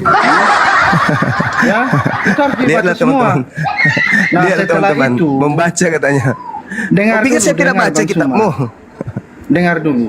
Nah, setelah itu Bang Suma bisa mengetahui bunyi ayat ini sedang menceritakan tentang apa. Oh, Nah, cuma membaca. setelah sudah mengetahui Bang Suma, Bang Suma juga itu harus berdoa. Pintar silat lidah gitu. Meminta hikmat Cuman daripada itu doang. Tuhan. Cuma itu Meminta doang. hikmat dari Tuhan. Dengar dulu, belum selesai itu. Setelah itu Bang Suma sudah mendapatkan hikmat, Bang Suma menafsirkannya Maksudnya ayat kemasukan yang setan satu gitu. bertentangan dengan ayat yang lain. Kalau habis itu tadi murtad. itu Bang Suma menafsirkannya Murtad itu dulu, satu, makan Bang babi Suma dulu, bentur-benturkan baptis dulu. dengan yang lain. Untuk paham Saya Bible, akan tunjukkan. baptis Saya dulu, tunjukkan murtad Bang dulu Suma. gitu. Udah diam, penipu. Kalian semua penipu. Saya buka udah. Saya mau yang Kristen yang agak berisi. Turun. Kau turun ke gereja Ishak Ibu Jari. Bang Zuma. Assalamualaikum Bang Zuma. Waalaikumsalam warahmatullahi Assalamualaikum Bang Zuma. Bang Zuma, bentar Bang Zuma, bentar aja Bang Zuma, bentar aja ya. Jangan kalau mau mencari nabi penyesat itu jangan ke Islam dulu karena Islam itu 500 kemudian baru nyampe. Jadi ke 500 tahun sebelum itu Tadi dikatakan di dalam Yohanes 12:31 sekarang penyesat itu dilemparkan keluar. Sekarang itu kapan kok larinya ke abad ke-7? Inilah otaknya bernanah semua, bernanah otaknya. Bernanah otak kalian itu. Kalian masuk ke Al-Quran. Di Al-Quran itu ada ilmu logat, ada ilmu nahwu saraf, ada kemudian ilmu istiqaqah, akar kata, ilmu ma'ani, ilmu bayan, ilmu ba'di, ilmu qiraat, ilmu aqaid, usul fikhi termasuk di dalamnya, ilmu nasik, ilmu mansuk, apalagi ilmu hadits, ilmu wahbi. Itu adalah kaidah-kaidah ilmu yang harus, disiplin-disiplin ilmu yang harus dikuasai untuk mengambil intisari ayat per ayat di dalam Al-Quran. Bukan seperti Bible. Saya tanya, ilmu apa yang harus saya kuasai? Buku apa yang harus saya beli supaya saya itu bisa tahu Bible? Apa yang dibilangnya tadi? Kamu dulu harus baca dari kitab Kejadian sampai Wahyu. Terus habis itu kamu berdoa. Apa? Kalau yang kayak gitu baca, aku tiap hari baca, berdoa tiap hari aku berdoa. Berarti sudah layak kan aku memberikan pemahaman Bible. Berarti kalau cuma itu syaratnya. Kecuali Anda mengatakan dibaptis dulu pakai air ketuban kuda. Wah, baru aku tidak bisa. Aku tidak bisa kalau itu. Tapi kalau dibilang baca, berdoa, itu pekerjaan saya tiap hari. Bilang aja bodoh dulu. Bodoh dulu, jangan pakai akal dulu baru bisa. Nggak ada itu. Kalau Anda mau membawa Al-Quran, kuasai dulu ilmu-ilmunya, baru bahas Quran. Jangan Anda seenak perut. Ini aneh. Ternyata dasarmu apa? Google terjemahan. Islam tidak akan diterima oleh dunia andai saja pemahaman Anda itu benar terhadap Islam. Orang Arab tidak akan menyembah Allah sekiranya tuduhan Anda yang tak berdasar itu sesuai dengan sesuai yang sebenarnya. Karena Anda itu tidak paham. Kalian tidak paham kitabnya Yahudi, kalian tidak paham kitabnya umat Islam. Makanya kalian kayak gitu, nyembah makhluk yang keluar dari kubur. Udah dibilang penyesat itu bergelar apa? Masih ke Al-Quran. Emang ada Yesus mengatakan gelar daripada penyesat itu adalah Allah? Ada? Hah? Sedangkan Biblemu bertaburan kata Allah di dalam. Gelar penyesat setelah Yesus menurut Yesus itu adalah Kristus. Sedangkan kalian adalah pengikut Kristus. Memang ada bodoh-bodohnya ini. Ayo naik. Siapa gelar penyesat itu setelah Yesus menurut Yesus? Dan ingat Yohanes 12 nomor 31 kata Yesus, penyesat itu sekarang.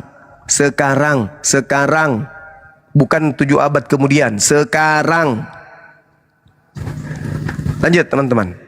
Bang Juma. Siap. Orang yang sesat itu, izin dulu Bang. Orang yang sesat itu, Allah yang memaksakan dia sesat atau dia memilih sendiri sesat? Dia milih sendiri. Ayatnya jelas. Mereka yang memilih. Mereka yang memilih sesat, bukan Allah yang memilihnya, tetapi mereka sendiri. Cuman Allah punya dua penggarisan, orang-orang sesat dan orang-orang beriman. Orang-orang yang memilih sesat, Allah kelompokkan ke dalam kelompok orang yang sesat. Dikirim setan kepada mereka karena mereka memilih itu. Al-Quran surah Ibrahim ayat 27. Orang yang memilih beriman, maka diutus kepada mereka roh kebenaran, yaitu Al-Quranul Karim, menjadi panutan dalam hidupnya. Gitu. Nah, kalau mereka memilih sendiri kok. Kalau begitu siapa penyesat sejati di muka bumi ini? Iblis. Iblis yang kata Yesus bergelar Kristus. Yesus yang ngomong. Yesusnya yang ngomong. Matius 24 nomor 24. Sebab Kristus palsu. Berarti gelar kemudian daripada penyesat itu adalah Kristus, tapi palsu. Susah kali lah orang-orang ini. Kok bertanya lagi susah, memang susah. Oke, bentar dulu. Saya mohon maaf. Dengerin dulu. Saya mohon maaf ya. Dengerin dulu. Kalau kamu mau diskusi, masuk ke materinya. Silakan. Ya, Izin sebentar, ini ada tamu, izin sebentar Bang Handi. Hari ini mohon maaf, Bang Ari Kristen atau Muslim Bang Ari? Halo. Muslim, izin Kang punten ya dibawa dulu saja ya, mohon maaf ya Kang ya. Kita prioritas. Mau tanya teh, Bang Juma. Gimana? Silakan. Halo teh. Tapi jangan lama-lama, Ivan ya. Jangan lama-lama. Ya. Apa yang mau disampaikan? Istilah Bang. Halo? Ya, silakan. Bang Zuma ini mau bertanya sama Gurunda. Silakan. Iya, gimana Bang? Saya tuh bingung Bang Juma. Istilah Yesus bangkit di hari ketiga itu kalau dalam kita itu di akhir zaman, kalau di hari mereka berarti Yesus bangkit. Yesus bangkit di hari ketiga. Di situ tidak ada dikatakan Yesus bangkit. Itu tuduhan mereka. Yesus mengatakan anak manusia yang bangkit pada hari ketiga. Dan anak manusia itu kan banyak. Bukan cuma Yesus, Yudas anak manusia, Paulus juga anak manusia. Bukan Yesus mengatakan Yesus bangkit. Iya Bang, kalau Yesus berbicara mengenai hari kiamat itu dia berbicara hari terakhir. Hari terakhir itu maksudnya hari orang-orang itu di padang mahsyar. Penentu terakhir orang ke neraka atau ke surga. Siap Bang Juma, siap. Berarti istilah mereka saja ya Bang Juma. Yes. Izin Bang Ari cukup ya, mohon maaf ya Bang Ari ya. Nanti gampang itu bisa terima kasih. Di room kita beda ini, kita khususkan dulu. Saya izin diturunkan ya Bang ya. Siap Bos. Iya, oke. Bang Rames, bagaimana Gurunda ini Rames nih mau diskusi lagi atau bagaimana? Kalau bisa diskusinya jangan kemana-mana nih, kan ada arahnya sudah jelas. Siap Bang Rames? Bentar, saya masih ada tamu. Sebentar ya, 5 menit. Silakan rekan-rekan Kristen yang mau diskusi, silakan diketik di bawah oten minta naik ya. Tapi yang tadi ya saya rasa yang tadi yang cuman datang cuap-cuap nggak perlu lagi minta naik lah. Yang mau betul-betul cari ilmu, berdiskusi baik-baik. Yang Muslim izin ya, tap layar sama langsung mohon dibantu. Jangan dulu multi. Saya terpaksa menolak ya yang Muslim ya. Oke. Silakan. Selamat bergabung. Pariko 88. Selamat bergabung, monitor Bang Pariko, mohon maaf. Muslim atau Kristen Bang Pariko? Halo. Bang Pariko. Oke. Terpaksa di bawah dulu. Tasrifin, monitor. Tasrifin. Tasrifin, silakan Bang Tasrifin. Oke. Sambil dibawa ya. Saya izin sama rekan-rekan yang muslim, saya tolak langsung karena kita prioritasnya untuk rekan-rekan dulu yang Kristen ya. Iya, jadi saya bicara dulu. Iya, silakan. Sebelumnya saya mohon maaf untuk abang saya, guru unda saya, Bang Andi. Saya mohon maaf, mungkin saya sudah masuk dan berbicara dengan Bang Suma. Ya, untuk Bang Suma juga saya mohon maaf. Saya terpaksa melakukan hal itu karena saya tidak ingin hal ini terus berlarut-larut, banyak orang menafsirkan kitab orang. Saya bisa tunjukkan kepada saudara semua, tanpa harus menafsir kitab, saya masih mampu berdiskusi dengan baik tanpa harus menafsirkan kitab. Ya, oleh karena itu saya sekali lagi saya mohon maaf untuk Bang Andi, orang yang saya sangat hargai ya, saya hormati. Dari dahulu saya menghormati beliau ya. Saya mohon maaf. Terima kasih.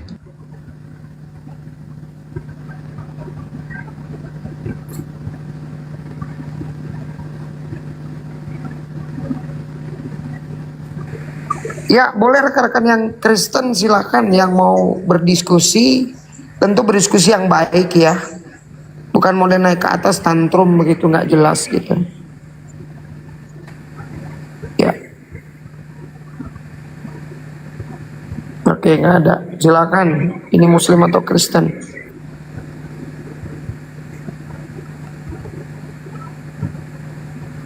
Ikhwan Pila mohon dibantu gas lop oranye ya. Selamat bergabung Bang Ardi, mohon maaf Muslim atau Kristen Bang Ardi? Bang Ardi. Bawa gini.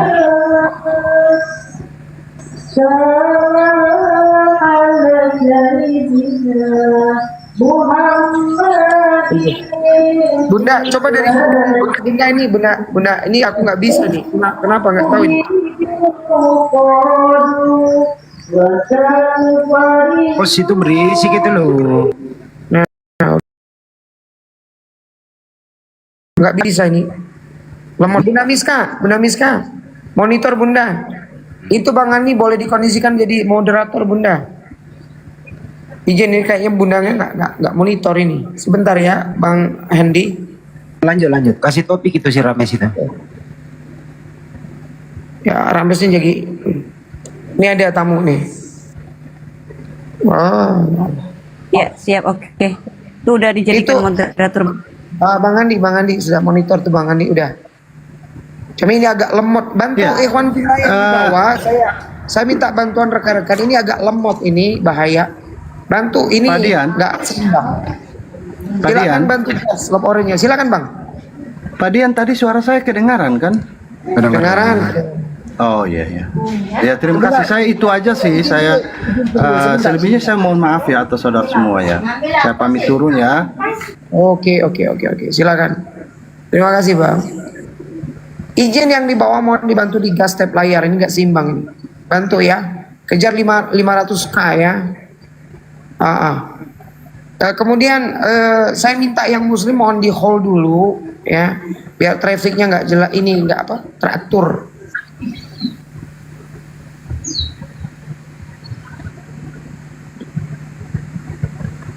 Ya.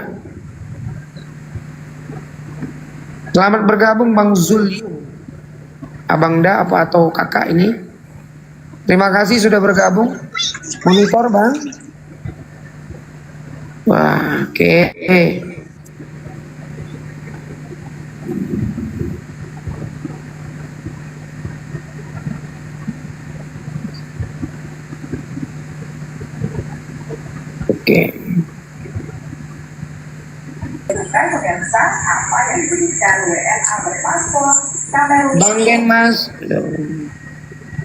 Bang Denmas, mohon maaf, Muslim atau Kristen? Turunkan saja, Mas. Kenapa? Oh, izin Bang, saya turunkan ya. Oke, Sinku. Monitor, Muslim atau Kristen? Halo Bang Sinku. Oke. Cantik, monitor cantik. Cantik. Oke. Izin yang muslim, tolong kalau misalnya Anda kepencet multi langsung dibatalkan saja ya, ditekan lagi tombol multinya, batalkan. Ini biar nggak apa, biar jelas gitu loh.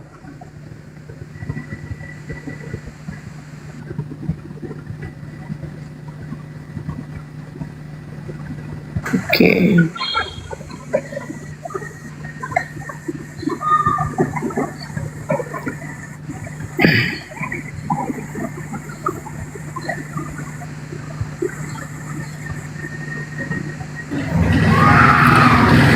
Terry Tri, selamat bergabung Bang Terry Tri, Bang Terry kakak atau apa ini?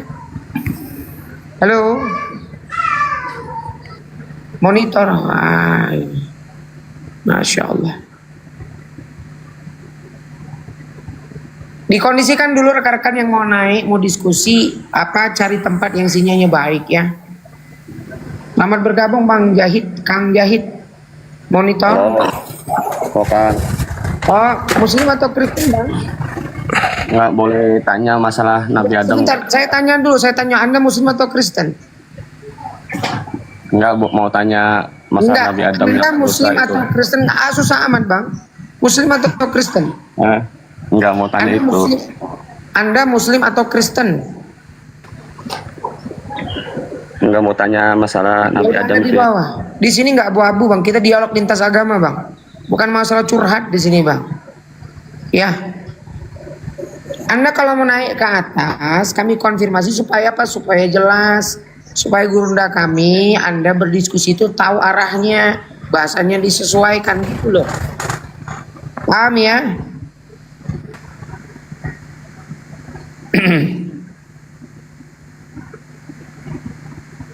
Izin sama rekan-rekan yang muslim di hold dulu, jangan dulu minta multi ya. Selamat bergabung Bang Benki, Kak Benki. Iya dengar. Oke, mohon maaf, saya konfirmasi Anda muslim atau Kristen? Kristen. Oke, ini ada tema diskusinya edukasi ketuhanan atau silakan saya minta ini diskusinya tertib ya Bang ya, bergantian. Anda akan langsung diarahkan dengan gurunda kami Bang Zuma.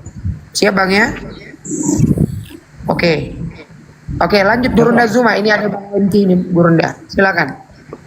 Ya, biarkan beliau yang memaparkan dulu, silakan. Kenapa lah kalian gelisah, kepanasan kalau Yesus yang kami sembah, yang kami anggap Tuhan, kalian gelisah? Coba lo jawab.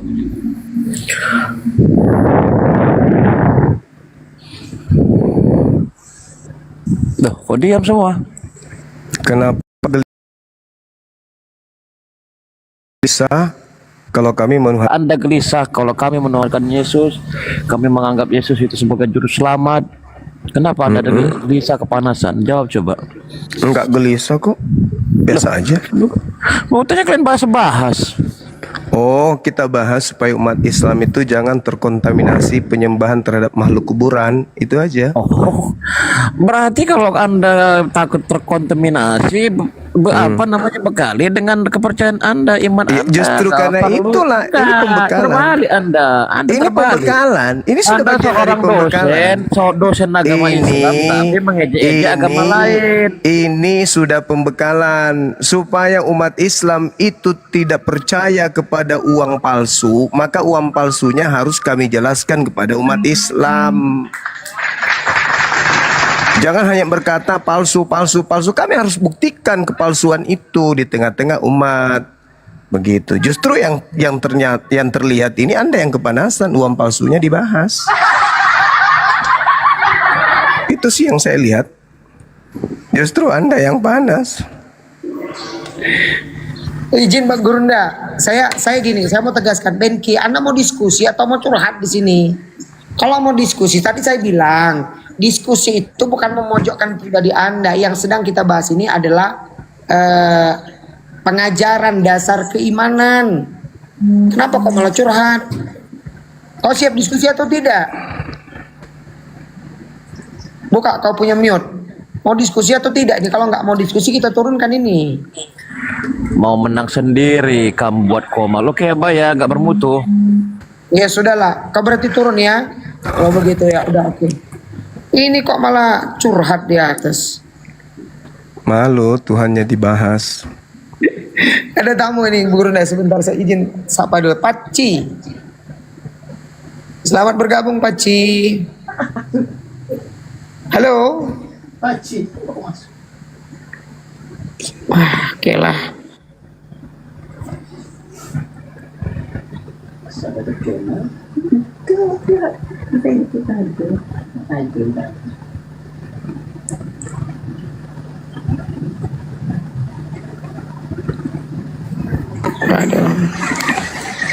Ya oke, Paci kayaknya Anda dibawa dulu ya. Bima Setiadi, terima kasih sudah bergabung. Mohon maaf, Muslim atau Kristen Bang? Halo?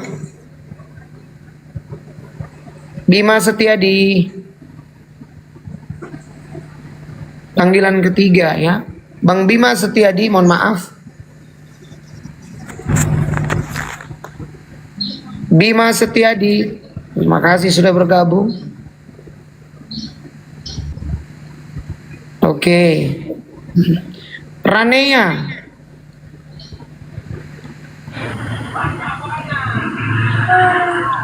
Ranea, monitor. Ranea. Oke. Ardiansa. Pak Ardiansa, monitor Pak Ardiansa. Assalamualaikum Bang. Waalaikumsalam warahmatullahi. Ada yang mau disampaikan Bang? Iya, iya. Ada yang mau disampaikan?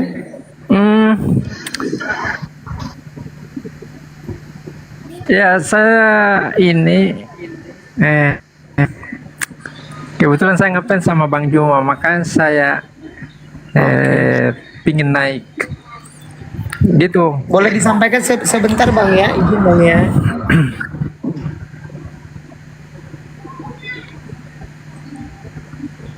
Bang Ardiansa, ada yang mau disampaikan dengan Gurunda, silakan. Tapi mohon maaf waktunya jangan lama ya. Izin Bang.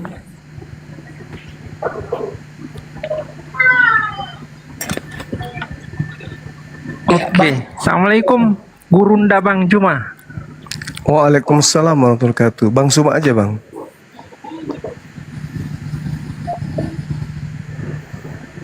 Ya.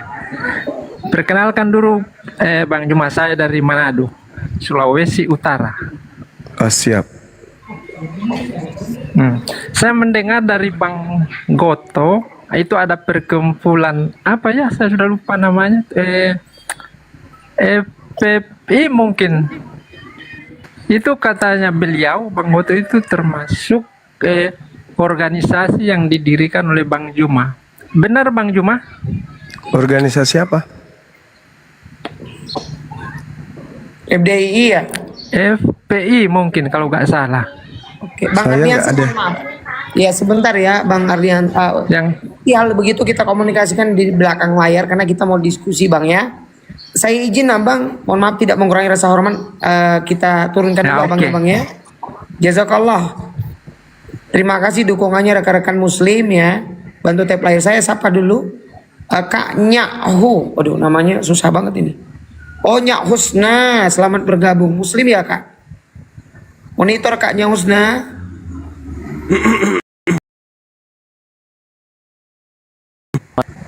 Oke. Ken Renma, mohon maaf, Muslim atau Kristen Anda? Kristen. Oke. Ini room diskusi bukan room curhat.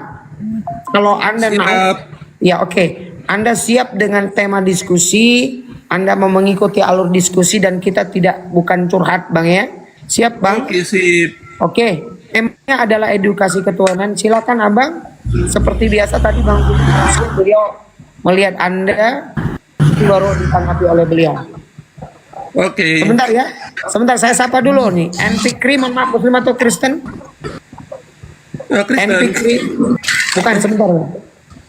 Theo Zain ini Muslim atau Kristen? Theo? Muslim.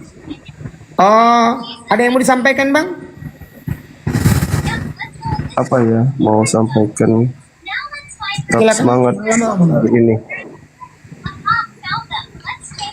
Tetap semangat Bang. hari ini. Allah Akbar. Oh ya, oke. Jazakallah Bang ya. Saya izin diturunkan, kita mau diskusi dulu lanjut ya. Mohon maaf. Terima kasih atas dukungannya. Silakan Bang Ken. Dengan ini biasanya Abang diminta menanggapi, nanti Bang Zuma baru menanggapi. Silakan Bang. Oke. Baik, ini karena apa judulnya edukasi ketuhanan ya. Ya, silakan. Ya. Seringkali Muslim mengklaim bahwa Tuhan yang disembah oleh orang Yahudi maupun Nasrani adalah Tuhan yang sama yang disembah oleh Muslim. Tetapi kalau kita melihat indikator-indikator yang ada, kayaknya berbeda sekali. Misalnya, kalau di Islam Tuhan Allah SWT itu punya kurang lebih 100 nama, tetapi tidak ada nama Yahweh yang disembah oleh Yahudi dan Nasrani.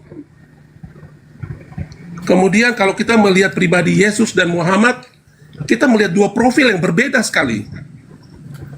Yesus mengajarkan kasih, bahkan mengasihi musuh. Tapi kalau Muhammad, kita lihat betapa banyak orang yang pernah dia bunuh. Nah, Muhammad mengklaim bahwa itu perintah dari Tuhan. Tapi Yesus tidak pernah membunuh. Nah, kita bisa melihat satu gejala itu saja, sudah kelihatan sekali. Kemudian dari ritual ibadah, Yesus tidak pernah mengajarkan untuk pergi ke Mekah, menyembah batu hitam, keliling-keliling batu hitam, bahkan sampai mencium batu hitam. Itu sesuatu yang tidak diperlakukan oleh Tuhan di Yahudi dan Nasrani. Dan masih banyak hal lainnya ya, yang seperti itu. Nah, katakanlah kalau Tuhan yang disembah oleh Yahudi dan Nasrani tidak pernah mengajarkan untuk mengawini sampai 4. Tapi Tuhan yang disembah oleh Muslim bisa sampai 4 dan sebagainya. Ya, itu pengantar dulu. Oke, baik. Jadi kita berbicara mengenai Tuhannya umat Islam, Tuhan Yahudi. Jadi kami umat Islam itu tidak seperti Aliteng yang mengklaim diri menuhankan Tuhannya Yahudi, kemudian ngambil Tuhannya Yahudi, ngambil kitabnya Yahudi, mengklaim Tuhannya Yahudi dan seterusnya. Lalu saudara bertanya, menyatakan Tuhannya Yahudi itu tidak ada pernah bergelar Allah SWT. Sama Tuhannya Yahudi juga tidak pernah bergelar Yesus. Tuhannya Yahudi tidak pernah bergelar Theos, tidak pernah bergelar Zeus, tidak pernah bergelar Pneuma. Itu Tuhannya Yahudi itu. Tapi Tuhannya Yahudi itu bergelar Sang yang Maha Suci lagi Maha Tinggi. Sama seperti Tuhan kami. Tapi lagi-lagi di Islam tidak mengklaim. Islam benar-benar lurus dalam kaidah bertuhan.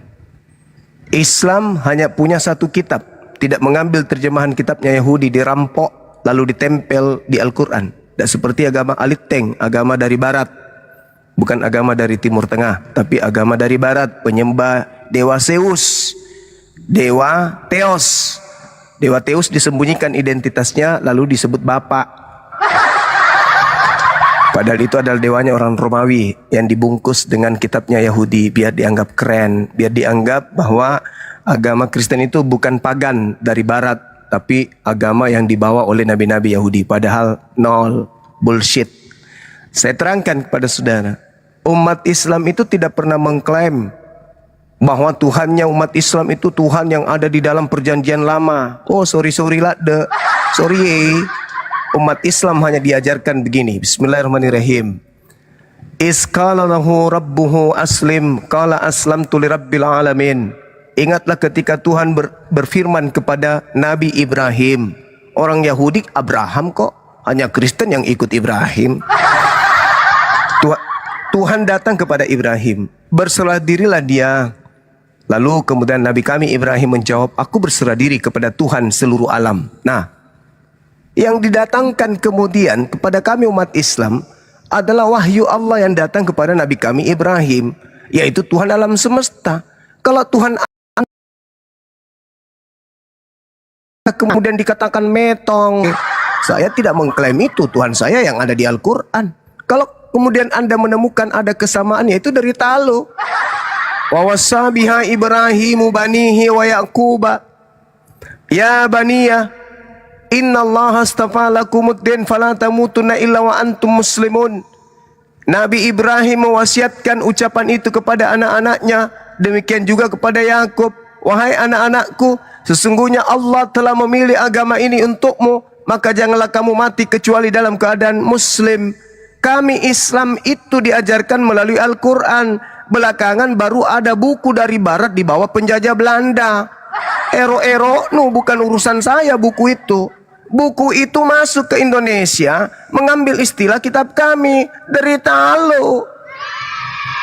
Sekarang kami yang dituduh menyamakan nenek Lukiper, film kartun Kapang. Am kuntum syuhada is hadara Yaqubal maut. Apakah kamu bersaksi saat maut akan menjemput Nabi Yakub? Ketika Nabi Yakub berkata kepada anak-anaknya, libanihi, kepada anaknya, mata ta'buduna min ba'di, apa yang kalian akan sembah sepeninggalku wahai anak-anakku? Qalu, anak-anak Yakub menjawab, na'budu ilahaka wa ilaha abaika Ibrahim wa Ismail wa Ishaqa ilaha wahida wa nahnu lahu muslimun. Nabi Yakub kemudian anak-anaknya menjawab, kami akan menyembah Tuhanmu, Tuhan yang disembah nenek moyangmu, yaitu Ibrahim, Ismail, dan Ishak, yaitu Tuhan yang Maha Esa, dan kami berserah diri kepadanya. Gak ada urusan dengan perjanjian lama yang dibawa oleh penjajah Belanda itu.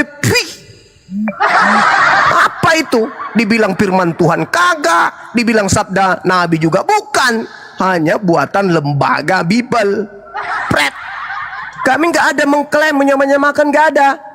Bahwa Tuhan kami harus sama seperti Yahudi, nenek Lukiper. Tuhan kami Allah. Kalau dia tidak sama dengan Yahweh, urusan lo. Kalau nggak sama dengan Tuhan Yahudi, urusan lo. Siapa yang berkiblat ke Yahudi? Emang kami nggak berkiblat ke sana. Kiblat kami Al-Quran.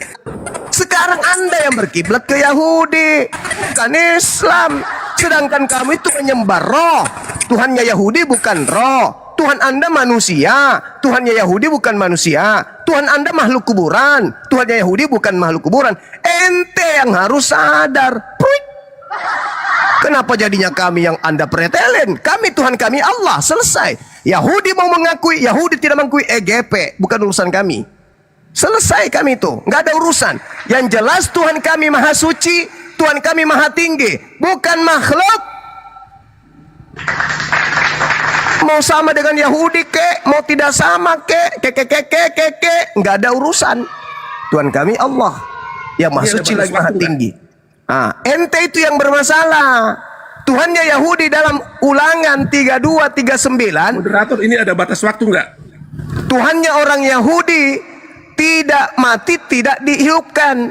Tuhannya orang Yahudi maha suci. Tuhannya orang Yahudi menghidupkan dan mematikan. Tuhanmu dimatikan, dihidupkan. Ente yang bermasalah. Tapi ente ngaku Tuhan ente sama seperti Yahudi. Kami kagak. Silakan, kebohongan dimulai. Lanjut. Ya. Tanggapi ya. Ya, bohong dimulai. Lanjut. Anda mengklaim bahwa kitab Anda tidak melanjutkan dari Tuhan Yahudi dan Tuhan Nasrani. Oke, saya setuju. Mulai bohong kan?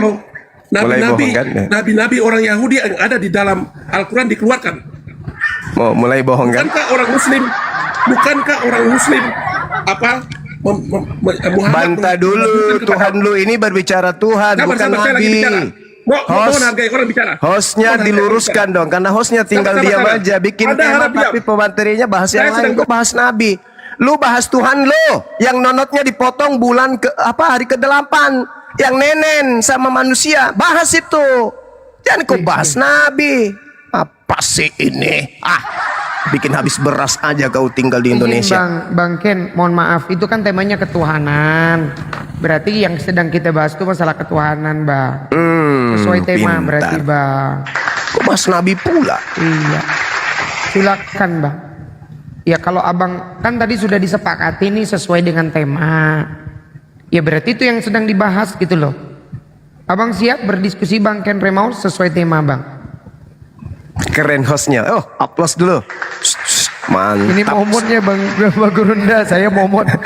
Bunda Miska mungkin lagi ada kesibukan. Mantap. Silakan Bang Ken. Anda buka mute-nya. Tuhan lu yang lu bahas, Tuhan lu. Akulah Yesus yang kau aniaya.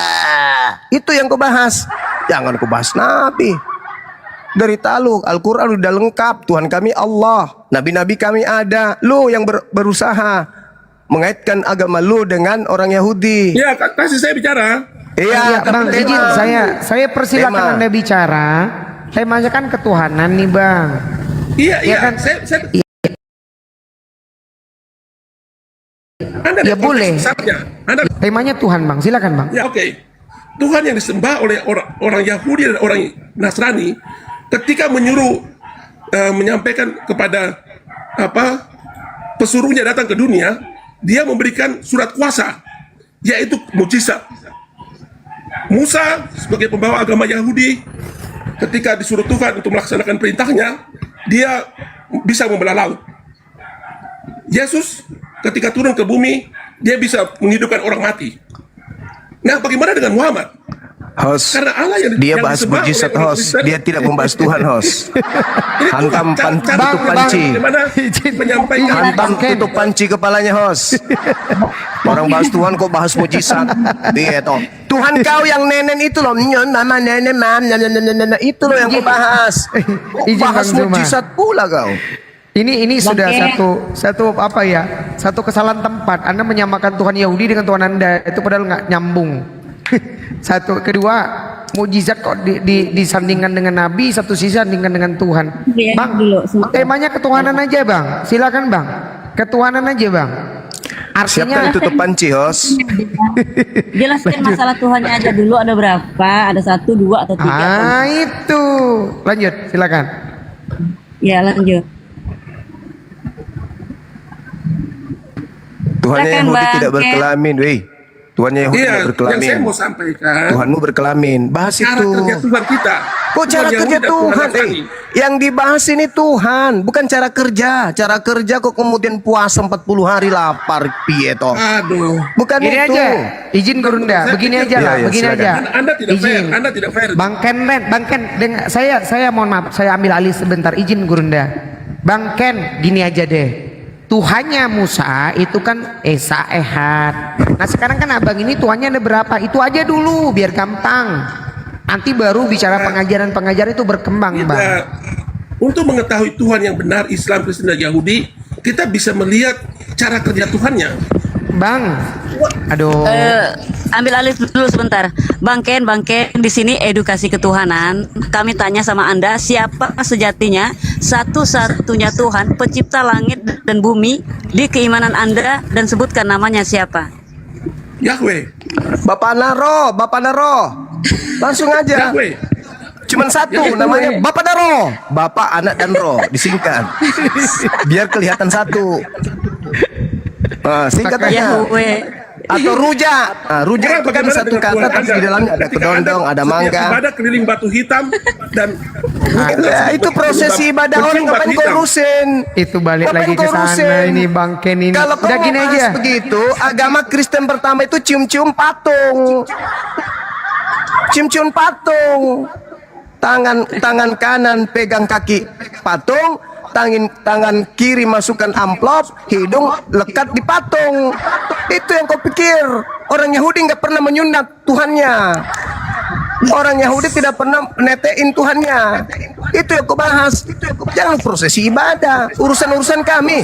Kami mau terbang dalam ibadah, kami mau berenang, itu urusan ibadah kami dengan Tuhan kami. Yang kau bahas Tuhan lo.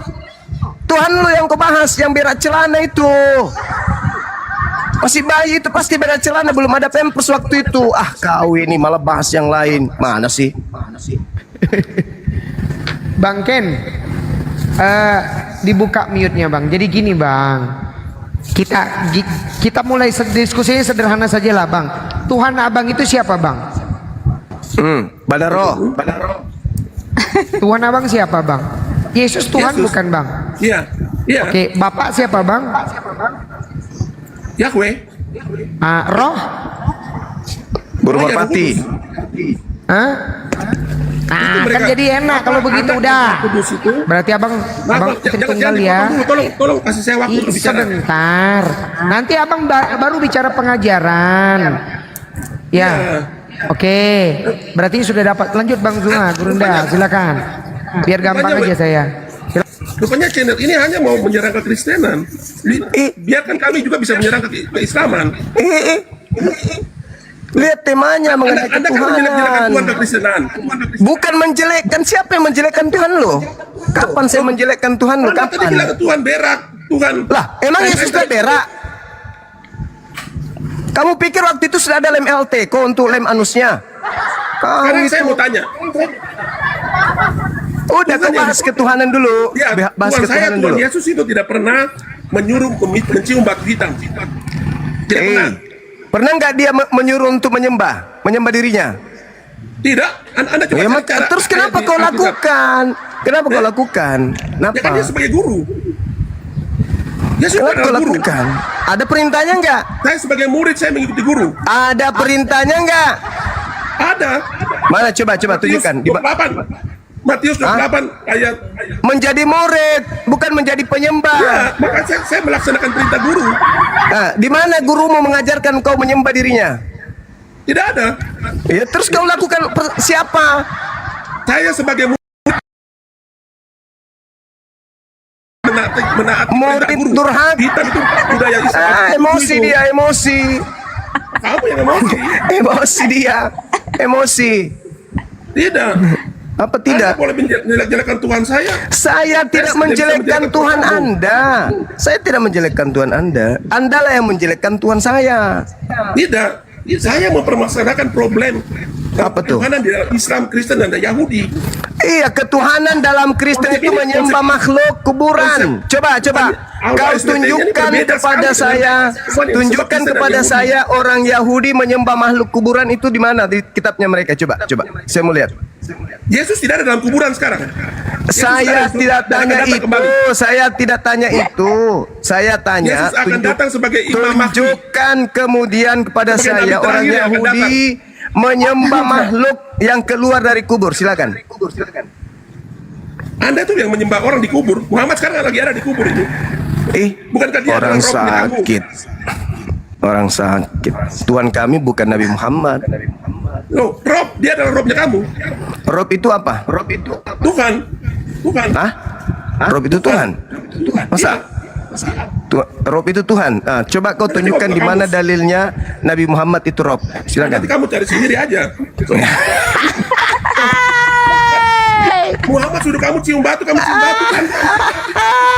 Muhammad suruh kamu cium kencing onta, kamu minum kencing onta kan? Penghujat ini, teman-teman. Di kerangking aja, teman-teman. Bawa ke gereja, suruh dia minum kencingnya Pak Pendeta. Jangan di sini. Tumat tantrumnya. Kelihatan aslinya. Tubuh pendek ini. Saya izin sapa dulu. Very well. Monitor very well. Very well. Very well. Mohon maaf, Kristen atau Muslim? Oke. Gak lama-lama. User 16 Muslim atau Kristen, Bang? Panggilan kedua user 16. Halo. Wah. Enak. Terima kasih sudah bergabung. Ini Muslim kayaknya. Bunda Naena Muslim. Oh, maaf kepijit. Ya, assalamualaikum warahmatullahi wabarakatuh. Izin Bunda kami turunkan ya, mohon maaf. Bantu di bawah love orange rekan-rekan ya. Yang mau naik ini Oten kirim permintaan typing aja lah ya, nggak usah multi ya. Jadi kawan-kawan yang Muslim juga jangan minta naik dulu ya, kita cari Kristen dulu nih.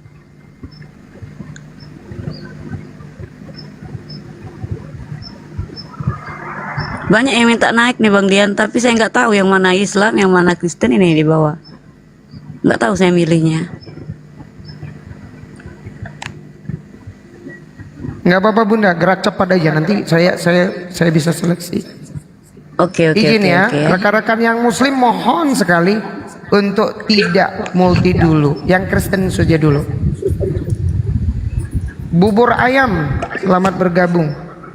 Ya, disapa kalau muslim turunan aja Bang Dian. Iya, iya paham. Bubur ayam, panggilan kedua. Oke, Tiwi, kok malah ngopi? Tiwi. Oke. Ya, ya. Android, wih namanya keren ini. Selamat bergabung Android. Selamat bergabung. Oke, mohon maaf, Anda Muslim atau Kristen, Bang? Kristen. Oke, bersedia berdiskusi. Di sini ada temanya edukasi ketuhanan. Jadi kita tidak berbicara pengajaran, kita tidak berbicara yang lain-lain, Bang ya. Siap, Abang? Enggak bisa ya. Dan ini bukan room curhat, Bang ya. Abang siap berdiskusi? Iya. Oke. Saya mendengarkan aja, Bu. Apa? Tanya tentang keislaman aja dulu. Nah, kalau itu saya ya itu tadi cuman pengen ngerti ketuhanan aja, Bu. Oke. Ya mungkin kawan-kawan ya Bang Zuma atau Ustadz Al, silakan ini mungkin mau diperkenalkan Tuhan Islam atau mau ditanya dulu Tuhan dia ada berapa? Silakan. Nggak usah, Bu. Saya di bawah aja dengerin nggak apa-apa. Nggak apa-apa, di atas saja Bang Android. Kalau saya sudah mengerti nanti baru saya naik kembali, saya bertanya. Abang Android Kristen ya, Bang? Ya. Denomnya apa, Bang? Saya dengerin ini. Oh, Katolik atau ini Abang ini, mohon maaf. Protestan. Oh, Protestan. Abang, kalau kita bertanya boleh nggak sama Abang nih? Nggak usah. Mau nih. Oh ya sudah. Gimana Bang Zuma, Gurunda? Di bawah aja saya. Iya. Ada Pak Budiman, silakan naik Pak Budiman. Pak Budiman nggak apa-apa nih. Nah ini bagus ini Pak Budiman ini. Nggak percaya lagi Yesus dia ini sebagai Tuhan. Lanjut, silakan Gurunda. Ini udah nggak percaya lagi Yesus sebagai Tuhan ini. Silakan. Mau syahadat langsung dia tuh, syahadatkan dia Bang Zuma. Oh, kalau saya sendiri. Bagus. Mantap Guru. Sesuai dengan pemahaman dan keyakinan saya. Mantap. Keren. Nah, ini orang bagus. Lanjut. Bang Budiman, ini ada Gurunda Zuma. Mungkin kita bicaranya edukasi ketuhanan ini. Silakan dulu nanti ditanggapi oleh Bang Zuma ya. Silakan Bang Budiman. Ini ada tamu dulu sebentar ya, saya minta 1 menit. Sugiyarti, mohon maaf Anda Muslim atau Kristen?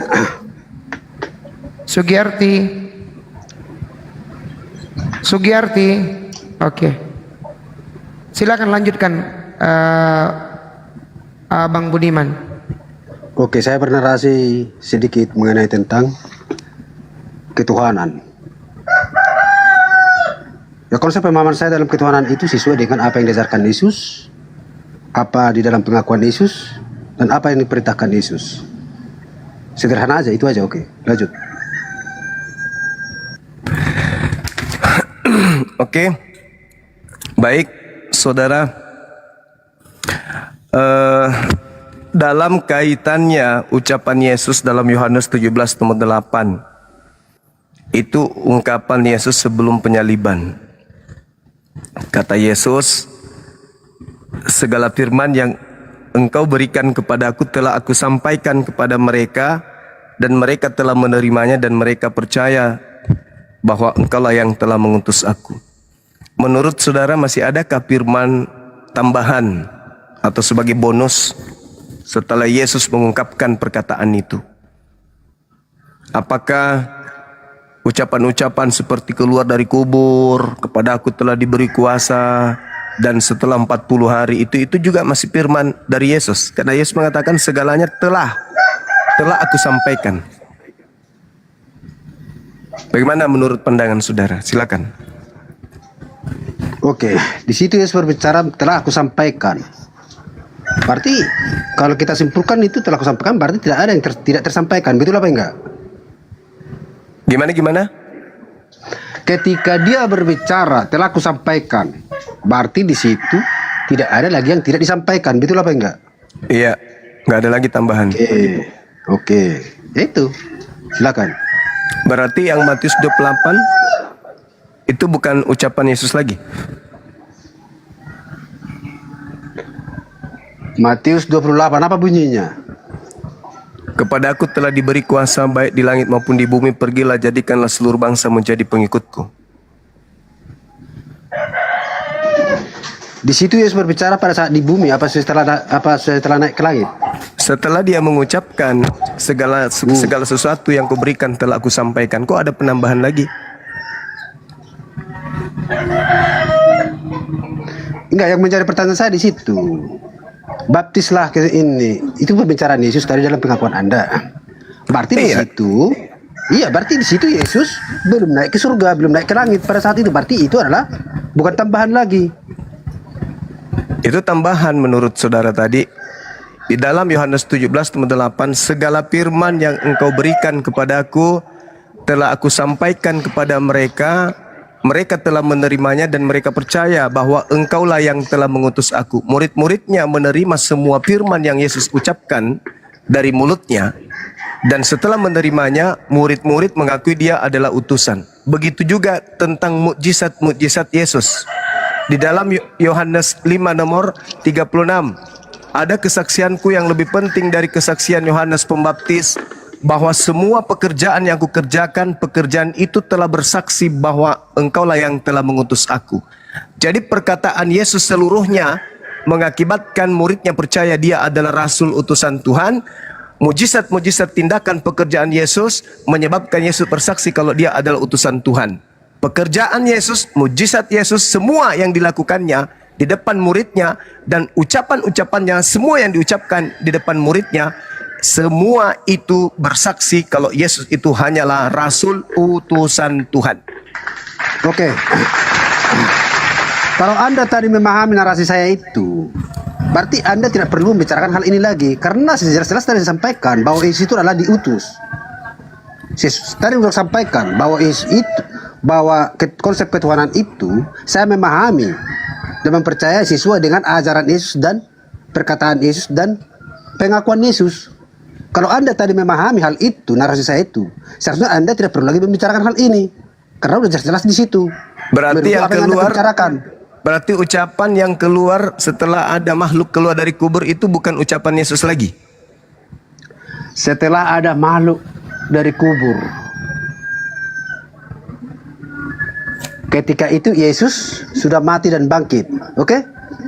Terus ada makhluk keluar dari makhluk apa itu yang keluar? Itu mengaku Yesus. Yang mengaku kepada aku telah diberi kuasa, pergilah, jadikanlah seluruh bangsa menjadi muridku. Apakah itu Yesus? Makhluk itu siapa? Yang sekarang siapa? Yesus. Makhluk itu mengaku Yesus. Makhluk itu mengaku Yesus. Pertanyaan saya, mukjizat yang dilakukan Yesus depan muridnya itu untuk menyatakan diri sebagai rasul utusan. Perkataan semuanya telah disampaikan untuk membuktikan dirinya utusan. Semua telah dia sampaikan, semua mukjizat telah dia kerjakan. Nah, ketika ada lagi mukjizat, yaitu keluar dari kubur, mengaku diberi kuasa, terus pergilah ke seluruh bangsa, jadikanlah seluruh bangsa menjadi muridku, itu penambahan kah? Atau gimana? Karena Yesus sudah mengatakan segalanya telah aku sampaikan. Kok ada lagi perintah pergilah jadikanlah seluruh bangsa? Bukankah dia mengatakan jangan pergi ke bangsa lain, tetapi pergilah kepada dombaku yang sesat, jangan ke bangsa lain. Kok ada lagi yang keluar dari kubur? Narasinya berbeda, bertentangan. Mana yang betul? Segalanya telah aku sampaikan atau sebagiannya telah aku sampaikan? Belum lagi yang datang ke Paulus, pergilah, aku akan mengajarkanmu apa yang harus kamu lakukan. Ini siapa lagi? Tadi kan sudah tamat. Akulah Yesus yang kau aniaya. Ini siapa lagi? Tadi katanya sudah tamat. Segalanya telah aku sampaikan kepadamu. Tapi Paulus mengatakan, tapi Muhammad Injil aku beritakan dari kubur. Bentar bang, ini satu-satu berbicara biar jelas ini, biar dapat. Izin saya ambil alih The Rock, kau punya adab kau di bawah dulu. Jadi lupa kan saya. lanjut Guru Rendah. Tadi Dia bicara katakan makhluk yang bahwa datang. tidak ada lagi, segalanya telah aku sampaikan. Berarti sudah tamat. Kok ada lagi ucapan-ucapan tambahan, gerakan tambahan? Paulus di Galatia 5 mengatakan, Galatia 1, aku menerima Injil bukan dari manusia. Berarti bukan dari Yesus, tetapi dari Yesus Kristus. Berarti ada oknum lain yang mengaku Yesus Kristus tapi bukan Yesus. Oke. Silakan. Oke, entar. Oke. Tadi Anda berbicara bahwa itu ada tertulis di Matius. Oke, betul? Oke ya. Iya. Ketika masih berbicara tertulis di Matius, berarti itu perkataan Yesus. Nah, sekarang menjadi pertanyaan saya adalah, di dalam pemahaman Anda yang berbicara mengenai tentang baptislah umatku ke seluruh dunia. Menurut pemahaman Anda, Yesus yang mana yang kamu dalam pemahaman Anda di situ? Saya mengatakan kepada saudara, justru Anda yang harus menjawab, karena Yesus sebelum ada keluar dari kubur perintahkan membaptis, Yesus tidak pernah baptis satu manusia pun. Karena Yesus itu bukan pembaptis, yang pembaptis itu Yohanes. Kenapa jadi error? Yesus kan sudah mengatakan pembaptis itu Yohanes. Aku tidak membaptis siapapun. Yesus memang tidak pernah membaptis satu manusia pun, malah dia yang dibaptis kok. Sekarang permasalahannya, Yesus yang berkata, segala firman yang engkau berikan telah aku sampaikan. Yesus sebagai penerima firman telah menyampaikan firman itu terakhir di tahun 33. Ketika ada lagi mengaku menerima firman dari Yesus, Yesus yang mana? Kan itu jadi pertanyaan. Sedangkan Yesus menyampaikan kepada muridnya agar waspada kepada penyesat yang datang memakai nama Yesus. Kan ada penyesat yang datang setelah Yesus, namanya Yesus Kristus juga sama. Siapa yang mengajarkan baptis? Pernahkah Yesus mengajarkan? Enggak pernah. Siapa yang mengatakan kepadaku telah diberi kuasa baik di surga maupun di langit? Ada enggak Yesus? Enggak pernah. Malah Yesus berkata, aku tidak dapat berbuat apa-apa dari diriku sendiri. Entah siapa yang di kananku, siapa yang di kiriku, aku tidak punya hak untuk menentukan itu siapa di surga. Itu adalah tempat yang disiapkan Bapakku untuk dia. Lalu siapa kemudian ini yang kok hebat kali? Oke, kita bahas satu persatu. Mengenai tentang perintah baptis dengan melakukan baptis, Yesus memang betul, dia tidak pernah membaptis. Tapi di situ yang perlu kita pahami adalah Yesus memerintahkan untuk membaptis. Ketika ada yang di situ ada perbedaan antara memerintahkan dan yang melakukan. Di situ Yesus memerintahkan bukan si pelaku, tapi Yesus memerintahkan adalah untuk menyampaikan. Gitu. Berarti di situ bukan Anda tadi memahami bahwa Yesus membaptis, benar bahwa Yesus tidak pernah membaptis, tapi dia memerintahkan. Gitu loh. Coba saudara tunjukkan kepada saya perintah Yesus membaptis sebelum ada makhluk yang keluar dari kubur ini. Pernah nggak Yesus memerintahkan membaptis ketika dia mengajar? Selama 2 tahun 8 bulan Yesus mengajar, di mana dia pernah mengajarkan muridnya membaptis? Ada nggak? Di mana Yesus pernah mengajarkan muridnya keluar dari orang-orang Israel? Ada nggak? Kok jadi bertentangan? Kan gitu poinnya. Silakan. Oke. Setelah keluar dari kubur. Tapi sebelum terjadi antara keluar dari kubur, ada nggak ajaran Yesus memerintahkan? Ada nggak? Tidak ada. Justru Yesus mengatakan di Yohanes berapa? Coba. Di Yohanes 14 ayat. Di Yohanes berapa? Di dalam Yohanes. Cuman saya lupa apanya itu. Di situ lah. Baptislah. Di mana itu? Dunia dan bangsa-bangsa. Di mana atas itu? nama Bapa dan Anak dan Roh Kudus. Itu Markus itu, Bang. Itu Markus 16. Di Yohanes juga ada tertulis itu. Tidak ada, coba tunjukkan. Silakan. Saya lagi di luar ini. Gak bawa ini saya. Oke, sekarang begini aja. Oke, bermaju diskusi kita ini. Sekarang dalam pemahaman Anda, selain Yesus yang asli, yang palsu siapa? Coba. Yesus yang palsu itu Yesus yang mengajarkan di luar ajaran Yesus. Makanya saya katakan kepada saudara, Yesus yang asli sudah menamatkan ajarannya. Segala firman yang engkau berikan kepadaku telah aku sampaikan kepada mereka. Berarti perkataan-perkataan yang Yesus tidak pernah sampaikan sebelum ada penyaliban itu bukan bukan ucapan Yesus lagi. Kenapa? Yesus sudah menamatkan segala firman. Bahkan mukjizatnya sudah ditamatkan pada saat itu. Sampai dia bersaksi bahwa semua pekerjaan yang aku lakukan, pekerjaan itu yang aku lakukan sekarang, dan pekerjaan itu yang bersaksi bahwa engkaulah yang telah mengutus aku.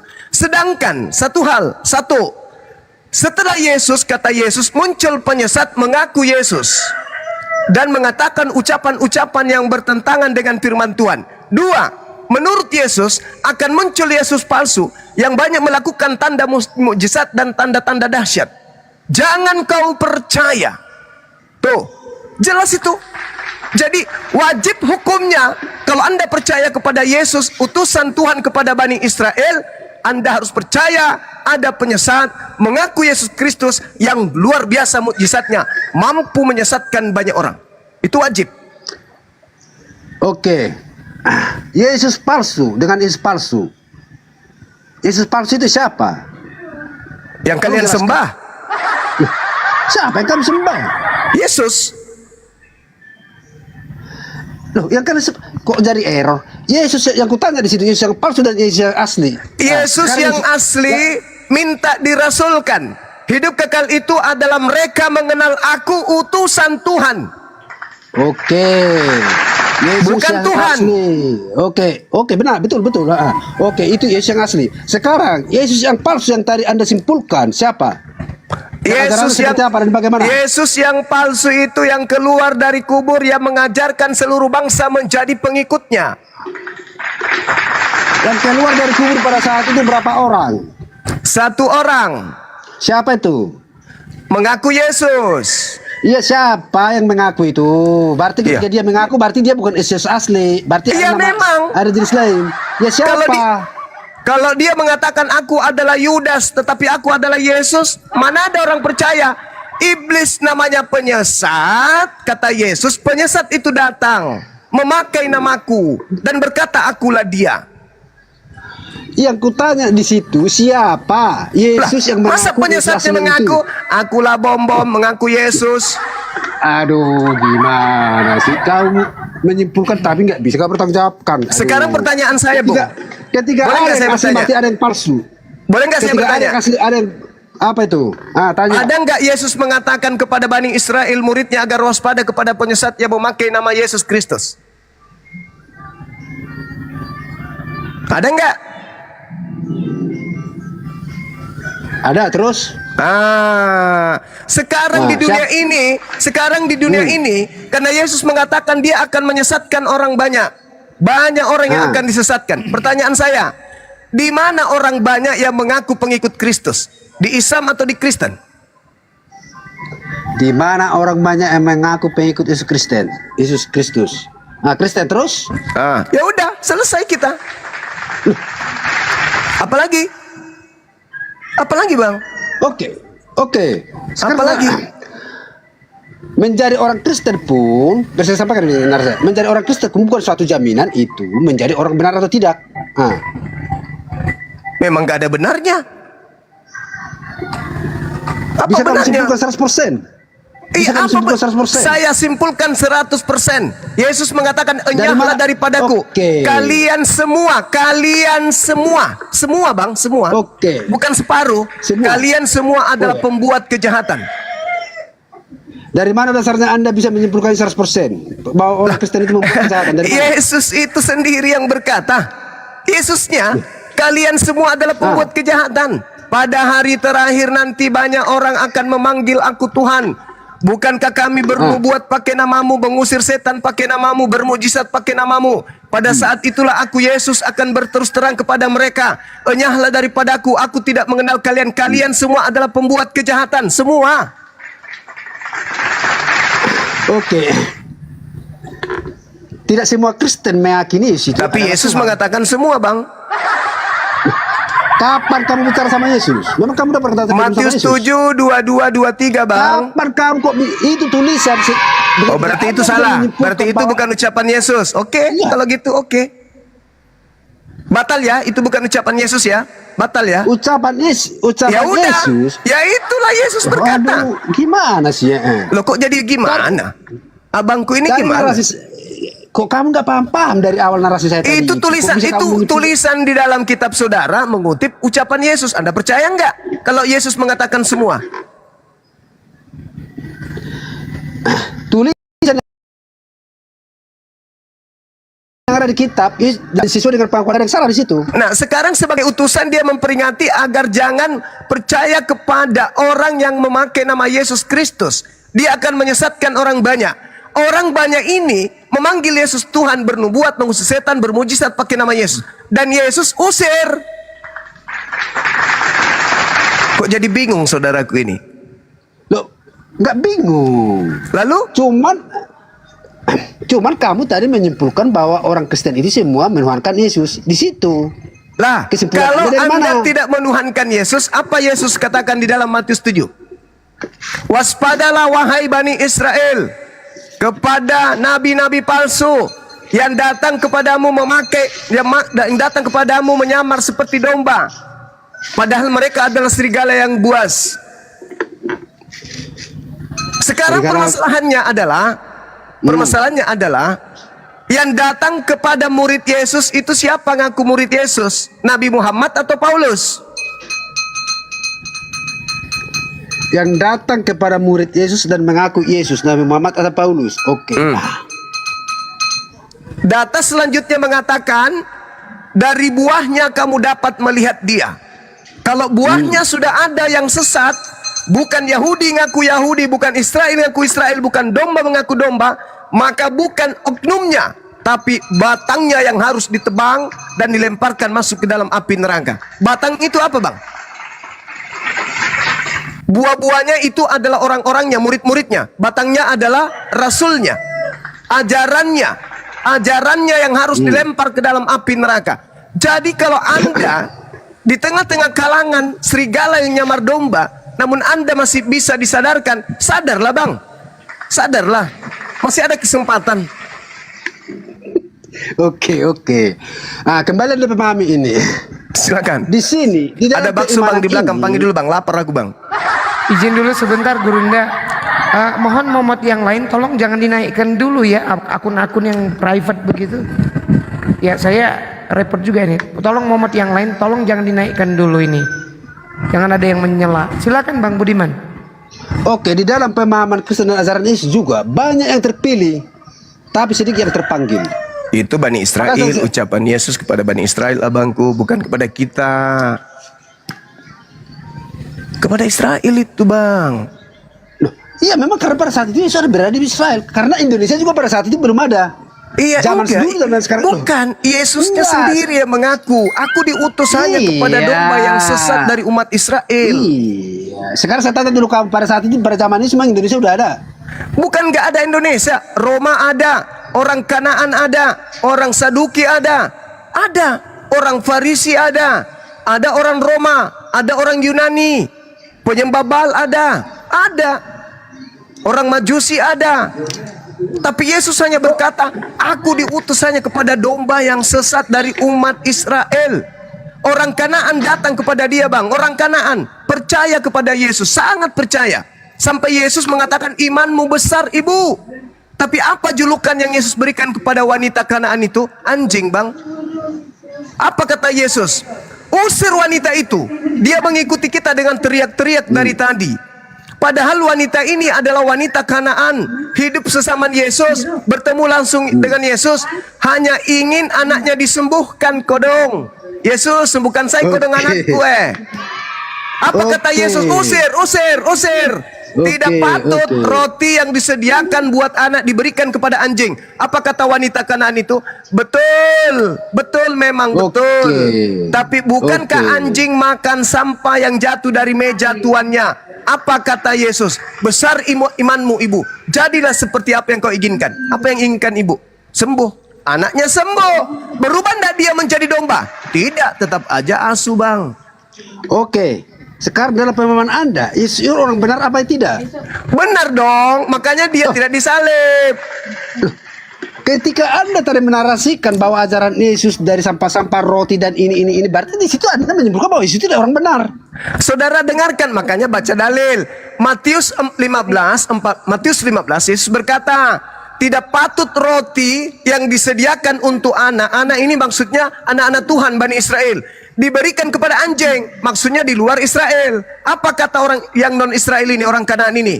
Benar Tuhan, tapi bukankah anjing, maksudnya bukankah di luar Yahudi makan remah-remah, makan sampah yang jatuh dari meja tuannya? Apa kata Yesus? Besar imanmu ibu, jadilah seperti apa yang engkau inginkan. Ibu itu jadi apa? Jadi anjing. Nggak bisa di luar Yahudi jadi Yahudi, bang, nggak bisa. Di dalam Wahyu 3 nomor 9 dikatakan, orang-orang yang bukan Bani Israel, ngaku-ngaku Bani Israel, mereka adalah jemaat iblis. Ya sama aja, Bang. Nggak bisa juga orang Arab menjadi Indonesia menjadi orang Arab, sama aja itu. Iya memang nggak bisa. Tapi ajarannya, dengarkan. Nah, Muhammad diutus oleh Allah. Apa kata Allah dalam Al-Quranul Karim? Ya ayuhan nas, wahai seluruh manusia, ini Rasulullah, Rasul utusan pencipta langit dan bumi untuk kalian semua. Yesus hanya untuk Bani Israel, Musa hanya untuk Bani Israel. Makanya Yesus mengatakan akan datang seorang penolong, penghibur. Kenapa dia dikatakan penghibur? Karena menghibur orang-orang di luar Yahudi yang tidak ada kemudian juru selamat kepada mereka. Ketika ada perintah datang kepada Bani Israel, sabar. Ada perintah kepada Bani Israel, jangan engkau makan babi. Di luar Bani Israel makan babi, gak apa-apa, boleh, karena tidak ada perintah yang datang kepada mereka. Ketika Bani Israel diperintahkan menguduskan hari Sabtu, di luar Israel tidak menguduskan hari Sabtu, tidak apa-apa, karena tidak ada perintah buat mereka. Makanya orang di luar Israel tidak dianggap umat. Kita ini tidak dianggap.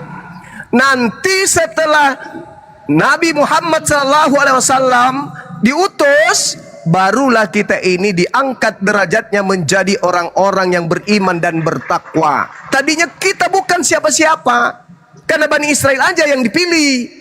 Bangsa Israel itu bangsa pilihan. Lalu kemudian terakhir Allah mengutus penghibur lain yang akan menghibur dunia, yang mengajarkan penghakiman, mengajarkan keadilan dan penginsapan dunia akan dosa. Beliaulah baginda Rasulullah Muhammad SAW. Kalau anda tidak percaya Al-Quran, silakan anda baca Kisah Para Rasul 3 nomor 2223. Bukankah tertulis dalam kitab Taurat Musa bahwa Tuhan akan mengutus seorang nabi yang sama seperti Musa, dan akan terjadi barang siapa yang tidak mendengarkan nabi tersebut akan dilenyapkan dari umat kita.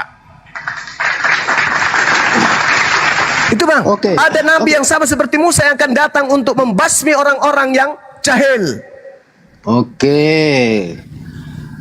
Roh penghibur, roh penyelamat, seseorang. Siapa itu? Baginda Rasulullah Muhammad Sallallahu Alaihi Wasallam.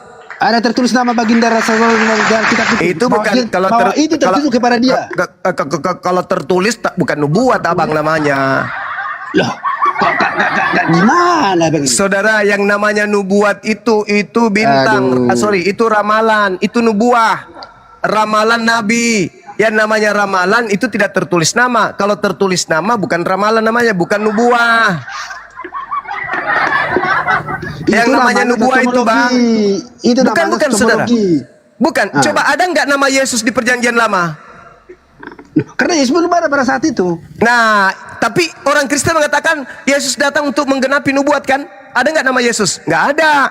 Jadi yang dikatakan nubuat abangku itu akan digenapi oleh siapa yang cocok dengan nubuat itu. Misalnya akan datang setan, matanya bola, pusarnya keluar, perutnya gendut, telapak kakinya itu besar.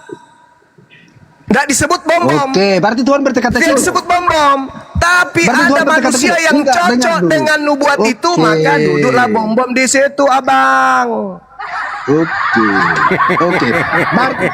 Berarti Tuhan berteka-teki dong kepada umatnya. Betul apa enggak? Yang namanya nubuat itu tidak disebut nama. Makanya kita disuruh berpikir. Contoh bangku, tak kasih contoh ya. Contoh misalnya, tidak disebutkan nama di dalam Kisah Para Rasul 3 2223, tidak disebutkan nama. Oke. Bukan Nabi Muhammad. Oke. Tetapi siapa yang nabi sama seperti Nabi Musa, yang ketika ajarannya tidak diterima maka dia akan diperangi, dia akan dilenyapkan. Itu siapa? Yesus. Tidak mungkin. Yesus malah yang dilenyapkan. Lalu siapa? Cari sekarang. Bom kah? Edis kah? Siapa? Silakan. Yang cocok itu siapa? Enggak salah kemana-mana. Ini pokok. Ya udah makanya cari yang dinubuatkan siapa? Jangan kemana-mana. Silakan. Jangan mengalihkan pembicaraan, jangan mengalihkan pembahasan. Santai aja kita. Oke? Banget. Nah. Oke. Silakan Bang. Oke. Di dalam akan terjadi dan akan terjadi. Tuh. Berarti harus. Di dalam pemahaman Anda, Nabi Muhammad itu nabi yang terakhir apa gimana? Terakhir dong. Terakhir dari sisi mana? Terakhirnya? Dari pengutusan Bang. Dan ajarannya tidak akan terganti lagi. Nggak ada lagi wahyu turun setelah beliau. Sudah 1400 tahun. Tak ada nabi lagi turun. Tak ada lagi nabi turun. Oke. Dan hukum yang dibawanya tidak tergantikan. Tidak ada berubah-berubah. Oke. Di situ juga Yesus berbicara untuk mendekati pada akhir zaman nanti dia akan turun menjadi otoritas dan mempunyai otoritas untuk menjadi penghakimi. Pandai sekali abangku ini. Saya setuju Bang. Pandai sekali gimana? Saya itu setuju juga. Saya setuju. Nih, tak jelaskan kepada saudara. Di dalam Yohanes 8:42 kata Yesus dikatakan begini. Sorry. Dikatakan begini dalam kitab saudara Yohanes 12. Apa kata Yesusnya? Di data kata Yohanes 12 itu. Dikatakan begini. Yang menolak aku dan tidak menerima perkataanku, dia sudah ada hakimnya, yaitu firman yang telah, sekali lagi saya katakan, yaitu firman yang telah aku katakan. Firman itulah yang akan menjadi hakimnya pada akhir zaman. Abang paham? Saya ulang lagi Bang ya. Barang siapa yang menolak aku dan tidak menerima perkataanku, dia sudah ada hakimnya, yaitu firman yang telah aku katakan. Firman itulah yang akan menjadi hakimnya pada akhir zaman. Oke, Yesus turun nih. Yesus turun. Saudara Budiman dengan Bang Suma menghadap Yesus. Lapor komandan. Lapor Bang Suma. Dari mana lo? Biasa, penginjilan biar orang-orang itu tidak menuhankan diri lo. Lo memang gak menuhankan aku? Ya enggak dong. Kan dasar hukuman yang penghakiman yang akan kau galakkan hari ini, detik ini adalah ucapan-ucapanmu ketika engkau datang kepada Bani Israel, bukan? Yes. Ada enggak kau mengajarkan dirimu untuk dituhankan? Iya sih, enggak. Ada enggak kau mengajarkan kemudian agar engkau itu disetarakan dengan pencipta langit dan bumi? Iya sih, enggak. Ada enggak kau mengajarkan manusia untuk tidak bersunat? Enggak. Ada enggak kau mengajarkan pengikutmu untuk makan babi? Enggak. Bang Juma, gimana Bang Juma, bentar. Jangan melebar kemana-mana kamu. Yang kita bahas di sini adalah yang mempunyai otoritas untuk menjadi penghakiman. Iya betul, saya betul. Yesus turun. Dengarkan saudaraku. Bang Indra Syukran. Oke. Mempunyai otoritas. Mempunyai otoritas. Jangan melebar kemana-mana. Saudara, boleh nggak sabar aja sedikit. Kalau tentang itu, Al-Quran kami juga sudah menyatakan dengan jelas. Sungguh Nabi Isa akan datang pada akhir zaman dan dia menjadi pertanda datangnya hari kiamat. Jangan ragu tentang itu, kata Quran. Al-Quran surah Sukhruf ayat 61. Nah, sekarang ketika Nabi Isa turun, ketika Yesus turun dalam pandangan Kristen, apa menjadi tolak ukurnya? Seluruh manusia dipanggil menghadap. Kumpul, datanglah saudara Budiman juga. Datanglah saya dihakimi duluan nih. Saya dihakimi duluan. Kenapa kau tidak menuhankan aku? Loh, emang kamu pernah mengajarkan untuk kau disembah? Enggak. Bagaimana? Aku mengimani kau sebagai utusan Tuhan. Lolos gak aku? Lolos. Saudara Budiman dipanggil.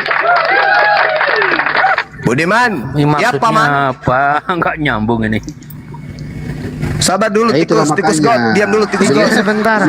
Pak D. Izin sebentar. Bang Budiman sebentar. Ini Pak D ini kan tadi yang tadi ya. Ini Pak, kalau mau diskusi Bapak, tolong tertib. Bapak dapat giliran waktu berbicara Pak. Pak D siap Pak? Kalau nggak saya turunkan Bapak. Oke, siap. Oke, Nah, kalau gitu begitu dong. yang berdialog ya, oke? Oke. Silakan dilanjut. Saudara Budiman dipanggil. Saudara Budiman ya? Iya, wah ganteng kali kau bang, pakai baju daster pula kau, sepatu futsal. Ya biasalah, sehari-hari memang kayak gitu. Lu menuhankan aku? Lu menuhankan aku? Enggak, engkau adalah Rasul. Oh bagus kalau gitu. Kau nggak percaya bahwa aku adalah Tuhan? Enggak. Saya percaya kau adalah Rasul utusan Tuhan. Betul. Tapi kamu dari mana? Bani Yakub? Enggak. Lalu Bani apa kau ini? Iya, saya orang Indonesia. Waduh, kamu percaya sama aku kalau aku ini utusan Tuhan kan? Yes, ada ucapanku. Aku minta kepada Bapa agar kemudian dia mengutus roh kebenaran. Kenapa kau nggak ikut sama dia? Gengsi bang, sulit. Banyak kali aturannya. Udah, sana. Nah, itulah yang terjadi. Jadi Yesus akan turun tuh, akan menghakimi manusia. Makanya ketika Yesus ditanya di dalam Matius 24 oleh muridnya di Bukit Zaitun, Guru, ya apa tanda kedatanganmu? Oke, tanda kedatanganku satu, aku akan nampak di tengah langit. Anak manusia akan nampak di tengah langit. Itu tanda kedatanganku. Bintang berjatuhan, matahari menjadi gelap, bulan tak bercahaya, kuasa langit berguncang. Aku akan nampak di tengah langit. Seluruh manusia akan meratap, seluruh manusia akan mengeluh. Semua manusia akan meratap, semua manusia akan melihat aku. Kenapa? Karena aku nampak di tengah-tengah langit. Nah, pertanyaannya, apakah tanda-tanda itu ada ketika Paulus mengaku bertemu dengan Yesus? Tak ada. Apakah tanda-tanda itu ketika murtadin mengaku bertemu Yesus? Tak ada. Apa kata Yesus? Jangan kau percaya kalau ada orang mengaku bertemu aku, tapi tidak ada tanda-tanda itu. Aduh, jadi apa yang ditanya kok jawaban abang beda, lari. Aduh, gimana? Kok lari pula, aku bang? bertanyakan di situ. Kok lari? Aduh, kok lari, bang? Iyalah, abang bernarasi lari-lari kemana-mana. Yang kutanya di situ tadi dulu, pertanyaan saya adalah yang menjadi nabi yang terakhir ketika Yesus menjadi mempunyai otoritas sebagai hakim. Siapakah di situ yang nabi terakhir? Itu yang kutanya, itu yang kamu jelaskan. Dengar, Isa turun ke bumi itu bukan menjadi nabi. Dia turun untuk menjadi hakim. Dia turun untuk menjadi hakim. Kenapa dia turun menjadi hakim? Karena ada terdakwa Yesus. Mereka turun menjadi saksi. Makanya di dalam Al-Quran ditanya, wa iskalallahu ya Isa bin Maryam a anta qulta linnas, wahai Isa, apakah engkau yang mengajarkan manusia-manusia kucluk ini menuhankan dirimu selain menuhankan aku? Apa kata Nabi Isa? Qala subhanaka ma yakunu li an aqula ma laysa li bihaqqa. Maha suci engkau ya Allah, aku tidak pernah mengatakan apa yang bukan hakku untuk aku katakan dan aku sampaikan. Aku hanya mengajarkan kepada mereka. Apa? Ma qultu lahum illa ma amartani bi ani abudullah rabbi wa rabbakum. Yohanes 4 nomor 22.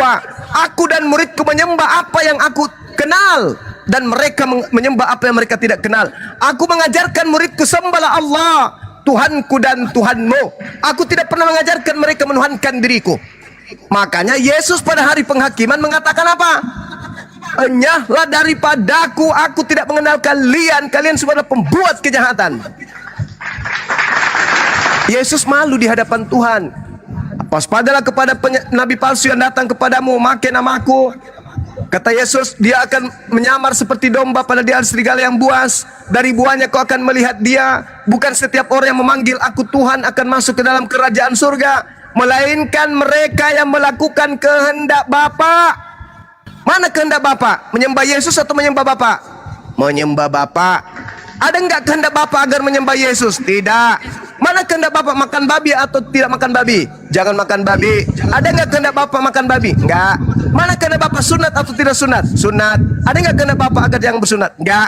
Mana kehendak Bapak Sabtu atau Minggu? Sabtu. Ada enggak kehendak Bapak Minggu? Tidak. Maka Yesus mengatakan, "Enyahlah daripadaku, kalian semua adalah pembuat kejahatan." Oke. Gitu, Bang. Menjadi saksi yang dengar dulu, Bang. Yang menjadi saksi, perlu ada paham perbedaannya. Menjadi saksi dengan mempunyai otoritas sebagai hakim itu sangat berbeda. Jangan kamu narasikan bahwa Yesus sebagai saksi. Di situ Yesus ditetapkan sebagai mempunyai otoritas menjadi hakim, bukan sebagai saksi. Loh, memang dia kan tadi dalilnya saya sudah bacakan loh. Barang siapa menolak aku dan tidak menerima perkataanku, dia sudah ada hakimnya. Apa yang menjadi hakimnya Yesus? Ucapan-ucapan Yesus ketika dia datang ke Bani Israel. Ada nggak ucapan Yesus sembahlah aku, jadilah Kristen, rasulkan Paulus? Ada? Nggak ada. Ucapan Yesus yang akan menjadi hakim nanti bang, di akhir zaman. Alamak, masih sulit juga rupanya. Lo masuk kamu sulit. Di situ tidak pertanyaan saya. Ini ucapan Yesus. Dengar dulu, dengar. Di situ yang menjadi pertanyaan saya, yang menjadi yang mempunyai otoritas ketika dia mempunyai otoritas sebagai hakim. Yang menjadi nabi terakhir siapa? Nabi Muhammad. Ketika Yesus datang, dengar bang. Ketika Yesus datang, dengar. Ketika Yesus datang, dia menjadi hakim. Kenapa dia menjadi hakim? Untuk memisahkan antara pengikutnya yang asli dengan yang palsu. Umatnya Nabi Musa tidak ada pengikut palsu, tidak ada pengikut asli. Umatnya Nabi Muhammad tidak ada pengikut asli, tidak ada pengikut palsu. Kalau Yesus ada pengikut asli, ada pengikut palsu. Pengikut aslinya itu Bani Israel, tidak berhelm nonotnya. Pengikut palsu itu adalah yang berhelm nonotnya dan makan babi, tapi ngaku-ngaku sebagai pengikut. Makanya dia harus menjadi penengah, dia harus menjadi hakim di antara mana yang pengikutnya, mana yang bukan pengikutnya. Tolak ukurnya untuk mengetahui itu Yohanes 12:48. Barang siapa menolak aku dan tidak menerima perkataanku, dia sudah ada hakimnya, yaitu firman yang telah kukatakan. Itulah yang akan menjadi hakimnya pada akhir zaman. Kok jadi lupa dengan ucapan Yesus itu? Yang menjadi hakim di akhir zaman Yesus. Tapi ucapan-ucapannya yang pernah dia ucapkan itulah yang menjadi materi penghakiman. Itu saudara. Nangis dia. Udah nangis dia, udah ngerti. Assalamualaikum. Tes. Mas Bengal. Asar tempatnya Bengal. Mas Bengal. Nambahin Gurunda. Masya Allah. Lanjut bang, saya asar dulu di sini ya. Oke. Sudah asar. Lanjut. Semua Sebentar, Pak Budiman. Saya nambahin sedikit aja. Pak Budiman harus ngerti bahasa Indonesia ya, Pak Budiman ya. Ya lanjut. Oke, jadi gini ya. Tadi menambahkan apa yang disampaikan oleh Bang Zuma ya. Yang pertama bahwa ada nubuat di Matius ya, dan banyak sebenarnya nubuat dalam Perjanjian Lama maupun Perjanjian Baru yang menjelaskan bahwa kerajaan Allah ini akan diberikan kepada bangsa lain. Yesus bernubuat dalam Matius. Silakan dibuka ya. Nah, bangsa lain itu siapa? Silakan merujuk ya. Itu referensinya ada dalam Perjanjian Lama ya. Dikatakan bahwa ya dari buahnya lah kalian akan mengenal. Jadi bangsa lain yang akan memberikan buah itu ya. Ini nubuat tentang pemilik kebun. Ayatnya itu di Perjanjian Lama, pemilik kebun ya. Jadi pemilik kebun itu dia menyewakan kebunnya. Lalu penyewa-penyewa itu berkhianat ketika pemilik itu mengambil hasil kebun itu, malah mereka bunuh. Nah, siapa pemilik kebun ini? Pemilik kebun ini adalah Tuhan, Tuhannya Israel, Tuhan Abraham, Tuhan Ishak, Yakub dan Ismail ya. Lalu apakah kebun itu? Kebun itu adalah kerja yang untuk menegakkan hukum-hukum Taurat, hukum-hukum Tuhan. Nah, lalu siapakah utusan itu? Utusan itu adalah para nabi yang diutus kepada Israel. Lalu mereka bunuh semua, termasuk Yesus juga kan. Mereka mau membunuhnya. Jadi ini dibuatkan di Perjanjian Lama maupun Perjanjian Baru ya. Bahwa karena mereka tidak amanah ya. Yang menyewa kebun itu adalah orang-orang jahat yang tidak amanah. Yaitu dianalogin kepada orang-orang Israel yang tidak beriman itu. Orang-orang Yahudi. Maka pemilik kebun itu memberikan kebun itu kepada penyewa lain. Nah, di dalam ayat itu dikatakan bahwa diberikan kepada penyewa lain yang dia akan memberikan buahnya. Nah, bagaimana kita untuk mengetahui ini? Dilihat di Matius. Di dalam Matius dikatakan bahwa kerajaan Allah akan diberikan kepada bangsa lain. Siapa bangsa lain? Tentu bukan Kristen. Kenapa? Karena Kristen representasi daripada agama Eropa, Trinitas yang menyembah Yesus, menyembah dewa-dewa kan. Nah, sedangkan Tuhan Israel itu adalah tauhid, yaitu Ehad ya, Sema Israel, Eloheinu Adonai, Elohim Adonai Ehad. Nah, buahnya sekarang ya, agama mana yang memberikan buah yang mengajarkan tauhid, menyembah kepada Tuhannya Abraham, Musa, Tuhannya Yesus. Nah, teman-teman semua, kita tahu Pak Budiman ini ya, dia sudah tidak menyembah Yesus, dia menyembah Allah Bapa, tetapi dia masih berada di dalam kekristenan. Padahal dari nubuat tadi, baik di perjanjian lama maupun di perjanjian baru dalam Matius ya, jelaskan bahwa agama yang benar itu yang memberikan buahnya. Buahnya itu menyembah kepada Allah saja, bukan menyembah kepada yang lain, termasuk penyembahan kepada Yesus sendiri. Itu tidak diajarkan kepada Yesus ya, di dalam Matius ya, dalam Yohanes 24:22 dikatakan kami Yahudi menyembah Tuhan yang kami kenal. Jadi Yesus dan Israel itu menyembah Tuhannya Israel siapa? Allah Bapa saja. Kalian menyembah Tuhan yang tidak kalian kenal. Nah, ini buah yang dinubuatkan dalam Matius itu, bahwa nanti setelah Yesus pergi, roh penolong, roh penghibur itu akan mengajak manusia untuk menyembah Allah Bapa saja, Allah Subhanahu wa Ta'ala, sebagaimana yang diajarkan Yesus, diajarkan Musa, dan diajarkan Abraham. Dan itu hanya ada pada umat Islam saja. Umat Islam lah pada zaman Nabi Muhammad SAW itu yang berhasil menegakkan kerajaan Allah itu, dengan Nabi Muhammad SAW menegakkan negara Madinah itu. Tegak hukum-hukum syariat di situ. Bahkan orang Kristen minta dihukumi dengan Injil. Orang Yahudi ketika dia berzina, dia diminta dihukumi dengan hukum Taurat.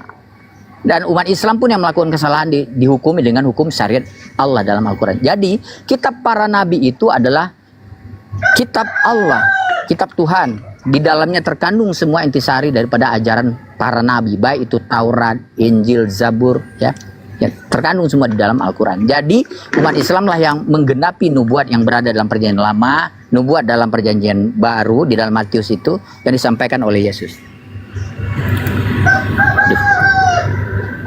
Aduh, saya kena. Berapa Ustadz Al? Masya Allah. Dilaporkan, Bang Al dilaporkan. Lagi Bang Al. Izin ke Pak Budi sebentar ya, boleh nggak? Pak Budi. Tapi alhamdulillah nih, mental yang ngelaporin. Ada yang dilapor itu Bang Al. Ada yang lapor, tapi alhamdulillah balik lagi. Oke, intisarinya itu ya, saya udah jelaskan bahwa Pak Budiman, Anda ingin mengetahui kebenaran, maka lihatlah dari buahnya ya. Buahnya adalah tauhid, mengajarkan menyembah kepada Allah saja. Kalau Anda berada dalam agama Anda yang lama, mereka tidak mengajarkan tauhid, mereka mengajarkan politisme, yaitu menyembah kepada banyak Tuhan. Dan Yesus menjanjikan keselamatan itu, inilah hidup yang kekal, mereka mengenal Engkau satu-satunya Allah yang benar. Dan itu hanya ada di dalam agama Islam saja, Pak Budiman. Oke, ini tambahan dari saya. Teman-teman, silakan dilanjut. Saya sambil jalan-jalan ini. Oke, ntar Pak Budi, saya respon dulu bentar mengenai tentang narasi Bang Al. Nah, kalau mengenai tentang itu Bang Al, saya juga sampaikan dari dulu dan sampai itu tidak pernah berubah, bahwa saya itu lebih fokus kepada ajaran Yesus dan pengakuan Yesus dan perintah Yesus. Itu aja intinya. Oke, silakan. Bang Selebe, silakan. Ada apa? Budi, dengar suara saya Pak Budi. Oke, satu lagi ya. Tadi mengenai hakim tadi ya, bentar Pak Budiman, mengenai hakim tadi Pak Budiman ya. Yesus walaupun dia nanti menjadi hakim ya, dia bukan kapasitas sebagai Tuhan. Jadi hakim biasa saja di dunia juga ada hakim ya. Hakim itu akan menghakimi dalam kasus-kasus tertentu saja, tidak semua kasus gitu. Nah, lebih khusus lagi, hakim bukanlah Tuhan. Kalau hakim Tuhan, banyak di dunia ini Tuhan kalau gitu Pak Budiman. Jadi nggak ada relevansinya itu. Buahnya ini adalah tauhid ya. Tauhid yang mengajarkan menyembah kepada Allah saja, itu intinya. Oke, lanjut. Oke. Mengenai tentang hakim itu, saya respon bentar. Mengenai tentang hakim itu, ketika apapun keputusan Yesus, karena dia punya otoritas, di situ sesuai dengan keputusan Yesus, ya pasti Tuhan di situ pasti mempertimbangkan. Itu aja intinya. Karena dia mempunyai otoritas. Kita bahas itu otoritas. Saya sambung pembicaraan Bang Juma tadi bawa data, kata Yesus, firmanku lah yang menjadi hakimnya. Artinya semua yang pernah kuajarkan kepada Bani Israel, itulah nanti yang menjadi hakimnya di akhir zaman. Tadi Pak Budi udah setuju itu. Kalau nanti di akhir zaman nih Pak Budi, Yesus nanya sama Anda, pertanyaan sederhana. Pak Budi, kata Yesus nih, Pak Budi ngomong, iya. Kau waktu di dunia itu Tuhanmu siapa? Kata Yesus. Pak Budi jawab apa ya kira-kira Pak Budi? Nah, jawaban saya kira-kira, dan saya pastikan dan saya akan sesuai dengan yang saya yakini dan apa yang saya percaya. Jawaban saya, apa yang diperintahkan apa yang diperintahkan Yesus, apa yang diajarkan Yesus, Tuhan mana yang dia diperintahkan Yesus untuk menjadi disembah, yaitu si pencipta langit dan bumi. Itu Tuhan Siapa saya. itu Pak? Apa Siapa lagi? itu Pak? Siapa itu Pak Budi? Saya ulang nih Pak Budi ya. Kata Yesus nih. Iya ada. Aku pernah di bumi mengajarkan kepada Bani Israel segala firman yang telah aku terima itu kusampaikan kepada mereka. Salah satu firmannya Yesus ya yang diterima dari Bapa menyampaikan kepada kaumnya bahwa itu hanya ada satu Tuhan loh. Saya beri contoh nih kata Yesus. Lihat aku berdoa kepada Tuhan. Lihat aku bersujud kepada Tuhan yang pencipta langit dan bumi. Kalau nanti Yesus nanya ke Pak Budi, Pak Budi, ya Pak, siapa Tuhan yang kau sembah waktu kau di muka bumi Pak Budi? Jawab Pak Budi siapa? Tuhan yang Yesus sembah juga, itulah Tuhan saya. Abang udah paham belum? Aduh. Paham, pinter. Udah. Jadi sembahan Yesus sama dengan sembahan Pak Budi. Betul. Lolos ini. Lolos Pak Budi di sini sementara nih. Sementara waktu Pak Budi. Bukan sementara, memang dari dulu. Mungkin kita ini pernah berbicara head to head. Tapi kalau abang tanya saudara-saudara kita yang lain-lainnya, dari dulu sampai sekarang tidak pernah berubah itu dalam pemahaman saya. Ya cukup Pak Budi, saya kan udah iyain Pak Budi lolos. Kita lanjut ya Pak Budi ya. Sederhana ya. Nanti lagi nih, Yesus di bumi, waktu dia mengajar itu, ada sekali hukum-hukum yang berkelanjutan dibawakan Nabi Musa. Yaitu apa? Tidak boleh menghilangkan hukum Taurat satu titik pun. Wah, itu khusus kepada Bani Israel. Contoh misalnya satu nih, babi itu haram Pak Budi. Pak Budi lagi di hari zaman ketemu Yesus. Pak Budi, iya Pak. Dulu waktu di bumi kau pernah makan babi atau tidak? Pak Budi jawab apa? Pernah. Terus yang saya tanya balik sama kamu sekarang ini. Enggak dulu Pak Budi. Apa jawabannya Pak Budi? Enggak, dengar dulu. Enggak, satu-satu kita bahas biar ini. Iya dijawab dulu. Apa tadi jawabannya Pak Budi? Pernah, ya pernah. Bisa jawab pernah gitu. Oke, sekarang berarti Anda bertantangan lagi tuh dengan Yesus kalau begitu. Oke, makanya saya jawab ini, biar saya jelaskan sama kamu. Enggak usah dijawab, kamu udah dijawab pernah. Loh. Sekarang saya kalau begitu Anda mau menjawab, dengarkan. Kalau begitu ini pertanyaannya. Ini pertanyaannya. Kenapa Pak Budi? Dengerin dulu baru habis ini baru Anda ngomong panjang enggak benar. Kenapa Pak Budi? Ini dengerin dulu pertanyaannya nanti kita uraikan apa ini. Biar dapat nilainya gitu loh. Ya nanti abang nanti jawab dari sini. Iya, kenapa? Sekarang saya tanya dulu kamu. Di mana Yesus mengajarkan bahwa dilarang makan babi? Coba aja. Di mana dah? Di Matius 5, Pak Budi berkata, Yesus berkata, selama masih ya kan Anda bertanya saya jawab. Atau Pak Budi masih mau ngomong? Anda bertanya, Anda yang jawab juga. Bagaimana saya diam? Data yang konkret yang saya tanya, data yang konkret saya minta, di mana di situ ada larangan bahwa dilarang makan daging babi. Data yang konkret. Baik. Sesuai dengan yang tertulis. Jangan cocomologi. Kalau saya ngomong, Pak Budi ngomong juga nggak? Kalau habis bertanya. Ya, tapi jangan cocomologi. Data yang konkret. Jadi kalau saya mau jawab pertanyaan Pak Budi. Nah, kalau orang bertanya, terus yang lain menjawab, yang bertanya itu mendengarkan atau ngomong Pak Budi? Udah lanjut, nggak usah banyak bernarasi. Udah, di mana secara tertulis, data yang konkret. Jangan bahas cocomologi ya, nggak sama saya cocomologi. Enggak Pak Budi, saya pakai data. Oke, Baik. tunjukkan di mana datanya. Yesus waktu Secara mengajar di tertulis. ini saya lagi mau ngomong. Pak. Ya udah, serahkan Pak Budi lagi yang ngomong, saya diam. Oke, di mana datanya tertulis di Matius Ya. berapa, ayat berapa bahwa dilarang makan daging babi? Ya. Perintah Yesus itu ya. Di mana coba? Ya, baik. Di Imamat 11 nomor 7 jelas di situ babi itu haram. Itu salah satu hukum Taurat. Yesus bumi taat terhadap nggak bisa dihilangkan dari hukum Taurat. Jadi di Imamat 11:7 Yesus taat. Haram itu babi, Pak Budi. Nah sekarang tadi Pak Budi mengatakan saya pernah makan babi. Yesus bertanya, Pak Budi, kenapa kau makan babi? Alasannya apa? Silakan jawab pertanyaan Yesus. Silakan Pak Budi. Di Imamat itu Yesus sudah turun dari dunia dari langit ke bumi apa belum? Enggak, dengar loh. Kamu jangan bahas sosiologi sama saya, nggak masuk. Yang kutanya perkataan Yesus dan ajaran Yesus dari perintah Yesus itu. Jangan kau bawa Imamat. Di situ di Imamat itu perjanjian lama. Yesus taat nggak terhadap hukum Taurat, Pak Budi? Sekarang saya tanya di mana ajaran Yesus? Jangan kau bawa Imamat. Di mana Yesus sendiri berbicara? Di mana ajaran Yesus dan perintah Yesus melarang daging babi? Kan Yesus taat terhadap hukum Taurat, Pak Budi. Saya bilang tadi itu sama kamu itu data teks yang tertulis secara konkret. Jangan Itulah sosiologi. Imamat 11:7 babi itu haram, Pak Budi. Dari ayat ini kau sambung-sambungkan, kau sama-samakan, kau ini kan nggak masuk sama saya itu. Jadi Pak Budi nggak percaya, Pak Budi nggak percaya Imamat 11:7. Iya, tapi itu kan pada saat sebelum zaman Yesus. Ya, itu kan Yesus Ya, mengajarkan tadi. juga, Pak Budi. Di mana ajaran Yesus tertulis? Secara tertulis. Yesus berkata, Pak Budi, dengerin dulu ya Pak Budi, saya ulang ya bahasa Indonesia nih Pak Budi. Saya tahu Yesus paham. berkata, Aduh, kamu nggak paham bahasa Indonesia karena begini. Pak Budi mah banyak ngomong, kenapa Enggak, sih Pak bukan banyak Budi? ngomong. Ya udah ngomong terus. Data teks yang tertulis. Pokoknya saya yang mau tertulis sama sabar kamu. hadapi Pak Budi, lu ngomong terus deh. Udah Nah, ngomong itu terus.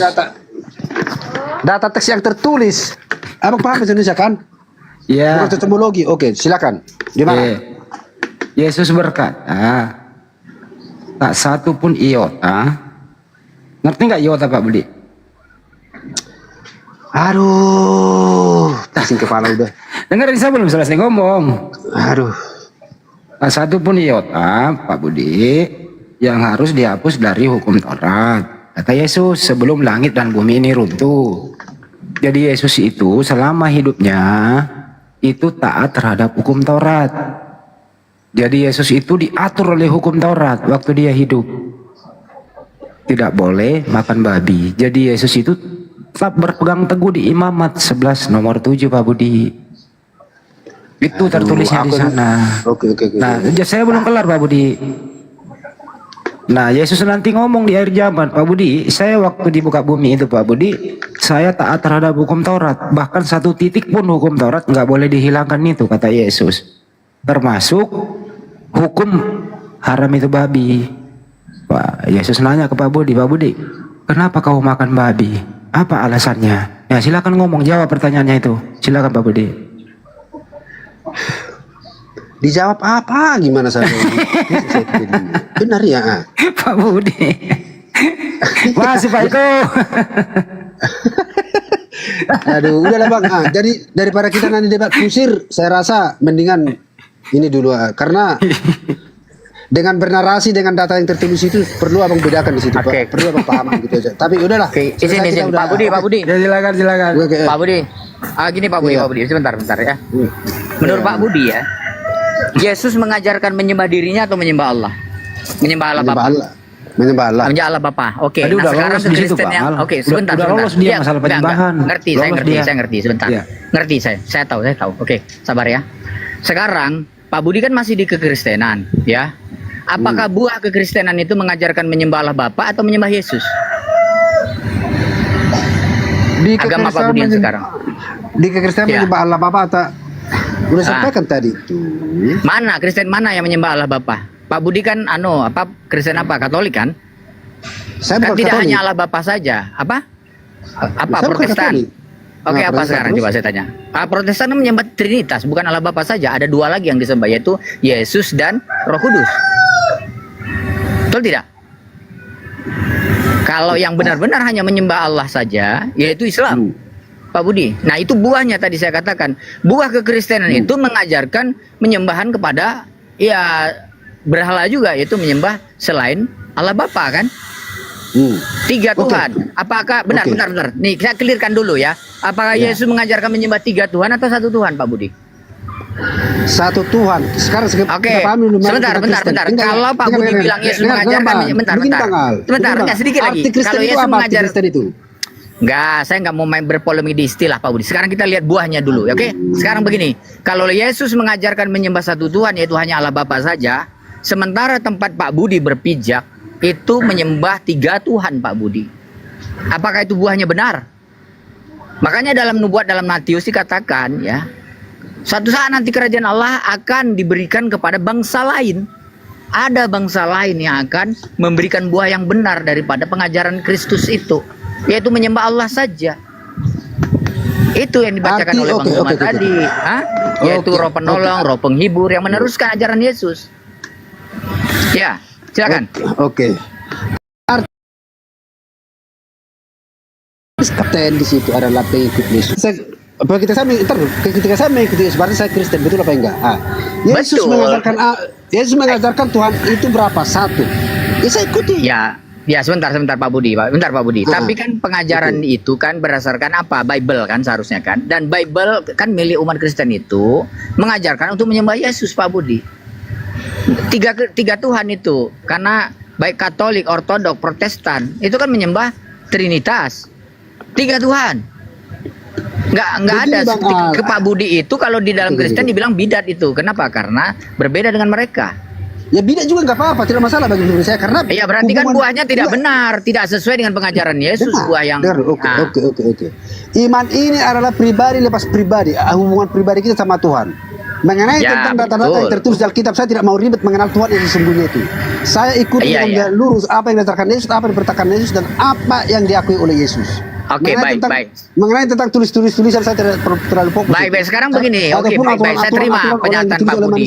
Oke, baik. Saya tanggapi ya. Agama memang ruang privat, betul Pak Budi. Sekarang saya tanya begini ya.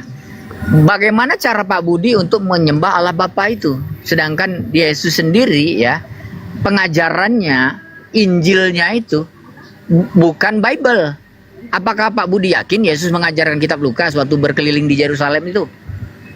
Apakah Pak Budi yakin Yesus ketika berkeliling itu mengajarkan surat-surat Paulus, Roma, Korintus, Efesus, ya Galatia? Apa Yesus mengajarkan itu? Setahu saya waktu Yesus hidup, Paulus saja masih jadi musuh dia. Tidak akan mungkin Yesus mengajarkan surat-surat Paulus, kitab Wahyu, kitab Filipi. Jadi apa yang Pak Budi pegang itu, Pak Budi nggak akan temukan bagaimana mengenal Allah Bapa itu di dalam itu sebenarnya. Kenapa? Karena itu sudah bercampur di situ. Ada tulisan surat-surat Paulus, Wahyu, Efesus, ya, kisah para rasul yang semua kitab itu anonimus, nggak jelas siapa penulisnya. Nah, bagaimana Pak Budi bisa mendapatkan buah yang benar, cara beribadah yang benar untuk mengenal Allah Bapa itu? Sedangkan kitabnya aja nggak jelas di situ. Nah, jadi bukan sekedar klaim saja. Oke, memang Pak Budi lolos tadi ya, meyakini bahwa Yesus mengajarkan Allah Bapa, betul. Tetapi apa yang Allah Bapa itu perintahkan, bagaimana caranya Pak Budi untuk tahu? Coba saya tanya. Bisa Pak Budi ketahui dari mana coba? Oke, dari mana dasarnya? Oke. Mulai saya sampaikan tadi itu, saya tidak mau ribet mengenai tentang materi-materi tertulis di Alkitab. Itu adalah tulisan manusia dan aturan-aturan. Saya itu fokus kepada apa yang diperintahkan Yesus, apa yang diajarkan Yesus, dan apa yang dalam pengakuan Yesus. Itu aja, simpel aja kok saya untuk mengakui Tuhan itu. Saya tidak mau tapi tadi, bentar gini Pak Budi tadi Ustaz waktu Bang Zuma menyampaikan tadi Pak Budi dengar nggak tadi? Sebentar. Ya nggak masalah. Ini kita diskusi aja. Tadi dikatakan bahwa ya nanti ya firman ini akan menjadi hakim Pak Budi ya. Yang siapa yang tidak mengikuti firman ini maka akan kutuntut nanti di hari kemudian, kata Yesus. Ya. Itu bukan Yesus maksudnya. Firman nanti, firman roh penolong, roh penghibur itu. Bagaimana Pak Budi untuk tahunya di mana itu? Iya, dari buahnya tadi, dari nubuat tadi dalam Matius bahwa kerajaan lainnya akan diberikan kepada bangsa lain. Bangsa mana Pak Budi? Bangsa yang mengajarkan menyembah Allah saja itu adalah bangsa Arab. Itu dari keturunan Ismail. Dan nabinya adalah Nabi Muhammad SAW. Dan Yesus mengatakan yang tidak mengikuti firman Roh penolong, Roh penghibur itu akan kutuntut nanti di hari akhirat. Jadi bukan sepele ucapan Yesus itu, Pak Budi, itu serius. Jadi kalau Pak Budi bilang saya nggak peduli nanti gini-gini, Pak Budi yakinlah, dengarkan omongan saya, nanti di akhirat Pak Budi ingat ucapan saya. Yesus akan tuntut nanti kepada Pak Budi nanti. Menurut saya ya. Tapi ini kita diskusi ya, silakan. Oke, enggak apa-apa. Kalau memang itu keputusan dari Tuhan itu, saya harus masuk neraka dengan keputusan yang saya ambil sekarang selama hidup dan menjadi hak keimanan saya. Ya, saya tidak menentukan. Biar Tuhan yang menentukan. Ya, masalah memang. Sampaikan. Izin masuk Ya, sedikit boleh disampaikan Ustaz? tadi bahwa silakan. Bahwa iman ini adalah pribadi lepas pribadi, oke? Itu aja, simpel aja kok. Pak Budi. Oke. Ya. Saya sedikit saja. Sebetulnya Pak Budi itu sudah cerdas. Sudah bisa memilih mana perkataan Yesus, mana ucapan Paulus, ya kan? Sayangnya tadi kan Pak Budi menolak untuk lebih objektif di dalam menilai, ya kan? Contoh tadi kan di Yohanes 12 itu yang disampaikan Guru dan Zuma itu jelas, yang menjadi hakimnya itu adalah firman yang sudah dia katakan. Kan ini jadi poin loh Pak Budi. Kalau begitu, pertama masalah kitab sucinya aja dulu nih. Kitab suci ini seperti kata Ustadz Al tadi kan, apakah betul Yesus mengajarkan surat-surat Paulus, ya kan? Seharusnya Pak Budi ini bukan seorang Kristen. Kalau merujuk ini harusnya jadi Nasoro, bukan Kristen. Bukan begitu Ustadz Al? Nasoro masih mending.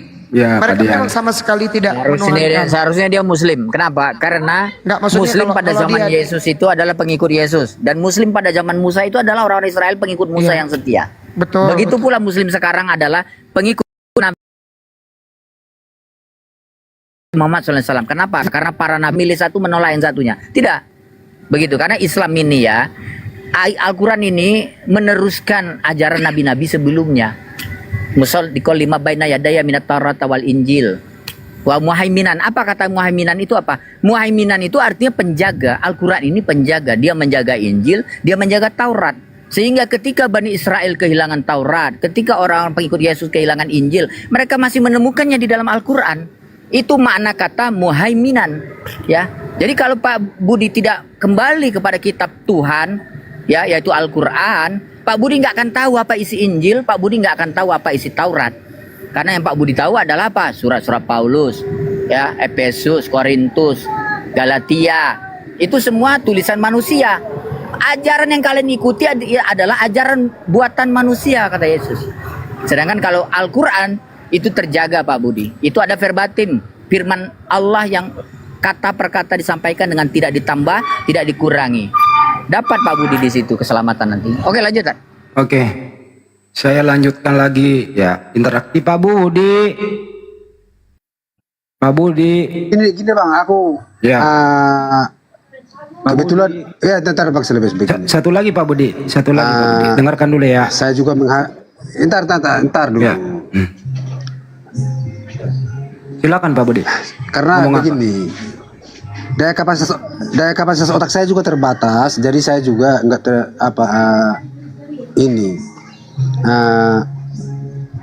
tidak bisa lama-lama untuk ini gitu loh. Jadi oke, kalau abang mau bertanya satu lagi silakan. Ya gini Pak Budi, saya sambung tadi ke saya, kalau ada pembicara itu saya sambung pembicara itu, saya rangkum, saya mendengarkan. Tadi Pak Budi udah lolos menyembah Tuhan yang sama yang disembah oleh Yesus. Pertanyaannya Bang Al tadi saya sederhanakan. Bagaimana cara menyembah Tuhan itu sebagaimana yang pernah dicontohkan Yesus? Itu bagaimana cara Anda menyembah Tuhan Pak Budi? Silakan Pak Budi. Bagaimana cara saya menyembah Tuhan seperti yang diajarkan apa dipraktekkan? Iya, cara itu praktek Pak Budi yang pernah dipraktikkan Yesus. Silakan.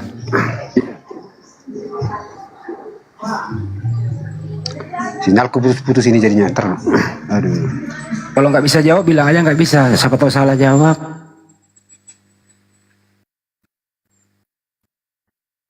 Kalau nggak bisa nggak apa-apa Pak Budi. Nanti kita terangin. Boleh nggak? Agak sulit memang Pak Budi ini. Pak Budi. Pak Budi. Pak Budi. Ada suaraku belum? Ada suaraku enggak? Udah ada Pak Budi, udah ada. Oke. Kalau abang nanya mengenai tentang cara-cara menyembah Tuhan yang sesungguhnya seperti apa yang diajarkan Yesus, ya saya lakukan. Tapi kalau abang bertanya mengenai tentang praktek, di mana Yesus pernah memerintahkan harus sesuai seperti yang saya praktekkan cara menyembah. Ada Pak Tuhan Budi. Bapa. Ada Pak perintahnya Budi. kan? Ada Pak Budi. Kata Yesus, hiduplah kamu sebagaimana aku hidup. Kata Yesus Pak Budi. Artinya apa? Maknanya, apa yang pernah aku lakukan, itu harus kau contoh kalau kau mengaku pengikutku. Yesus itu Pak Budi, tempat ibadahnya itu Pak Budi bukan gereja, tapi dia di bait suci atau sinagog sekarang. Dia itu membersihkan badan, buka kasut, dia berwudu. Caranya dia beribadah, dia sujud Pak Budi. Itu Pak. Jadi Yesus memerintahkan, hiduplah kamu sebagaimana aku hidup. Apakah cara Yesus beribadah kepada Tuhannya sama dengan Pak Budi? Silakan Pak Budi. Sama, tapi tidak sesempurna yang apa yang dilakukan Yesus. Sudah selesai udah. Nah, daripada ribet kita bahas-bahas. Pak Budi ibadahnya ya udah Pak Budi udah dijawab sama tapi tidak sempurna. Gak apa-apa Pak Budi, saya nggak maksa kok. Nanti Anda berpikir lah habis ini ya. Kita maklum kok, nggak hakim Pak Budi. Lanjut Pak Budi, lanjut. Karena kita membahas materinya itu rumit. Aku ini dulu ya, izin turun dulu. Terakhir lagi Pak, terakhir Pak Budi. Apalagi? Terakhir. Udah, terakhir. Oke, Ya. lanjut apa lagi? Yesus itu waktu hidup Pak Budi, tempat ibadahnya itu dan harinya hari Sabat di sinagog. Pak Budi kenapa gereja di hari Minggu? Nanti Anda mau menjawab apa? Silakan. Oke, pada zaman ini sudah ada kalender belum? Itu aja, selesai belum? Udah. Kenapa Pak Budi? Pada zaman ini sudah ada kalender belum? Nah, itu aja. Udah, oke. Udah apa? Ada apa? Kalender. Hari Sabat itu udah ada kalender. Ada kalendernya Yahudi kok Pak Budi. Ada. Itu aja lah. Ada. Belum ada. Yang jelasnya pada zaman ini belum ada kalender seperti sekarang ini. Jangan nyalain kalender Pak Budi. Tapi hukumnya adalah ibadahnya Yesus di sinagog di hari Sabat. Kenapa Pak Budi hari Minggu di gereja? Tanya Yesus. Anda jawab apa? Ya itu makanya aku bilang pada zaman ini sudah ada kalender belum? Ah gitu. Jadi itulah saya jawab dengan kemampuan apa yang saya tahu. Kira-kira kalau jawaban kayak gitu ada nggak digaplok tuh sama Yesus kalau jawaban kayak gitu Pak Budi? Nggak tahu, saya belum tanya Yesus. Digaplok Pak Budi, beda sekali gitu loh. Enggak, saya belum tanya dia gitu loh. Oke, aku situ dulu Bang ya. Siapa ini yang ketawa ini? Digaplok Pak Budi, benar serius dah. Oke, orang Yesus ibadahnya di sinagog Pak Budi di hari Sabat, Pak Budi hari Minggu di gereja. Beda hari, beda tempat. Iya betul. Ya udahlah, nanti kita sambung lagi nanti kabar-kabar. Mikir-mikir lagi ya Pak Budi ya. Ya segala sesuatu memang ya harus kita perlu pelajari. Saya juga nggak bilang di sini manusia yang cerdas atau pintar juga. Saya selalu belajar dari hal-hal terkecil sampai ke hal-hal yang terbesar. Kesimpulan sebelum turun kesimpulan Pak Budi nanti ngomong. Yesus itu Tuhan disembah atau Yesus itu menyembah Tuhan? Kesimpulan. Menyembah Tuhan. Oke, udah aku izin turun. Oke, pintar. Terima kasih Pak Budi. Gitu caranya Pak Ale gue sambungin gitu. Kayak anak kecil gue ngomong sama Pak Budi ini Bang Al. Sorry. Bang Dian, maaf ya kayak anak kecil Pak Budi itu. Ya begitu cara saya, maaf ya. Tapi kayaknya kena deh itu ubun-ubunnya. Kena dia ubun-ubunnya Pak Budi itu.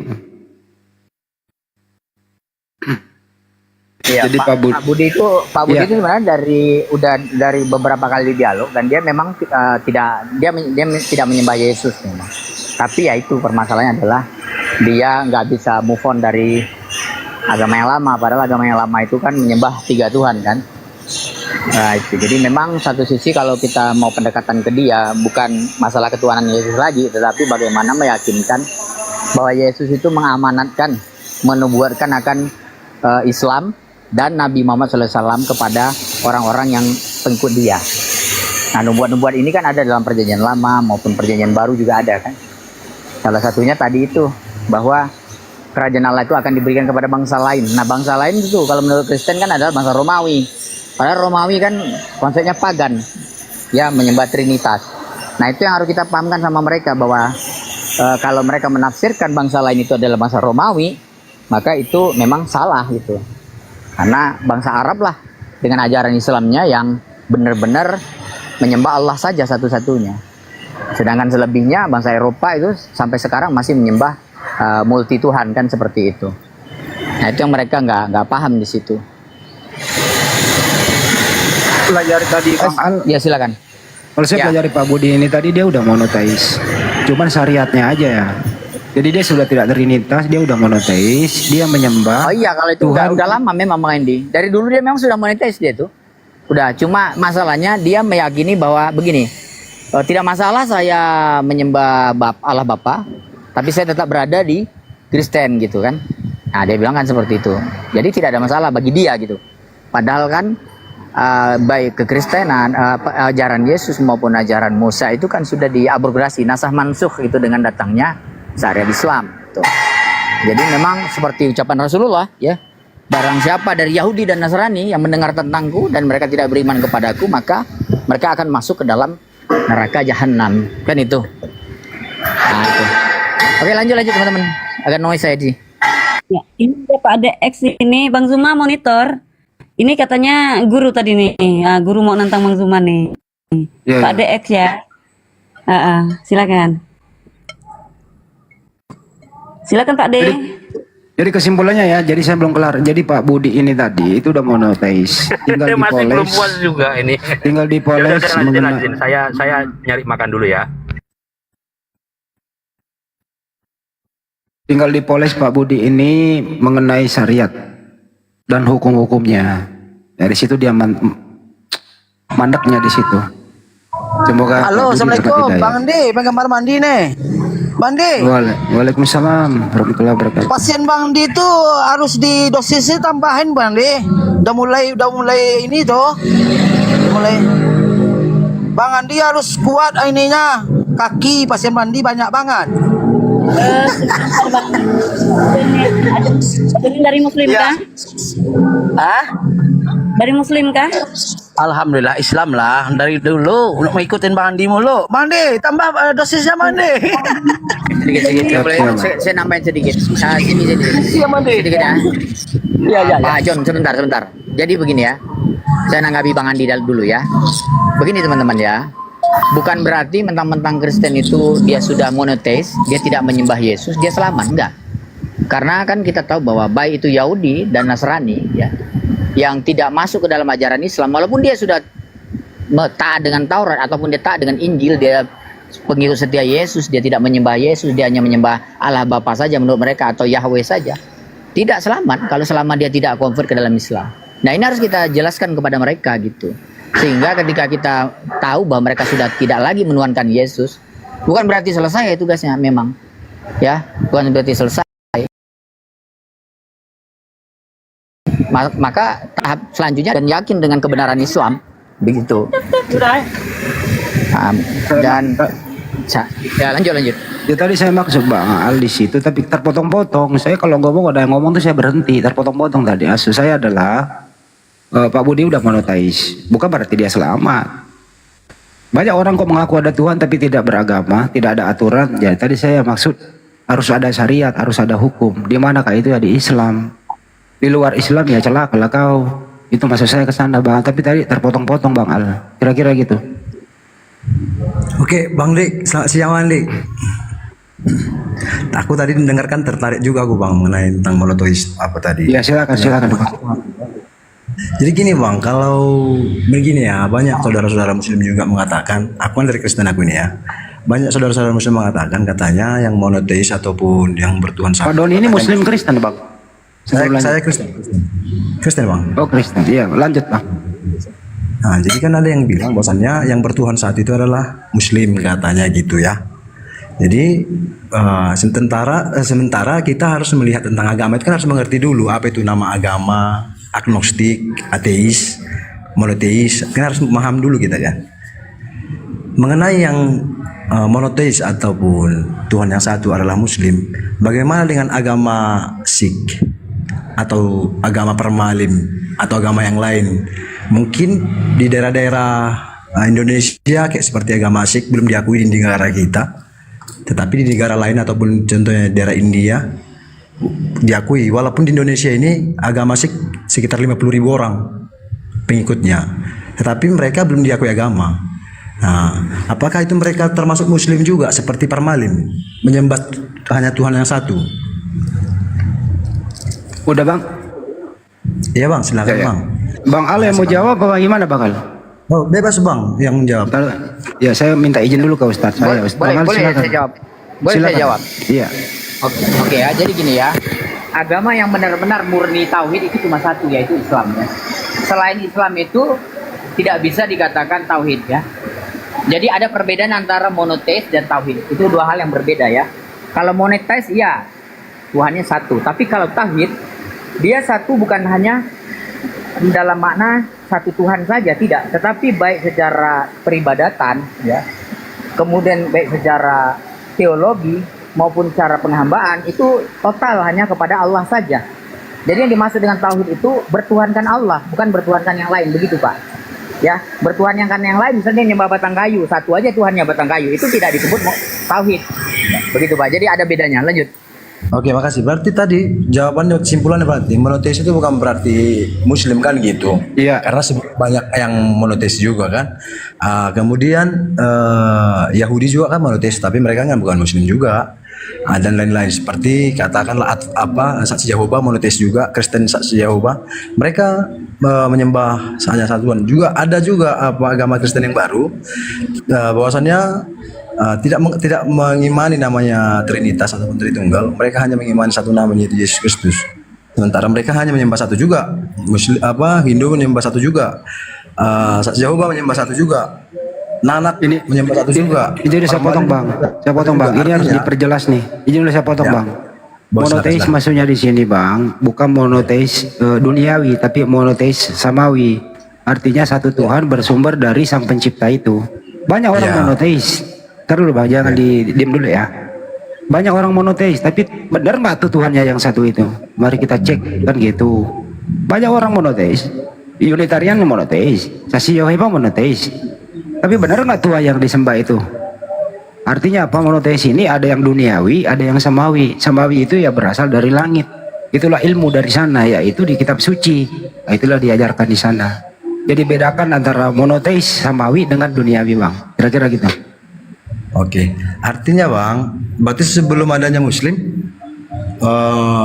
yang lainnya itu sesat lah itu ya, salah itu ya sebelum ada Muslim ya. Oh jangan begitu Bang, nggak boleh menyesatkan Nabi sebelumnya. Salah, keliru gitu.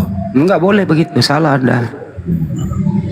Karena kan pertanyaannya tadi kan harus selaras juga itu bahwasannya yang itu kan statement dari Abang itu kan bahwasannya seperti tauhid ataupun monoteis yang benar adalah Islam kan katanya tadi. Berarti di luar Islam salah lah itu kan gitu jadinya aku bertanya. Boleh saya luruskan Bang? Boleh saya luruskan dikit sebelum ke Ustaz? Bang boleh? Ya. Silakan.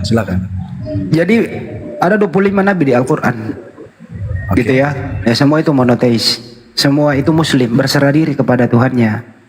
Cuman nabi itu syariatnya berbeda-beda di zamannya, itu aja berbedanya. Islam lah yang saya lagi ngomong, Bang, saya lagi ngomong. Oke. Pertanyaannya kan 25 nabi itu kan muslim apa bilang tadi? Saya lagi ngomong dulu kan gitu. Lanjut. Karena Abang udah ngomong, saya lagi, habis ini Abang lagi gitu loh, supaya ada paham. Terima kasih ya. Lanjut Bang. Jadi 25 nabi di Al-Quran itu yang monoteis, tauhid, satu Tuhan. Mereka muslim, berserah diri kepada Tuhannya. Cuman syariat hukumnya sesuai kemampuan hukumnya. Nabi Muhammad SAW ajaran agama Islam itu. Itu bang jawabannya.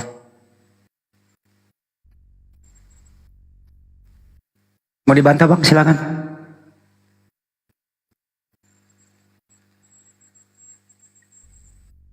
Malah kabur dia. Baru lagi ngomong juga. Enak kali menyalahkan para nabi. Apa dia bilang tadi? Dia menyalahkan gimana tadi? Dia bilang kalau monoteis begitu banyak Islam yang monoteis, gimana para nabi sebelumnya katanya. Sesat dong. Iya. Oke, kita tanggapi. Saya tanggapi sedikit ya.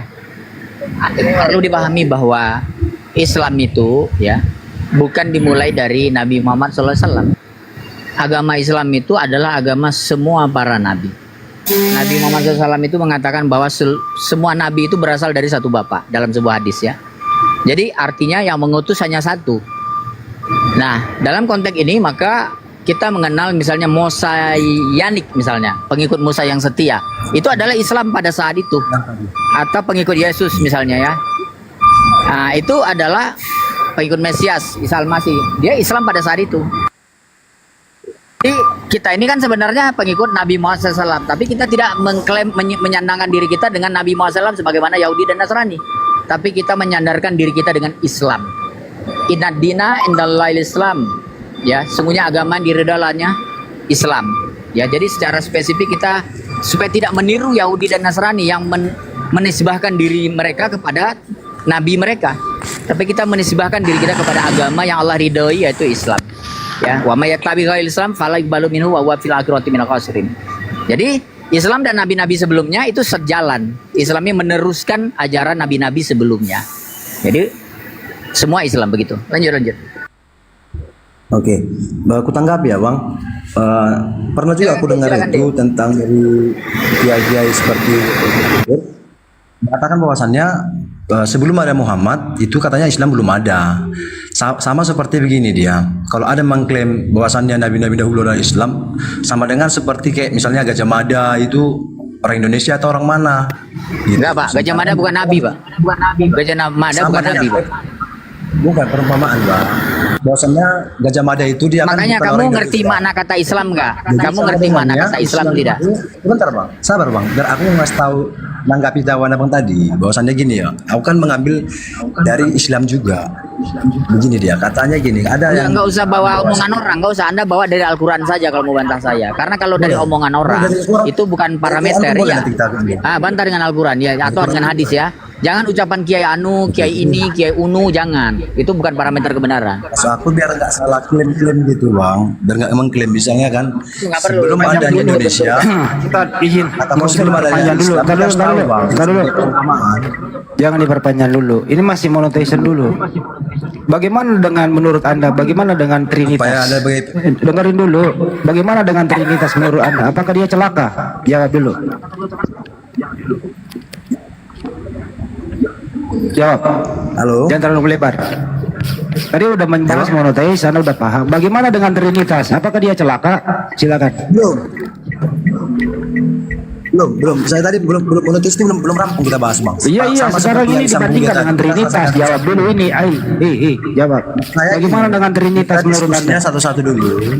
Mau dengar apa enggak? Nanti kalau udah beres baru nanti. Udah selesai monoteis. Bagaimana dengan Trinitas? Jawab dulu.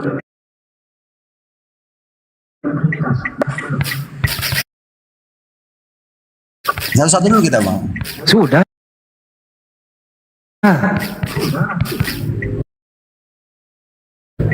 Lu bisa jawab nggak di? Bagaimana dengan Trinitas? Jawab dulu ini baru lanjut. Bisa. Berarti yang tadi udah siap ya. Ini pertanyaan kedua. Ya, baik. Bagaimana dengan Trinitas? Wih, jawab. Trinitas itu tidak salah, tidak salah, itu benar. Dari mana alasannya Trinitas tidak salah? Trinitas itu sebenarnya bang sebelum adanya Kristen itu sudah ada Trinitas bang di Alkitab, cuman tetap Esa. Trinitas itu berapa Tuhan? Satu. Siapa yang Tuhan di antara ketiga itu? Satu, Bang. Tetap satu. Yang tiga itu satu. Bagaimana mungkin tiga tapi satu, gimana ceritanya? Makanya dia 3 in 1, Trinitas. Karena dia satu. Kalau nggak satu, berarti nggak ada Trinitasnya. Ya, di situ ini nggak berisi sekali satu ini loh. Oh, turunin dulu.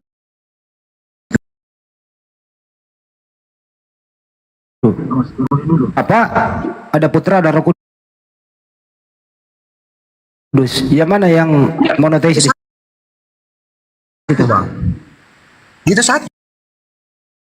Makanya dia buat dia 3 in 1. 3 in 1, Bang. Oke, saya ulang ya. Mana bilang satu? Nih, dengerin ya. Saya kasih data nih. Ya. Bapak dan Yesus sama atau beda? Sama, Bang. Satu juga itu dalam kesatuan itu, Bang. 3 in 1. Yakin ya? Ya. Oke, waktu Yesus di bumi berarti surga kosong. Enggak kosong. Loh, katanya satu tadi. Iya, begini dia, Bang. Yang kalau contohnya dalam diri Yesus kemarin, yang tersalib. Kemarin lah bahasanya ya, biar nggak aku bilang 2000 tahun yang lalu ya, kemarin. Yang mati itu adalah kedagingannya. Kedagingannya bukan ketuhanan. Bang, keilahiannya. Saya nggak nanya itu. Gini, Bang. Sebab kalau contohnya abang mati, apakah roh abang mati? Saya bukan Tuhan. Iya, roh abang bisa mati. Kalau saya bukan mati, Tuhan. Saya bertanya, saya tahu abang itu. Kenapa kau dengerin. Saya tahu abang itu Tuhanmu. Maka dengan abang ku anggap manusia, aku tanya, kenapa kau rendahkan Tuhanmu?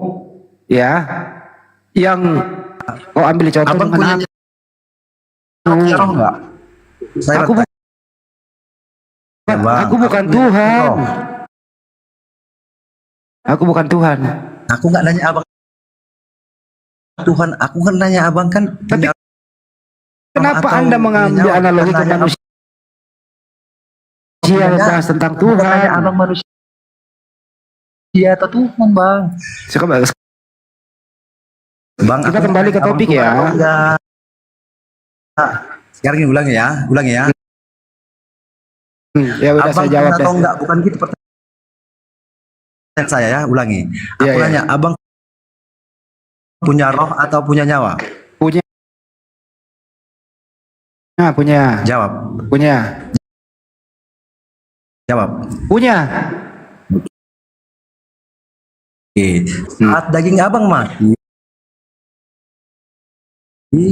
daging abang mati, itu abang mati, apakah nyawa atau roh abang mati? Enggak, kembali ke sampan kita.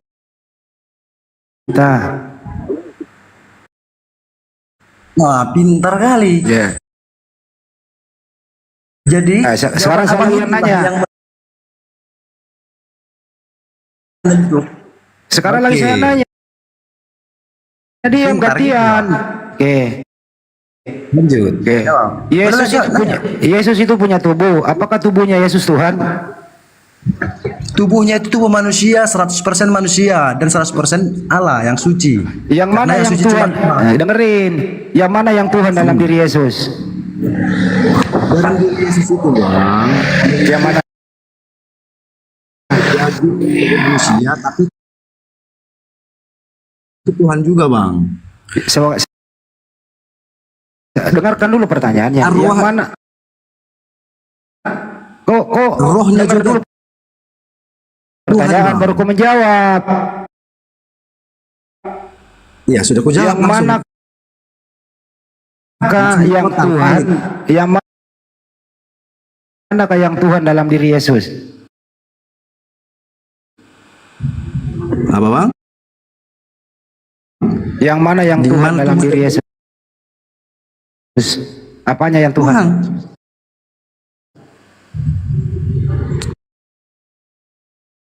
Kedaging manusianya Tuhan, rohnya juga Tuhan. Oke. Nah, Berat, yang mati di tiang salib, yang mati di tiang salib apanya yang mati?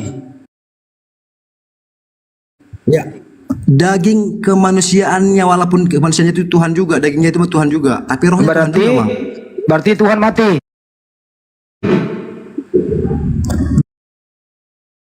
Dagingnya Bang. Iya, Tuhan. Dagingnya mati, dagingnya Tuhan, berarti Tuhan mati.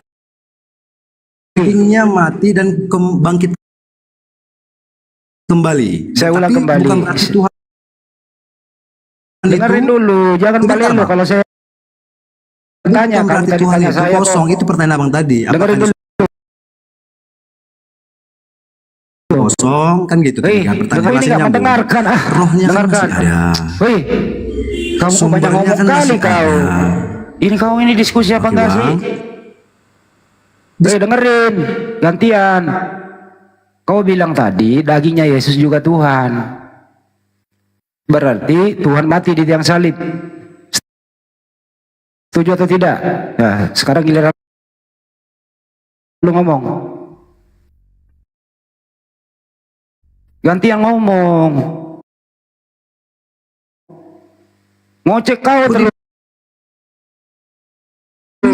Udah ngomong. Aku di mute. Karena kepanjangan ngomong ada tadi, selanya. Nah, jawab pertanyaan, jawab itu. Ya, aku mau ngomong. Aku jawab, rupanya suara aku nggak nyampe di mute. Mute aku Bang. Jawab pertanyaannya. Jawab. Nah, oke. Jawab ya, Bang. Jawab ya. Jangan di mute dulu ya, biar nggak emosi Bang Handi gini. Gini Bang, kalau Abang tanya yang disalib itu Tuhan meninggal, Abang bilang bukan berarti Bang saat dagingnya ketuhanannya, daging ketuhanannya itu mati, rohnya malah mati juga ikut. Enggak, jangan salah Bang, karena ada 3 in 1 atau Trinitas, bahwasannya bukan berarti karena di dagingnya mati semua udah. Enggak, kan masih ada rohnya tadi.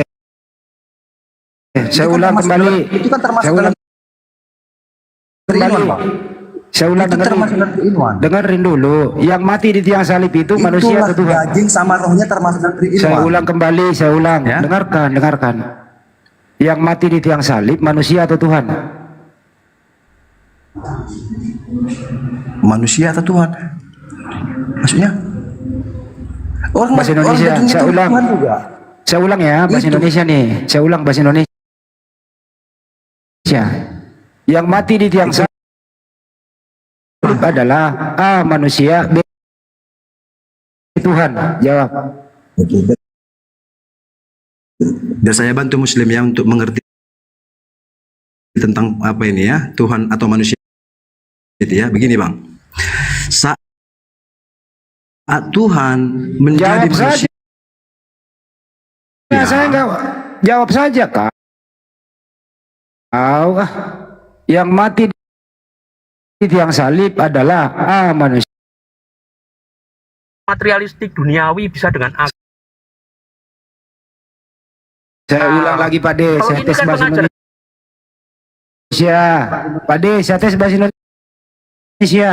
Gula itu A. Manis, B. Pahit. Manis. Manis. Yesus itu manusia, B. Tuhan. Nah, inilah kesalahan Anda. Loh kok saya salah, saya mah. Sebentar, dengerin. Tadi pada waktu Anda bicara masalah gula itu